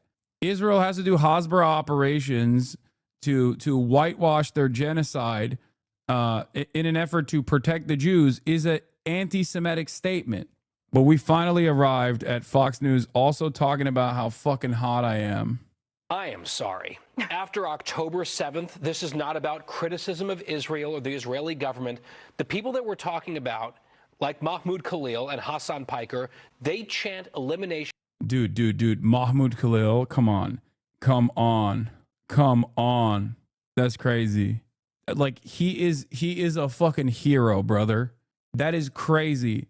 To make this comparison, I am not worthy, okay? I am not worthy of this comparison. That's insane. Dude, no. Until I also go to jail, I don't think that a comparison with myself and someone like Mahmoud Khalil is apt. Genocidal slogans about the Jewish state.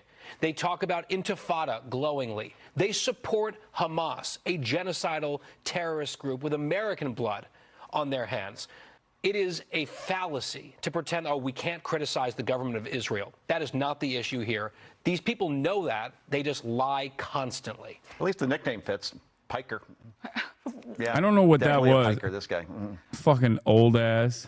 So, Lauren, I feel like there's been almost a theme here throughout these last hour and a half, and is that the Democrats are still trying to find a direction. They're still trying to find someone.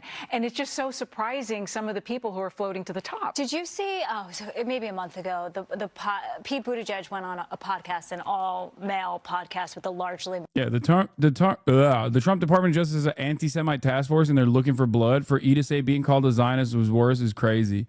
No, I'm sure he will definitely come to my defense if that does end up happening.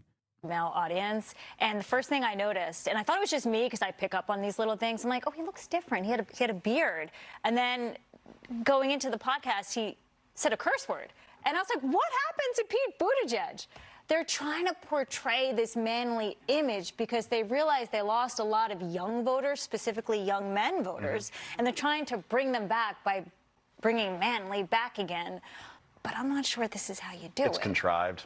It's so contrived. I will say the Big Weekend Show did reach out to Hassan Piker for a comment, and he has not yet responded.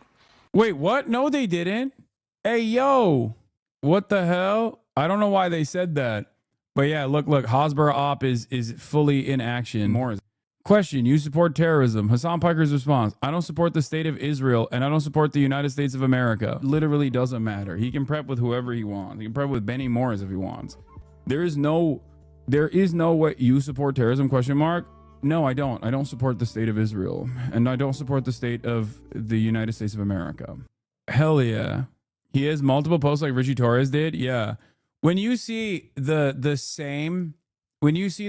common chirpers getting agitated, know that like information is passed around. You know what I mean? Like they got their notes, they got their marching orders. The more you are hated, the more your messages spread. Yeah. Israel is doing a genocide with United States support. I'm sorry that people don't like you. Maybe you should. Not one clip of you gaming on their piece. Oh, God. Is this actually dangerous for your livelihood? Like, is it possible this reporting could land you in jail? Who knows, man? Who knows? Maybe. I feel like there's no bad press when you're historically on the right side. I mean, there's definitely bad press. Like, can we auto mod sue them, chatters? No. H3 fans will unironically see the Fox News using the same clips and language and won't self-reflect. No, they won't. Yeah, the only reason why I'm worried is because, yeah, this kind of stuff. Coming up, as some Democrats continue their fight. This kind of stuff could potentially reach higher office because they do love watching Fox News. You know what I mean? I'm a Palestinian that lives in Israel proper and it's bad. Crime gangs are ravaging throughout our communities. Look, homicide rates in Arab communities versus Jewish ones, and Israel doesn't do anything about it.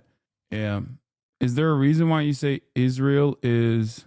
Am I incorrect that you're superhuman? I'd be in a puddle of tears and anxiety via Fox News comment to my very positively intended, justice-driven actions. Like, genuine question, are you in therapy? No. Or do you have someone that helps you process this? No. I've only been able to conclude superhuman abilities? No. I am very stubborn, though. I am very, very stubborn. And I think that's what it is for the most part. But yeah, as far as I know, I was not contacted by Fox News to respond for a comment because... that one I would have responded to because it's funny if I knew. Because like I won't respond to like obvious hit pieces from Hosborough papers like New York Post or whatever. But if it's Fox News on the timeline, like if I knew that it was gonna be on video, I would have tried to go on. You know, they 100% reached out to a fan channel. Maybe I'm a fan of Fox News, dude. It'd be an honor. It would be a freaking honor. I will say, never in my experience, like in my life. In my career, I've been pressed and pressed hard, okay? Super hard. I've been under constant threat, doxing, swatting, harassment campaigns, hit pieces. But I will say, most of the time, those hit pieces stay on the right-wing orbit and doesn't have like any sort of serious motion. But I will tell you this much. There's only one group that has like at least some semblance of institutional legitimacy, institutional motion, that is wild enough to go after someone with the same severity as like my cyber stalkers. And that is the pro-Israeli advocacy groups. And they do actually have motion. Like they do have the capacity to get press. And it's not an accident that when I get written up about in the New York Times that there's a bunch of hit pieces that come out, and I'm sure many will come out even after today.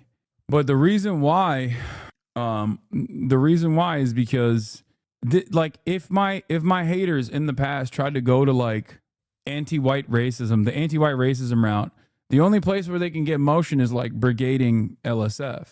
But now they can actually brigade the ADL.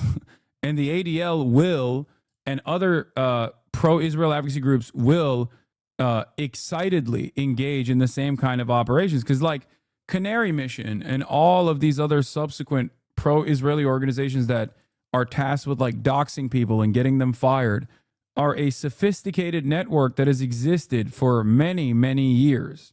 Okay? They are... they've been operating inside of U.S. borders and trying to and actively getting people fired for many, many years. Was debate a mistake? There was too many posts from people saying they never want to listen to YouTube/streamers about major topics/news. Yeah, I don't really care if they say that.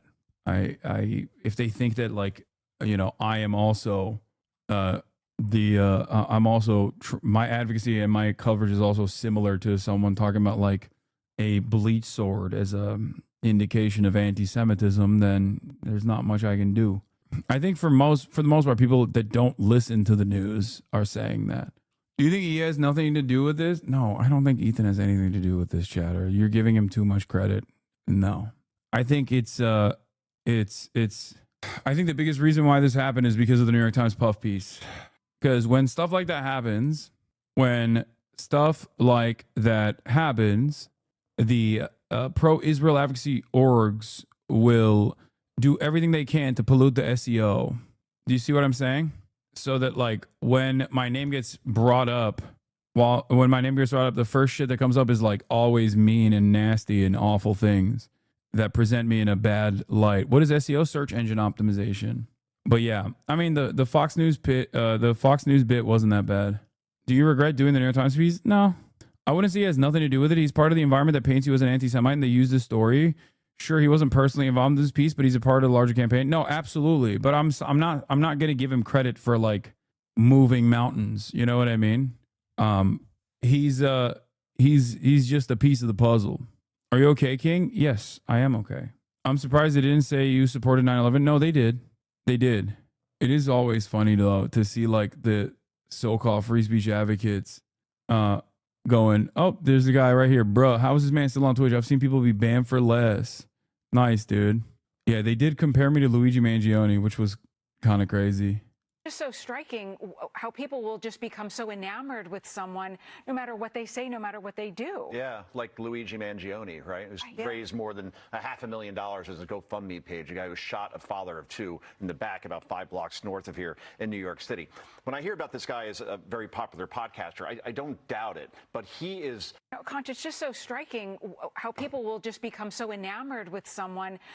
Did you see the Fetterman airplane tantrum? I feel like the stroke actually broke his brain. Oh my God. They should be talking about the other fundraiser going on. Oh, I forgot to mention that.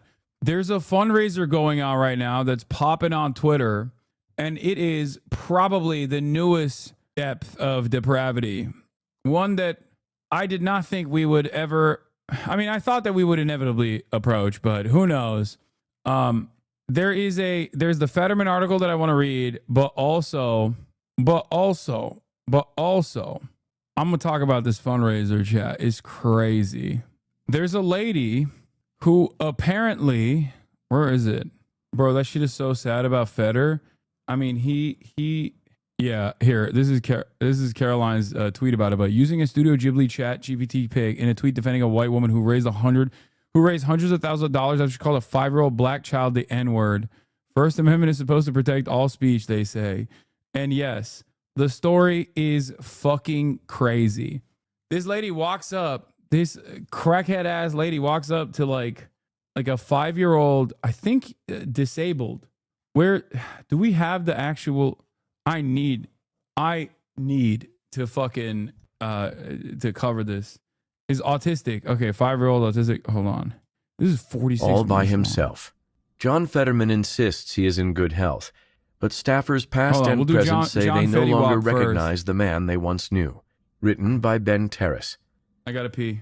When John Fetterman was released from Walter Reed Hospital in March 2023, Adam Gentleson, then his chief of staff, was proud of his boss for seeking help for what the senator's office and his doctor had said was a case of clinical depression. His 6 weeks of inpatient care had been the latest medical setback for the Pennsylvania Democrat, who had had a stroke mere months before being elected to the U.S. Senate in 2022, nearly derailing his campaign against Republican Mehmet Oz. But a year after his release from the hospital, Fetterman's behavior had so alarmed Gentleson that he resigned his position. In May 2024, he wrote an urgent letter to David Williamson, the medical director of the Traumatic Brain Injury and Neuropsychiatry Unit at Walter Reed, who had overseen Fetterman's care at the hospital. I think John is on a bad trajectory and I'm really worried about him, the email began. If things didn't change, Gentleson continued, he was concerned Fetterman won't be with us for much longer. His 1,600-word email came with the subject line, concerns, and it contained a list of them, from the seemingly mundane, he eats fast food multiple times a day, to the scary, we do not know if he is taking his meds, and his behavior frequently suggests he is not. We often see the kind of warning signs we discussed, Gentleson wrote, conspiratorial thinking, megalomania. For example, he claims to be the most knowledgeable source on Israel and Gaza around, but his sources are just what he reads in the news. He declines most briefings and never reads memos. High highs and low lows. Long, rambling, repetitive, and self-centered monologues. lying in ways that are painfully, awkwardly obvious to everyone in the room. Fetterman was, according to Gentleson, avoiding the regular checkups advised by his doctors. He was preoccupied with the social media platform X, which he'd previously admitted had been a major accelerant of his depression. He drove his car so recklessly, Gentleson said, that staff refused to ride with him. He had also bought a gun. He says he has a biometric safe and takes all the necessary precautions. Oh, no. And living where he does, I understand. Oh, no, bro. Oh, no. He has a gun? Uh-oh. I hope this story doesn't get weird or scary. Probably not the type of guy that you would want having a gun, considering that his brain processes are, his brain capacity is not great. And the desire for personal protection, Gentleson wrote, referring to Fetterman's rough and tumble town of Braddock, Pennsylvania. But this is one of the things you said to flag, so I am flagging. Another red flag, Gentleson added, every person who was supposed to help him stay on his recovery plan has been pushed out. Fetterman was isolated. I do have to give Felix Biederman his flowers here. Okay, friend of the show, Felix Biederman, who often gets me in trouble whenever I repeat his takes. Felix Biederman has an ongoing bit about John Fetterman that turns out wasn't a bit at all. And it turns out it was just this article talking about what he did because he was worried his son's birthday would overshadow him. Okay. And it is crazy because this article all but confirms. I mean, it does. It basically confirms his bit. It turns out every Felix joke about Fetterman was underselling the situation. This sounds so much like Kanye. It's crazy. Bro, it also kind of sounds like Ethan. There is like, I'm not kidding. There is like a real phenomena of like people in the public eye that just have very open meltdowns, whether it's because of a nitrous addiction or whether it's because of a severe debilitating stroke, or I guess like when your malignant narcissism finally reaches its like apex point. What was the bit? Don't worry about it. I don't know. Maybe it's COVID-19. Who knows? Had damaged personal relationships and was shedding staff. The turmoil in his office continued over the following year. Since winning election in 2022, he has lost his closest advisors, including 3 of his top spokespeople, his legislative director, and Gentleson. His circle of trust has shrunk, and people I spoke with made it clear that they expect more staffers to depart. Yeah. Also, there's this footage of John Fetterman getting into an issue with a commercial. John Fetterman arguing with a commercial airline pilot about wearing a seatbelt. Okay, it needs to be visible for the crews. That's not an us thing. That's a federal regulation. So it's okay. It's okay. Bro, look at the pilot babying the ogre, dude. He's like, it's okay. It's okay, gentle baby. It's okay. Please, Lenny, put the rabbit down. Lenny, put the rabbit down, Lenny. Rabbits are not pets to be killed. It's not food. Put the rabbit down. Crash the whip like I'm Fetterman. Wife wish for a better man. Son's birthday, I got a better plan. On the E-Way reading Reddit. Damn. Oh. I'm sorry, bro. This just ain't it. This is fire. Okay, it's okay, but it just has to be visible to the crew. It's a federal regulation, so if your seatbelt's on, it just has to be visible. And right now, it's not visible. We have an extender if you'd like that. It'll make it bigger so it can go outside of your sweatshirt. Would that work? So if you want to go to Pittsburgh, it's simple. You have to follow our instructions, or you're going to ask to get off the airplane. We're not asking much. All that we need is to be able to see your seatbelt at all times. I'm not sure what. Okay, what's a federal regulation? So if I don't make you do it, then I get in trouble, and I don't want to get in trouble because I like my job. So I'll ask you. This may be a controversial take as an American citizen, but I simply could not imagine giving a flight staff a hard time over anything. I mean, if there's a person who's gonna have a hard time communicating with anybody, flight staff or not, it's gonna be John Fetterman. When Fetterman first caught the attention of the national press, journalists wrote about him like he was a benevolent ogre crossed with a folk hero. More specifically, that's how I wrote about him. This is the tale. This was funny because I like some people are claiming that this was about Ethan. I don't think it was. I think it was about Fetterman. Y'all are fucking wrong, dude. Tale of Big John Fetterman, the giant who lives in an abandoned car dealership beside a steel mill. My 2018 profile in the Washington Post began. He's 6'8", arms covered in ink, head as bald as a wrecking ball. At the time, Fetterman was mayor of Braddock, which looked a lot like the left-behind corners of the country that had... Oh my God, I found a non-problematic version of Twitcher terrorist. Like, if I were to do one for Ethan, and he couldn't even say it's anti-Semitic, because, like, if I were to do, like, I don't know, Ethan or Hosberist, or Ethan or Nazi, or whatever, he would, like, yell about that. But I just realized you could very easily put together a video game, Twitch or terrorist style, Ethan Klein or John Fetterman. Bro, you were just on Fox News. Calm down. What do you mean? What? Yeah, you could do a Ethan Klein or John Fetterman. Ethan Klein or Bush administration neocon politician. Literally. E or Fetterman. Flocked to Donald Trump. He was running for lieutenant governor of the state, and it was easy to see his appeal. He was a bit introverted and curmudgeonly, but funny. Have you heard about the grooming gangs and gang rapes of children in England allegedly being covered up so as to not upset the Muslim communities in certain states? What's your take on it? I remember reading into it a little bit. Didn't the findings actually show that it was overwhelmingly white men that were engaging in grooming, and that really frustrated people? Yeah. Pretty sure it was the white British people that were responsible for it with overwhelming frequency. Also, I mean, if you want to talk about a fucking grooming gang, how about the royal family, you know? Goddamn. Or Russell Brand. Or the Tories. I guess also the Reform Party now. Classic Oibrov. But then again, I don't know. I'm not super familiar. Maybe you think the most prolific pedophile of all time, Jimmy Savile, is a Pakistani or something. I don't know.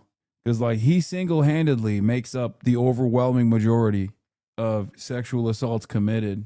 Do you think Jimmy Savile is of Pakistani origin? Is that the argument that you're making? Oops. Got banned. Shit, mate. Fucking hell. Can't even get a cup of tea around these parts. Fucking hell. This guy doesn't care about the fucking First Amendment, yeah? At least our schools are not a fucking shooting gallery. Fucking hell. What are you doing? By the way, Fizz totally clapped him and then blamed the lake. That's crazy. You know, I can see your mod enforcement, right? Like, I saw you banning him in real time, and then you blame another mod. That's crazy. That's crazy. Yeah, throw him under the bus. All right, then, let's get back to John Fetterman. Smart right? and passionate about the fate of communities like Braddock, tattooing the date of each murder that occurred in the town during his tenure on his arm. Endorsed by Bernie Sanders, but also sympathetic to fracking and other positions that cut against the progressive grain, he cruised to victory that year. The stroke in 2022 made it difficult for Fetterman to communicate, which was painfully evident in his one televised debate with Oz. As Republicans piled on with claims that Fetterman was incapable of doing the job, Democrats rallied to his defense and confidently predicted he would still be fit to serve. Now, even though he requires the help of captioning on an iPhone to deal with an auditory processing impediment, he remains a promising politician, at least to casual observers. He still exudes an elusive sense of authenticity, someone who can chop it up with manosphere chieftains like Joe Rogan while maintaining his strong stance on trans rights. A recent poll from Morning Consult found that his overall popularity is on the rise, with 50% of respondents approving of the job he is doing, against just 35% who don't. With the Democratic Party out of power and fighting with itself about how to move forward, it would be easy to imagine I really thought he would, like, be soft. On Israel, there were warning signs for sure, and people saw them. I genuinely thought he was just trying to, like, get the get like AIPAC and Democratic Majority for Israel off his ass. This is one of my worst calls for sure. Like, absolutely one of my worst calls. But to be fair, I did not know that, he would.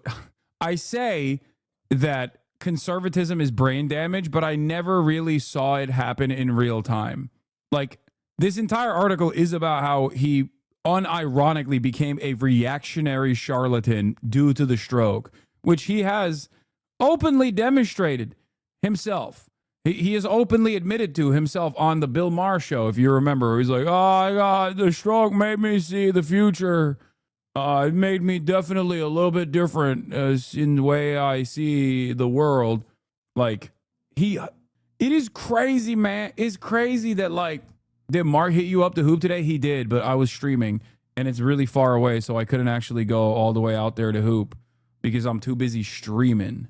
I do find it crazy. That, like, we have living, breathing proof that if you get a stroke, you could unironically become conservative through brain damage. Oh, here's a couple activists. So that Israel has the right to kill people? You still think Israel has a right to defend itself still? When is enough, Senator? I don't know why you're harassing me. That's not harassment. You're a senator, right? I saw you coming and I assumed you were going to come over. I mean, you work for the people, right? You're in these halls for the people. I'm just sitting here on a bench. Right. And my people are being slaughtered because of your votes and the money that you sent to Israel and your complicity in genocide. You have nothing to say about that? Over 100,000 Palestinians have been slaughtered. It's kind of funny. He's just like sitting on that bench like a kid in detention. Yeah, he openly admitted that he was more open. Yeah, John Fetterman brags that brain damage made him abandon progressives. Like, he straight up said that. It's not a joke. During an appearance on Real Time with Bill Maher, Senator John Fetterman credited his near-fatal stroke with making him a conservative darling, describing it as freeing. There's a line from First Batman. I feel like Batman, or Halo. Never mind, that was another brain damage conservative. Joker, he's like, I've already been dead once already. It's very liberating, Fetterman told Maher on Friday. That's not reckless. That's just freeing. It's just freeing in a way. And I just think after beating all that, I just really want to be able to say the things that I have to really believe in and not be afraid of it if there's any kind of blowback.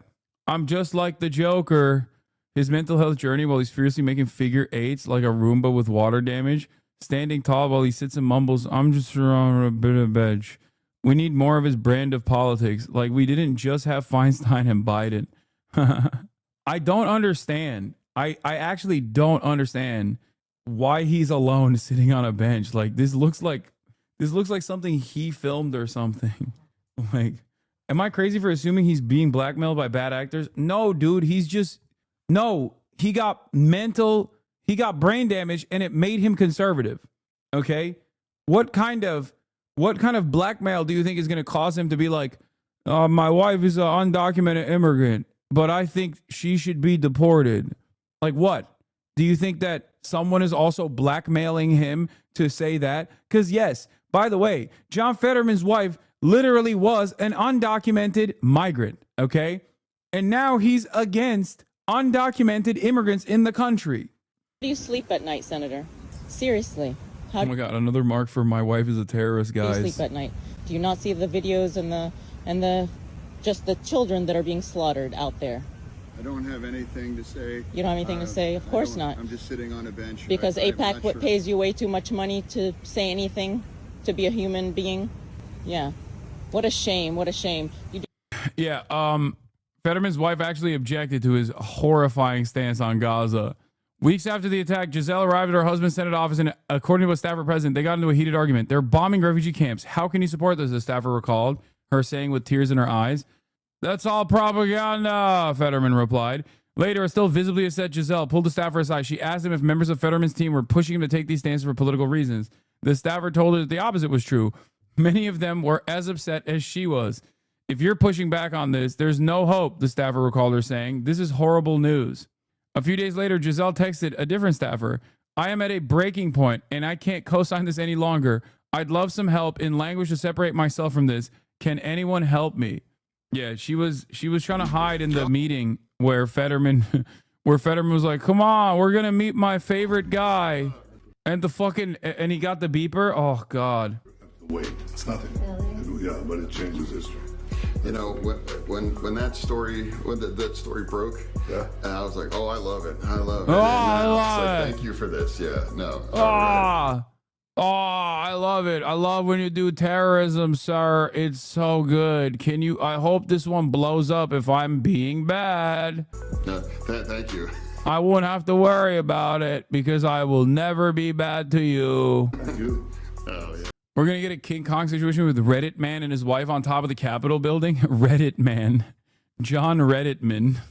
It's crazy because he outflanks, obviously, the entirety of the Democratic Party on this.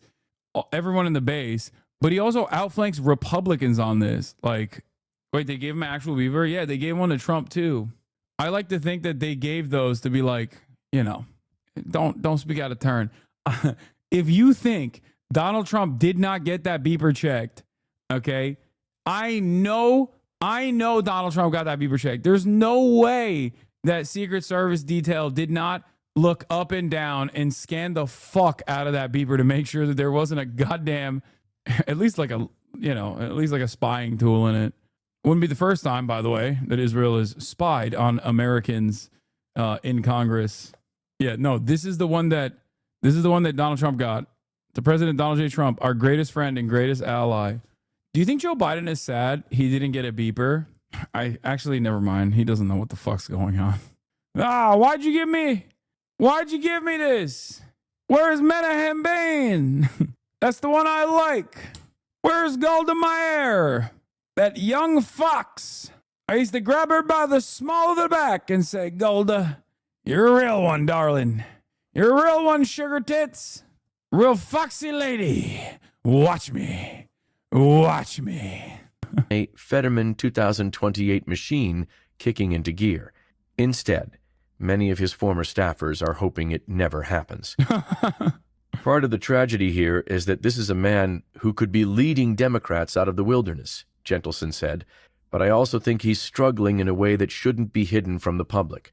Gentleson is a longtime Washington operator. Isn't he the chief villain? He's worked villain? for a liberal think tank and written... Gentleson is like the actual arch villain here that's like basically puppeteering him, and this is his exit ramp after commandeering John Fetterman like a human flesh mecha. He's just like, I can't wait to go to Congress and vote for the next bill that gives $7 billion to Israel. Yeah, Gentleson was retweeting IDF press statements and claiming that 90% of America was basically as right-wing as his idiot boss when he was in Fetterman's office.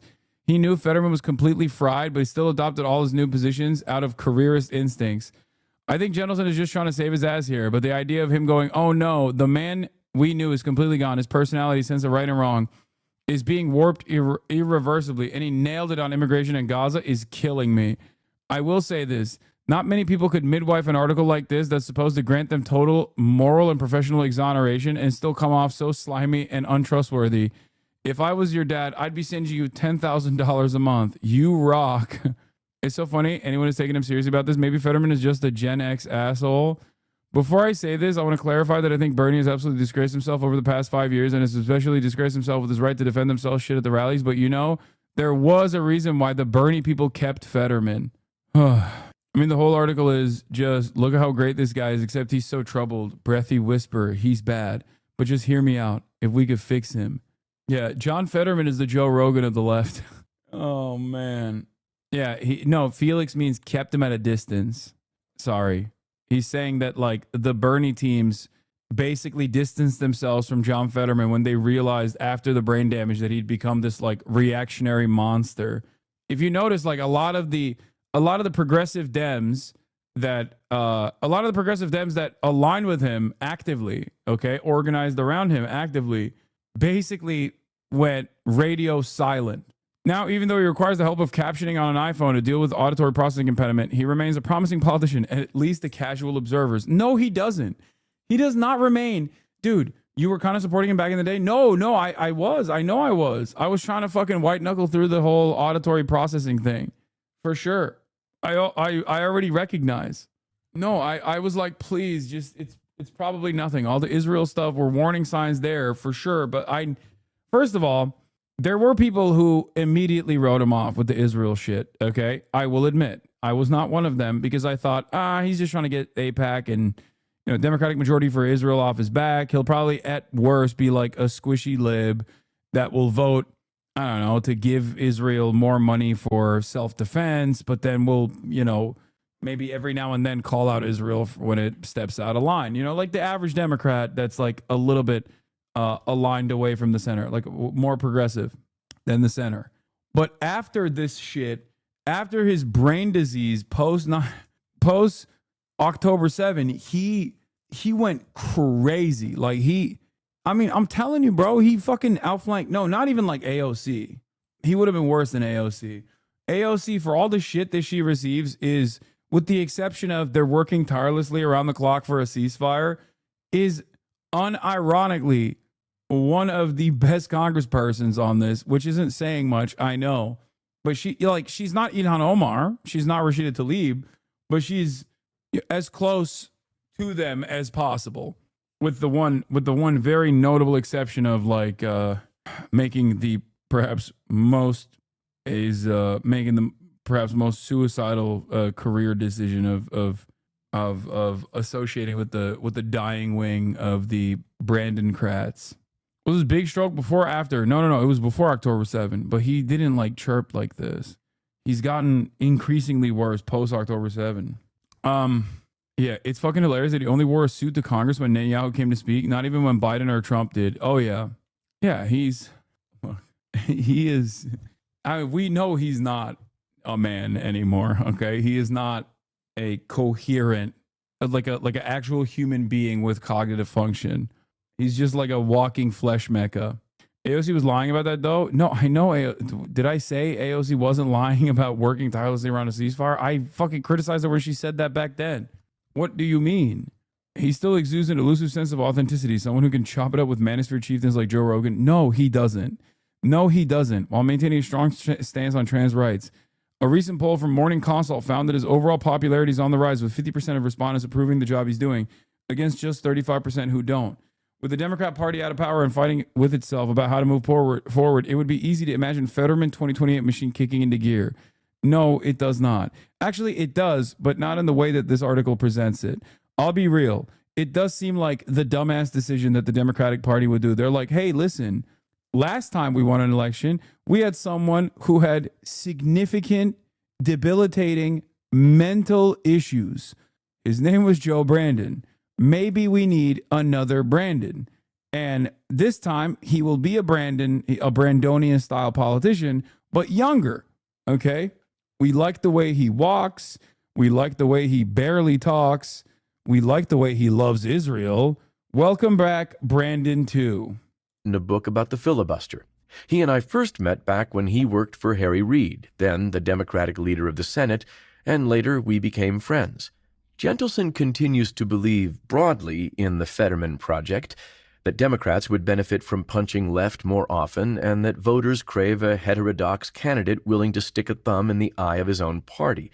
He says his disagreements with Fetterman are by and large not political, but rather an expression of genuine worry for Fetterman's well-being. He told me he hadn't gone public with his concerns earlier because he had hoped Fetterman could correct course. I believed in John's ability to work through struggles that lots of Americans share, he said.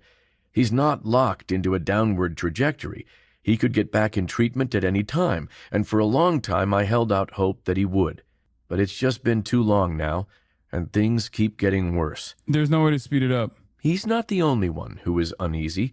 Former and current staffers paint a picture of an erratic senator who has become almost impossible to work for, and whose mental health situation is more serious and complicated than previously reported.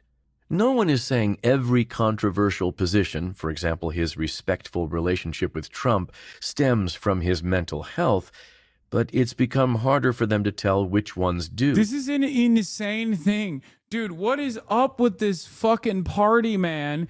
even the young talent also operates like the geriatrics.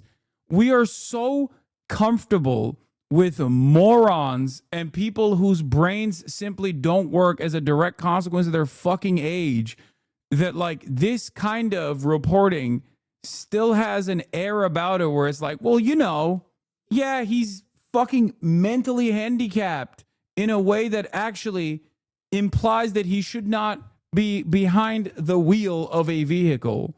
But I think it'll be fine to present him as the future of the party. You say, but civility, but he doesn't even have civility. He's uncivil. Yeah, let's give him the nuclear launch codes so we can finally trigger the nuclear holocaust at the behest of Israel so that I can be rid of all of the fucking mental anguish that I have to experience on a day-to-day basis. Come on, brother, your ableism is showing. There has never been a moment where I have not been ableist towards people in positions of power.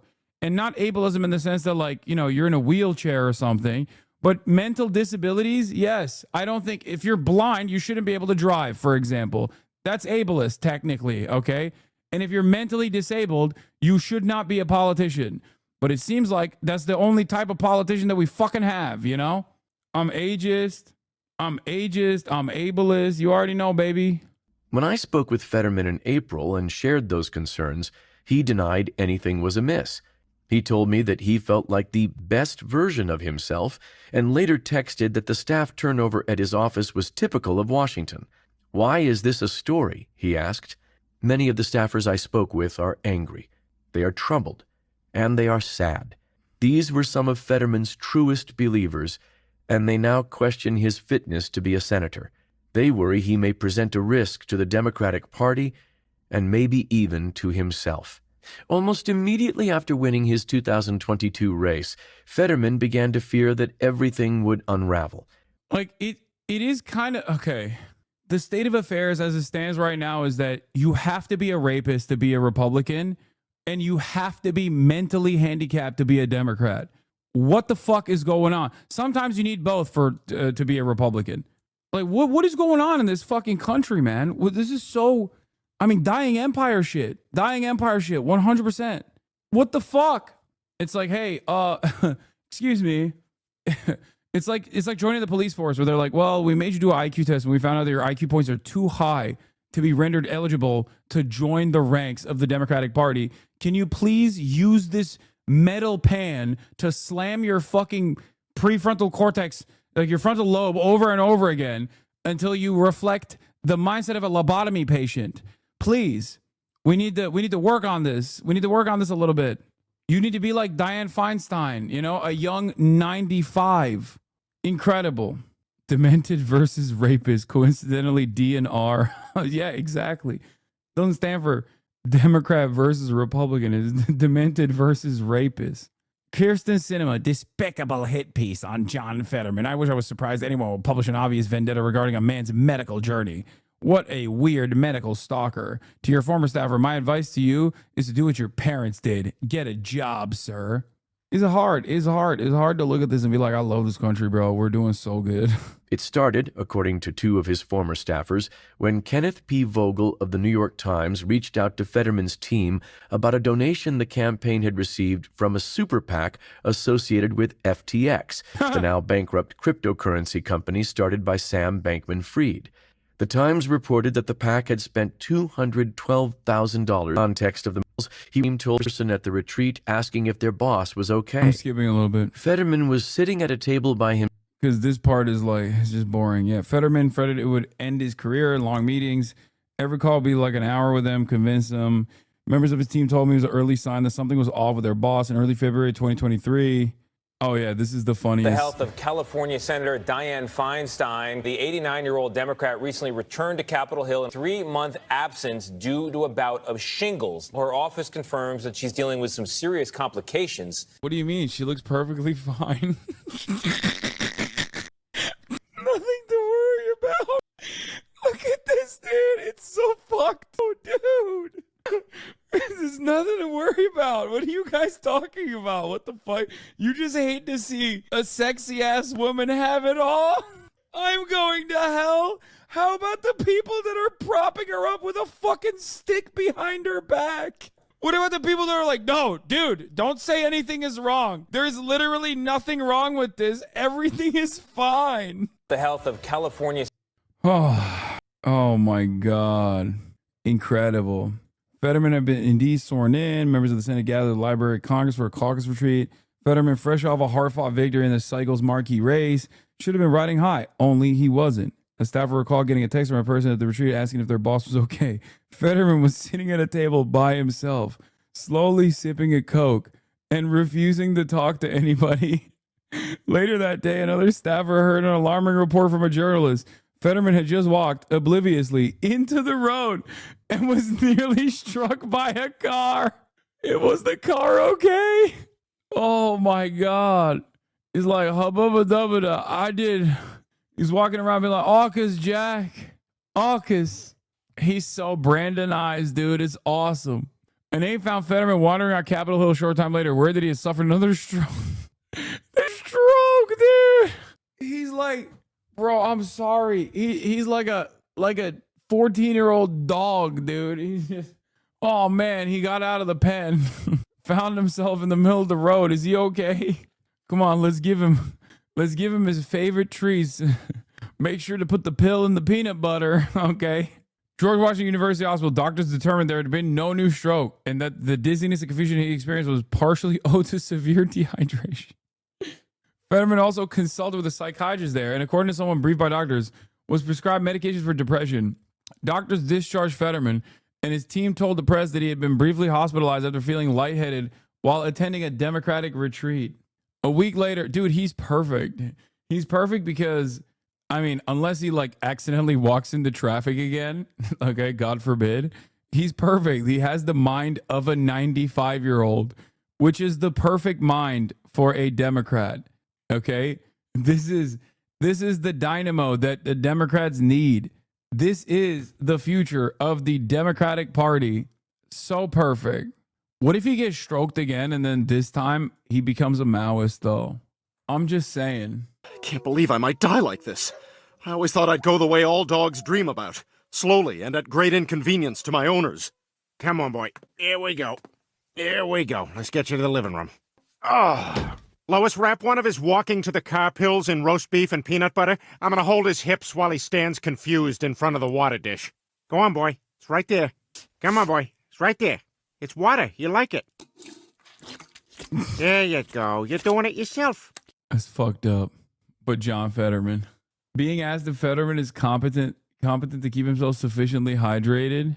Regret saying that President Biden had a mental acuity. He had a sharpness to him. You said that up until July of last year. I said what I believe to be true. And you think he was as sharp as you? I said I had not seen decline. And I hadn't at that point. You did not see any decline from 2024 Joe Biden to 2021 Joe Biden? Not when I said that. You know, the thing is... It's so fucked up. He was sharp. He was on his feet. I saw him. Live event. I had meetings with him a couple of times. Senator, on his feet. I know she laughed. Is not praise. He can speak in sentences. Is not praise. All right. Fair enough. Fair enough. Yeah. No, even she couldn't hold it in. Dude. What? Oh my God damn it. This country's going to shit. It really, I mean, it's in the shit. It's in the shit already. Ay, bro. It's just so ridiculous. Like the vindication that I was supposed to feel when every liberal basically overnight was like, oh my God, he is actually severely gone. Like he's done. There's nothing in there. It's just a bunch of quarters rattling around in there. It's empty. And now everybody says it. People laugh about it. Everybody yelled at me when I was covering it. I never get to experience the, okay, Hassan, you were right, my bad. Why does that not happen? Why do the props only go to fucking the Ezra Kleins of the world when they come at it, when they tackle the issue, when it's, you know, earlier than everybody else, but still far too late in comparison to other people? It's fucked up. I need to stop being right, but too early. I'm gonna start being more delayed on being right. They seemed destined to get it along. Each Sherrod Brown came to pay a visit, but their meeting went awry. Brown tried his best to get a conversation going, but according to two people present, Fetterman was virtually catatonic. He could barely string two sentences together, talking so quietly that everyone in the room had to strain to hear him. Fetterman then stood up, began walking around the office in tight loops, moved two staffers, described as doing figure eights. This is what Felix was calling like a Roomba with water damage. After Brown left, Fetterman paced from one room inside his office complex to another and back again. At one point, one of his aides said he walked in the hallway peering over his shoulder as if he were being followed by shadowy figures. The staff got in touch with the Senate physician and everyone agreed Fetterman needed to get to Walter Reed. He was admitted on February 15th. Those first days in the hospital were rough. Fetterman was experiencing delusions. He thought that if he took a bed at the hospital, he would be arrested. He told doctors that he believed members of his family were wearing wires to secretly record him. In one chaotic moment, Fetterman grew convinced that a political rally was being held in the hospital's lobby and that he needed to break out of his room to attend. David Williamson, Fetterman's doctor, told me that the main cause of his delusions were the lingering effects. Okay, by the way, Kirsten Sinema's not wrong. This reporting definitely, there's no way they got this information from the doctor, but holy fuck, dude. This is a crazy amount of detail for a dude. Like, it's in the interest of the public. It's in the interest of the public to know because he is a fucking senator. But having said that, I think this is an insane amount of detail about his medical complications. Like, that is wild. Oh my God. Delusions are the lingering effects of the stroke, dehydration, and depression. That the original medication for the depression could have also been a factor. According to paperwork from Walter Reed, doctors then stopped all antidepressants and put him on other drugs. Williamson declined to comment on the specifics of the medication plan. The PA Senate election was literally the doctor versus the patient. Yeah, and also the brave Sunni Muslim who would have liberated America versus the guy who is who's Israel's most loyal soldier. The new medication worked, and over the next few weeks, Fetterman's mood steadily improved, according to a public discharge briefing. He started sleeping and eating better. He was staying hydrated. Like, this guy, he's unironically like Brian in his old age. Like, he can't even fucking hydrate himself appropriately. Like, what are we doing? He's just sad and dry. Oh my God. Why is it that Americans, why do we have so many brain damaged people who own guns? What is happening? Why are they in Congress? You convince people to not vote for Dr. Oz. You are responsible. Listen when your audience holds you accountable. Wait, what? Nobody was demanding that we vote for Dr. Oz, dumbass. If anything, we fucked up with the Connor Lamb. We fucked up. But to be fair, I don't think Connor Lamb would have actually, like, Connor Lamb, if he won, would probably be almost as pro-Israel. And the only reason why he's chirping from the sidelines right now is because the only reason why he is chirping from the sidelines right now is because he wants another shot. To be fair, he had to buy a gun because he saw another black jogger near his house. Oh my God. Wait, what? You guys made a game already? All right, this is John Fetterman. We need to condemn violence on all sides and push for a peaceful resolution that protects both Israeli and Palestinian lives. Ethan Klein. Yeah, John Fetterman would never say protect Palestinian lives. I broke down in tears after watching the aftermath of the airstrikes. The images of children suffering are unbearable. Ethan Klein. Come on, dude. Why would you give Hamas that kind of a reward when you have Israeli citizens still held hostage? John Fetterman. The death and misery in Gaza is terrible. Okay, this is a horrible game for me to play because I can just immediately. I will always one frame this. The death and misery in Gaza is terrible. The destruction and suffering is designed by Hamas. They understood that would happen, and they don't care. Ethan Klein? Yeah. Okay, that one actually could have been John Fetterman. Oh my God, there's 81. My Jewish identity is important to me, but it doesn't dictate my political views on Israel, Palestine. Dude, John Fetterman is not Jewish. What is this? This is not. Whoever wrote this was not thinking of like making. I think you just put Ethan Klein quotes and Fetterman quotes on Israel, Palestine into it. The point of the game is supposed to be that it's supposed to be difficult. We should follow and have Israel's back in the situation. It could be Ethan Klein. Okay, wrong. John Fetterman. I don't want to talk about this conflict anymore, really, at all, ever. Okay, Ethan Klein. That could have been John Fetterman. I don't consider myself a political commentator. I'm just giving an honest opinion on the subject that touches my life directly. John Fetterman. They did make this. They did make this in 20 minutes, to be fair. Thank you, chatter, for trying. Egypt should make it clear to Hamas that they own this humanitarian crisis and to surrender. Ethan Klein. Now I'm saying it wrong on purpose. I'm throwing on purpose. I'm throwing for memes. Okay. All right. I can't even finish the rest of this article. And that is because my friends are here. So I am going to go. I'm going to end the broadcast for today. I got some friends visiting, but tomorrow I'll be back and there will be more to cover. We'll look at the racist lady and her insane fundraising campaign and hopefully a lot more. That is if I, hopefully don't get arrested. Love you guys and see you tomorrow. Bye-bye. Sunny Los Angeles, California, says Hassan.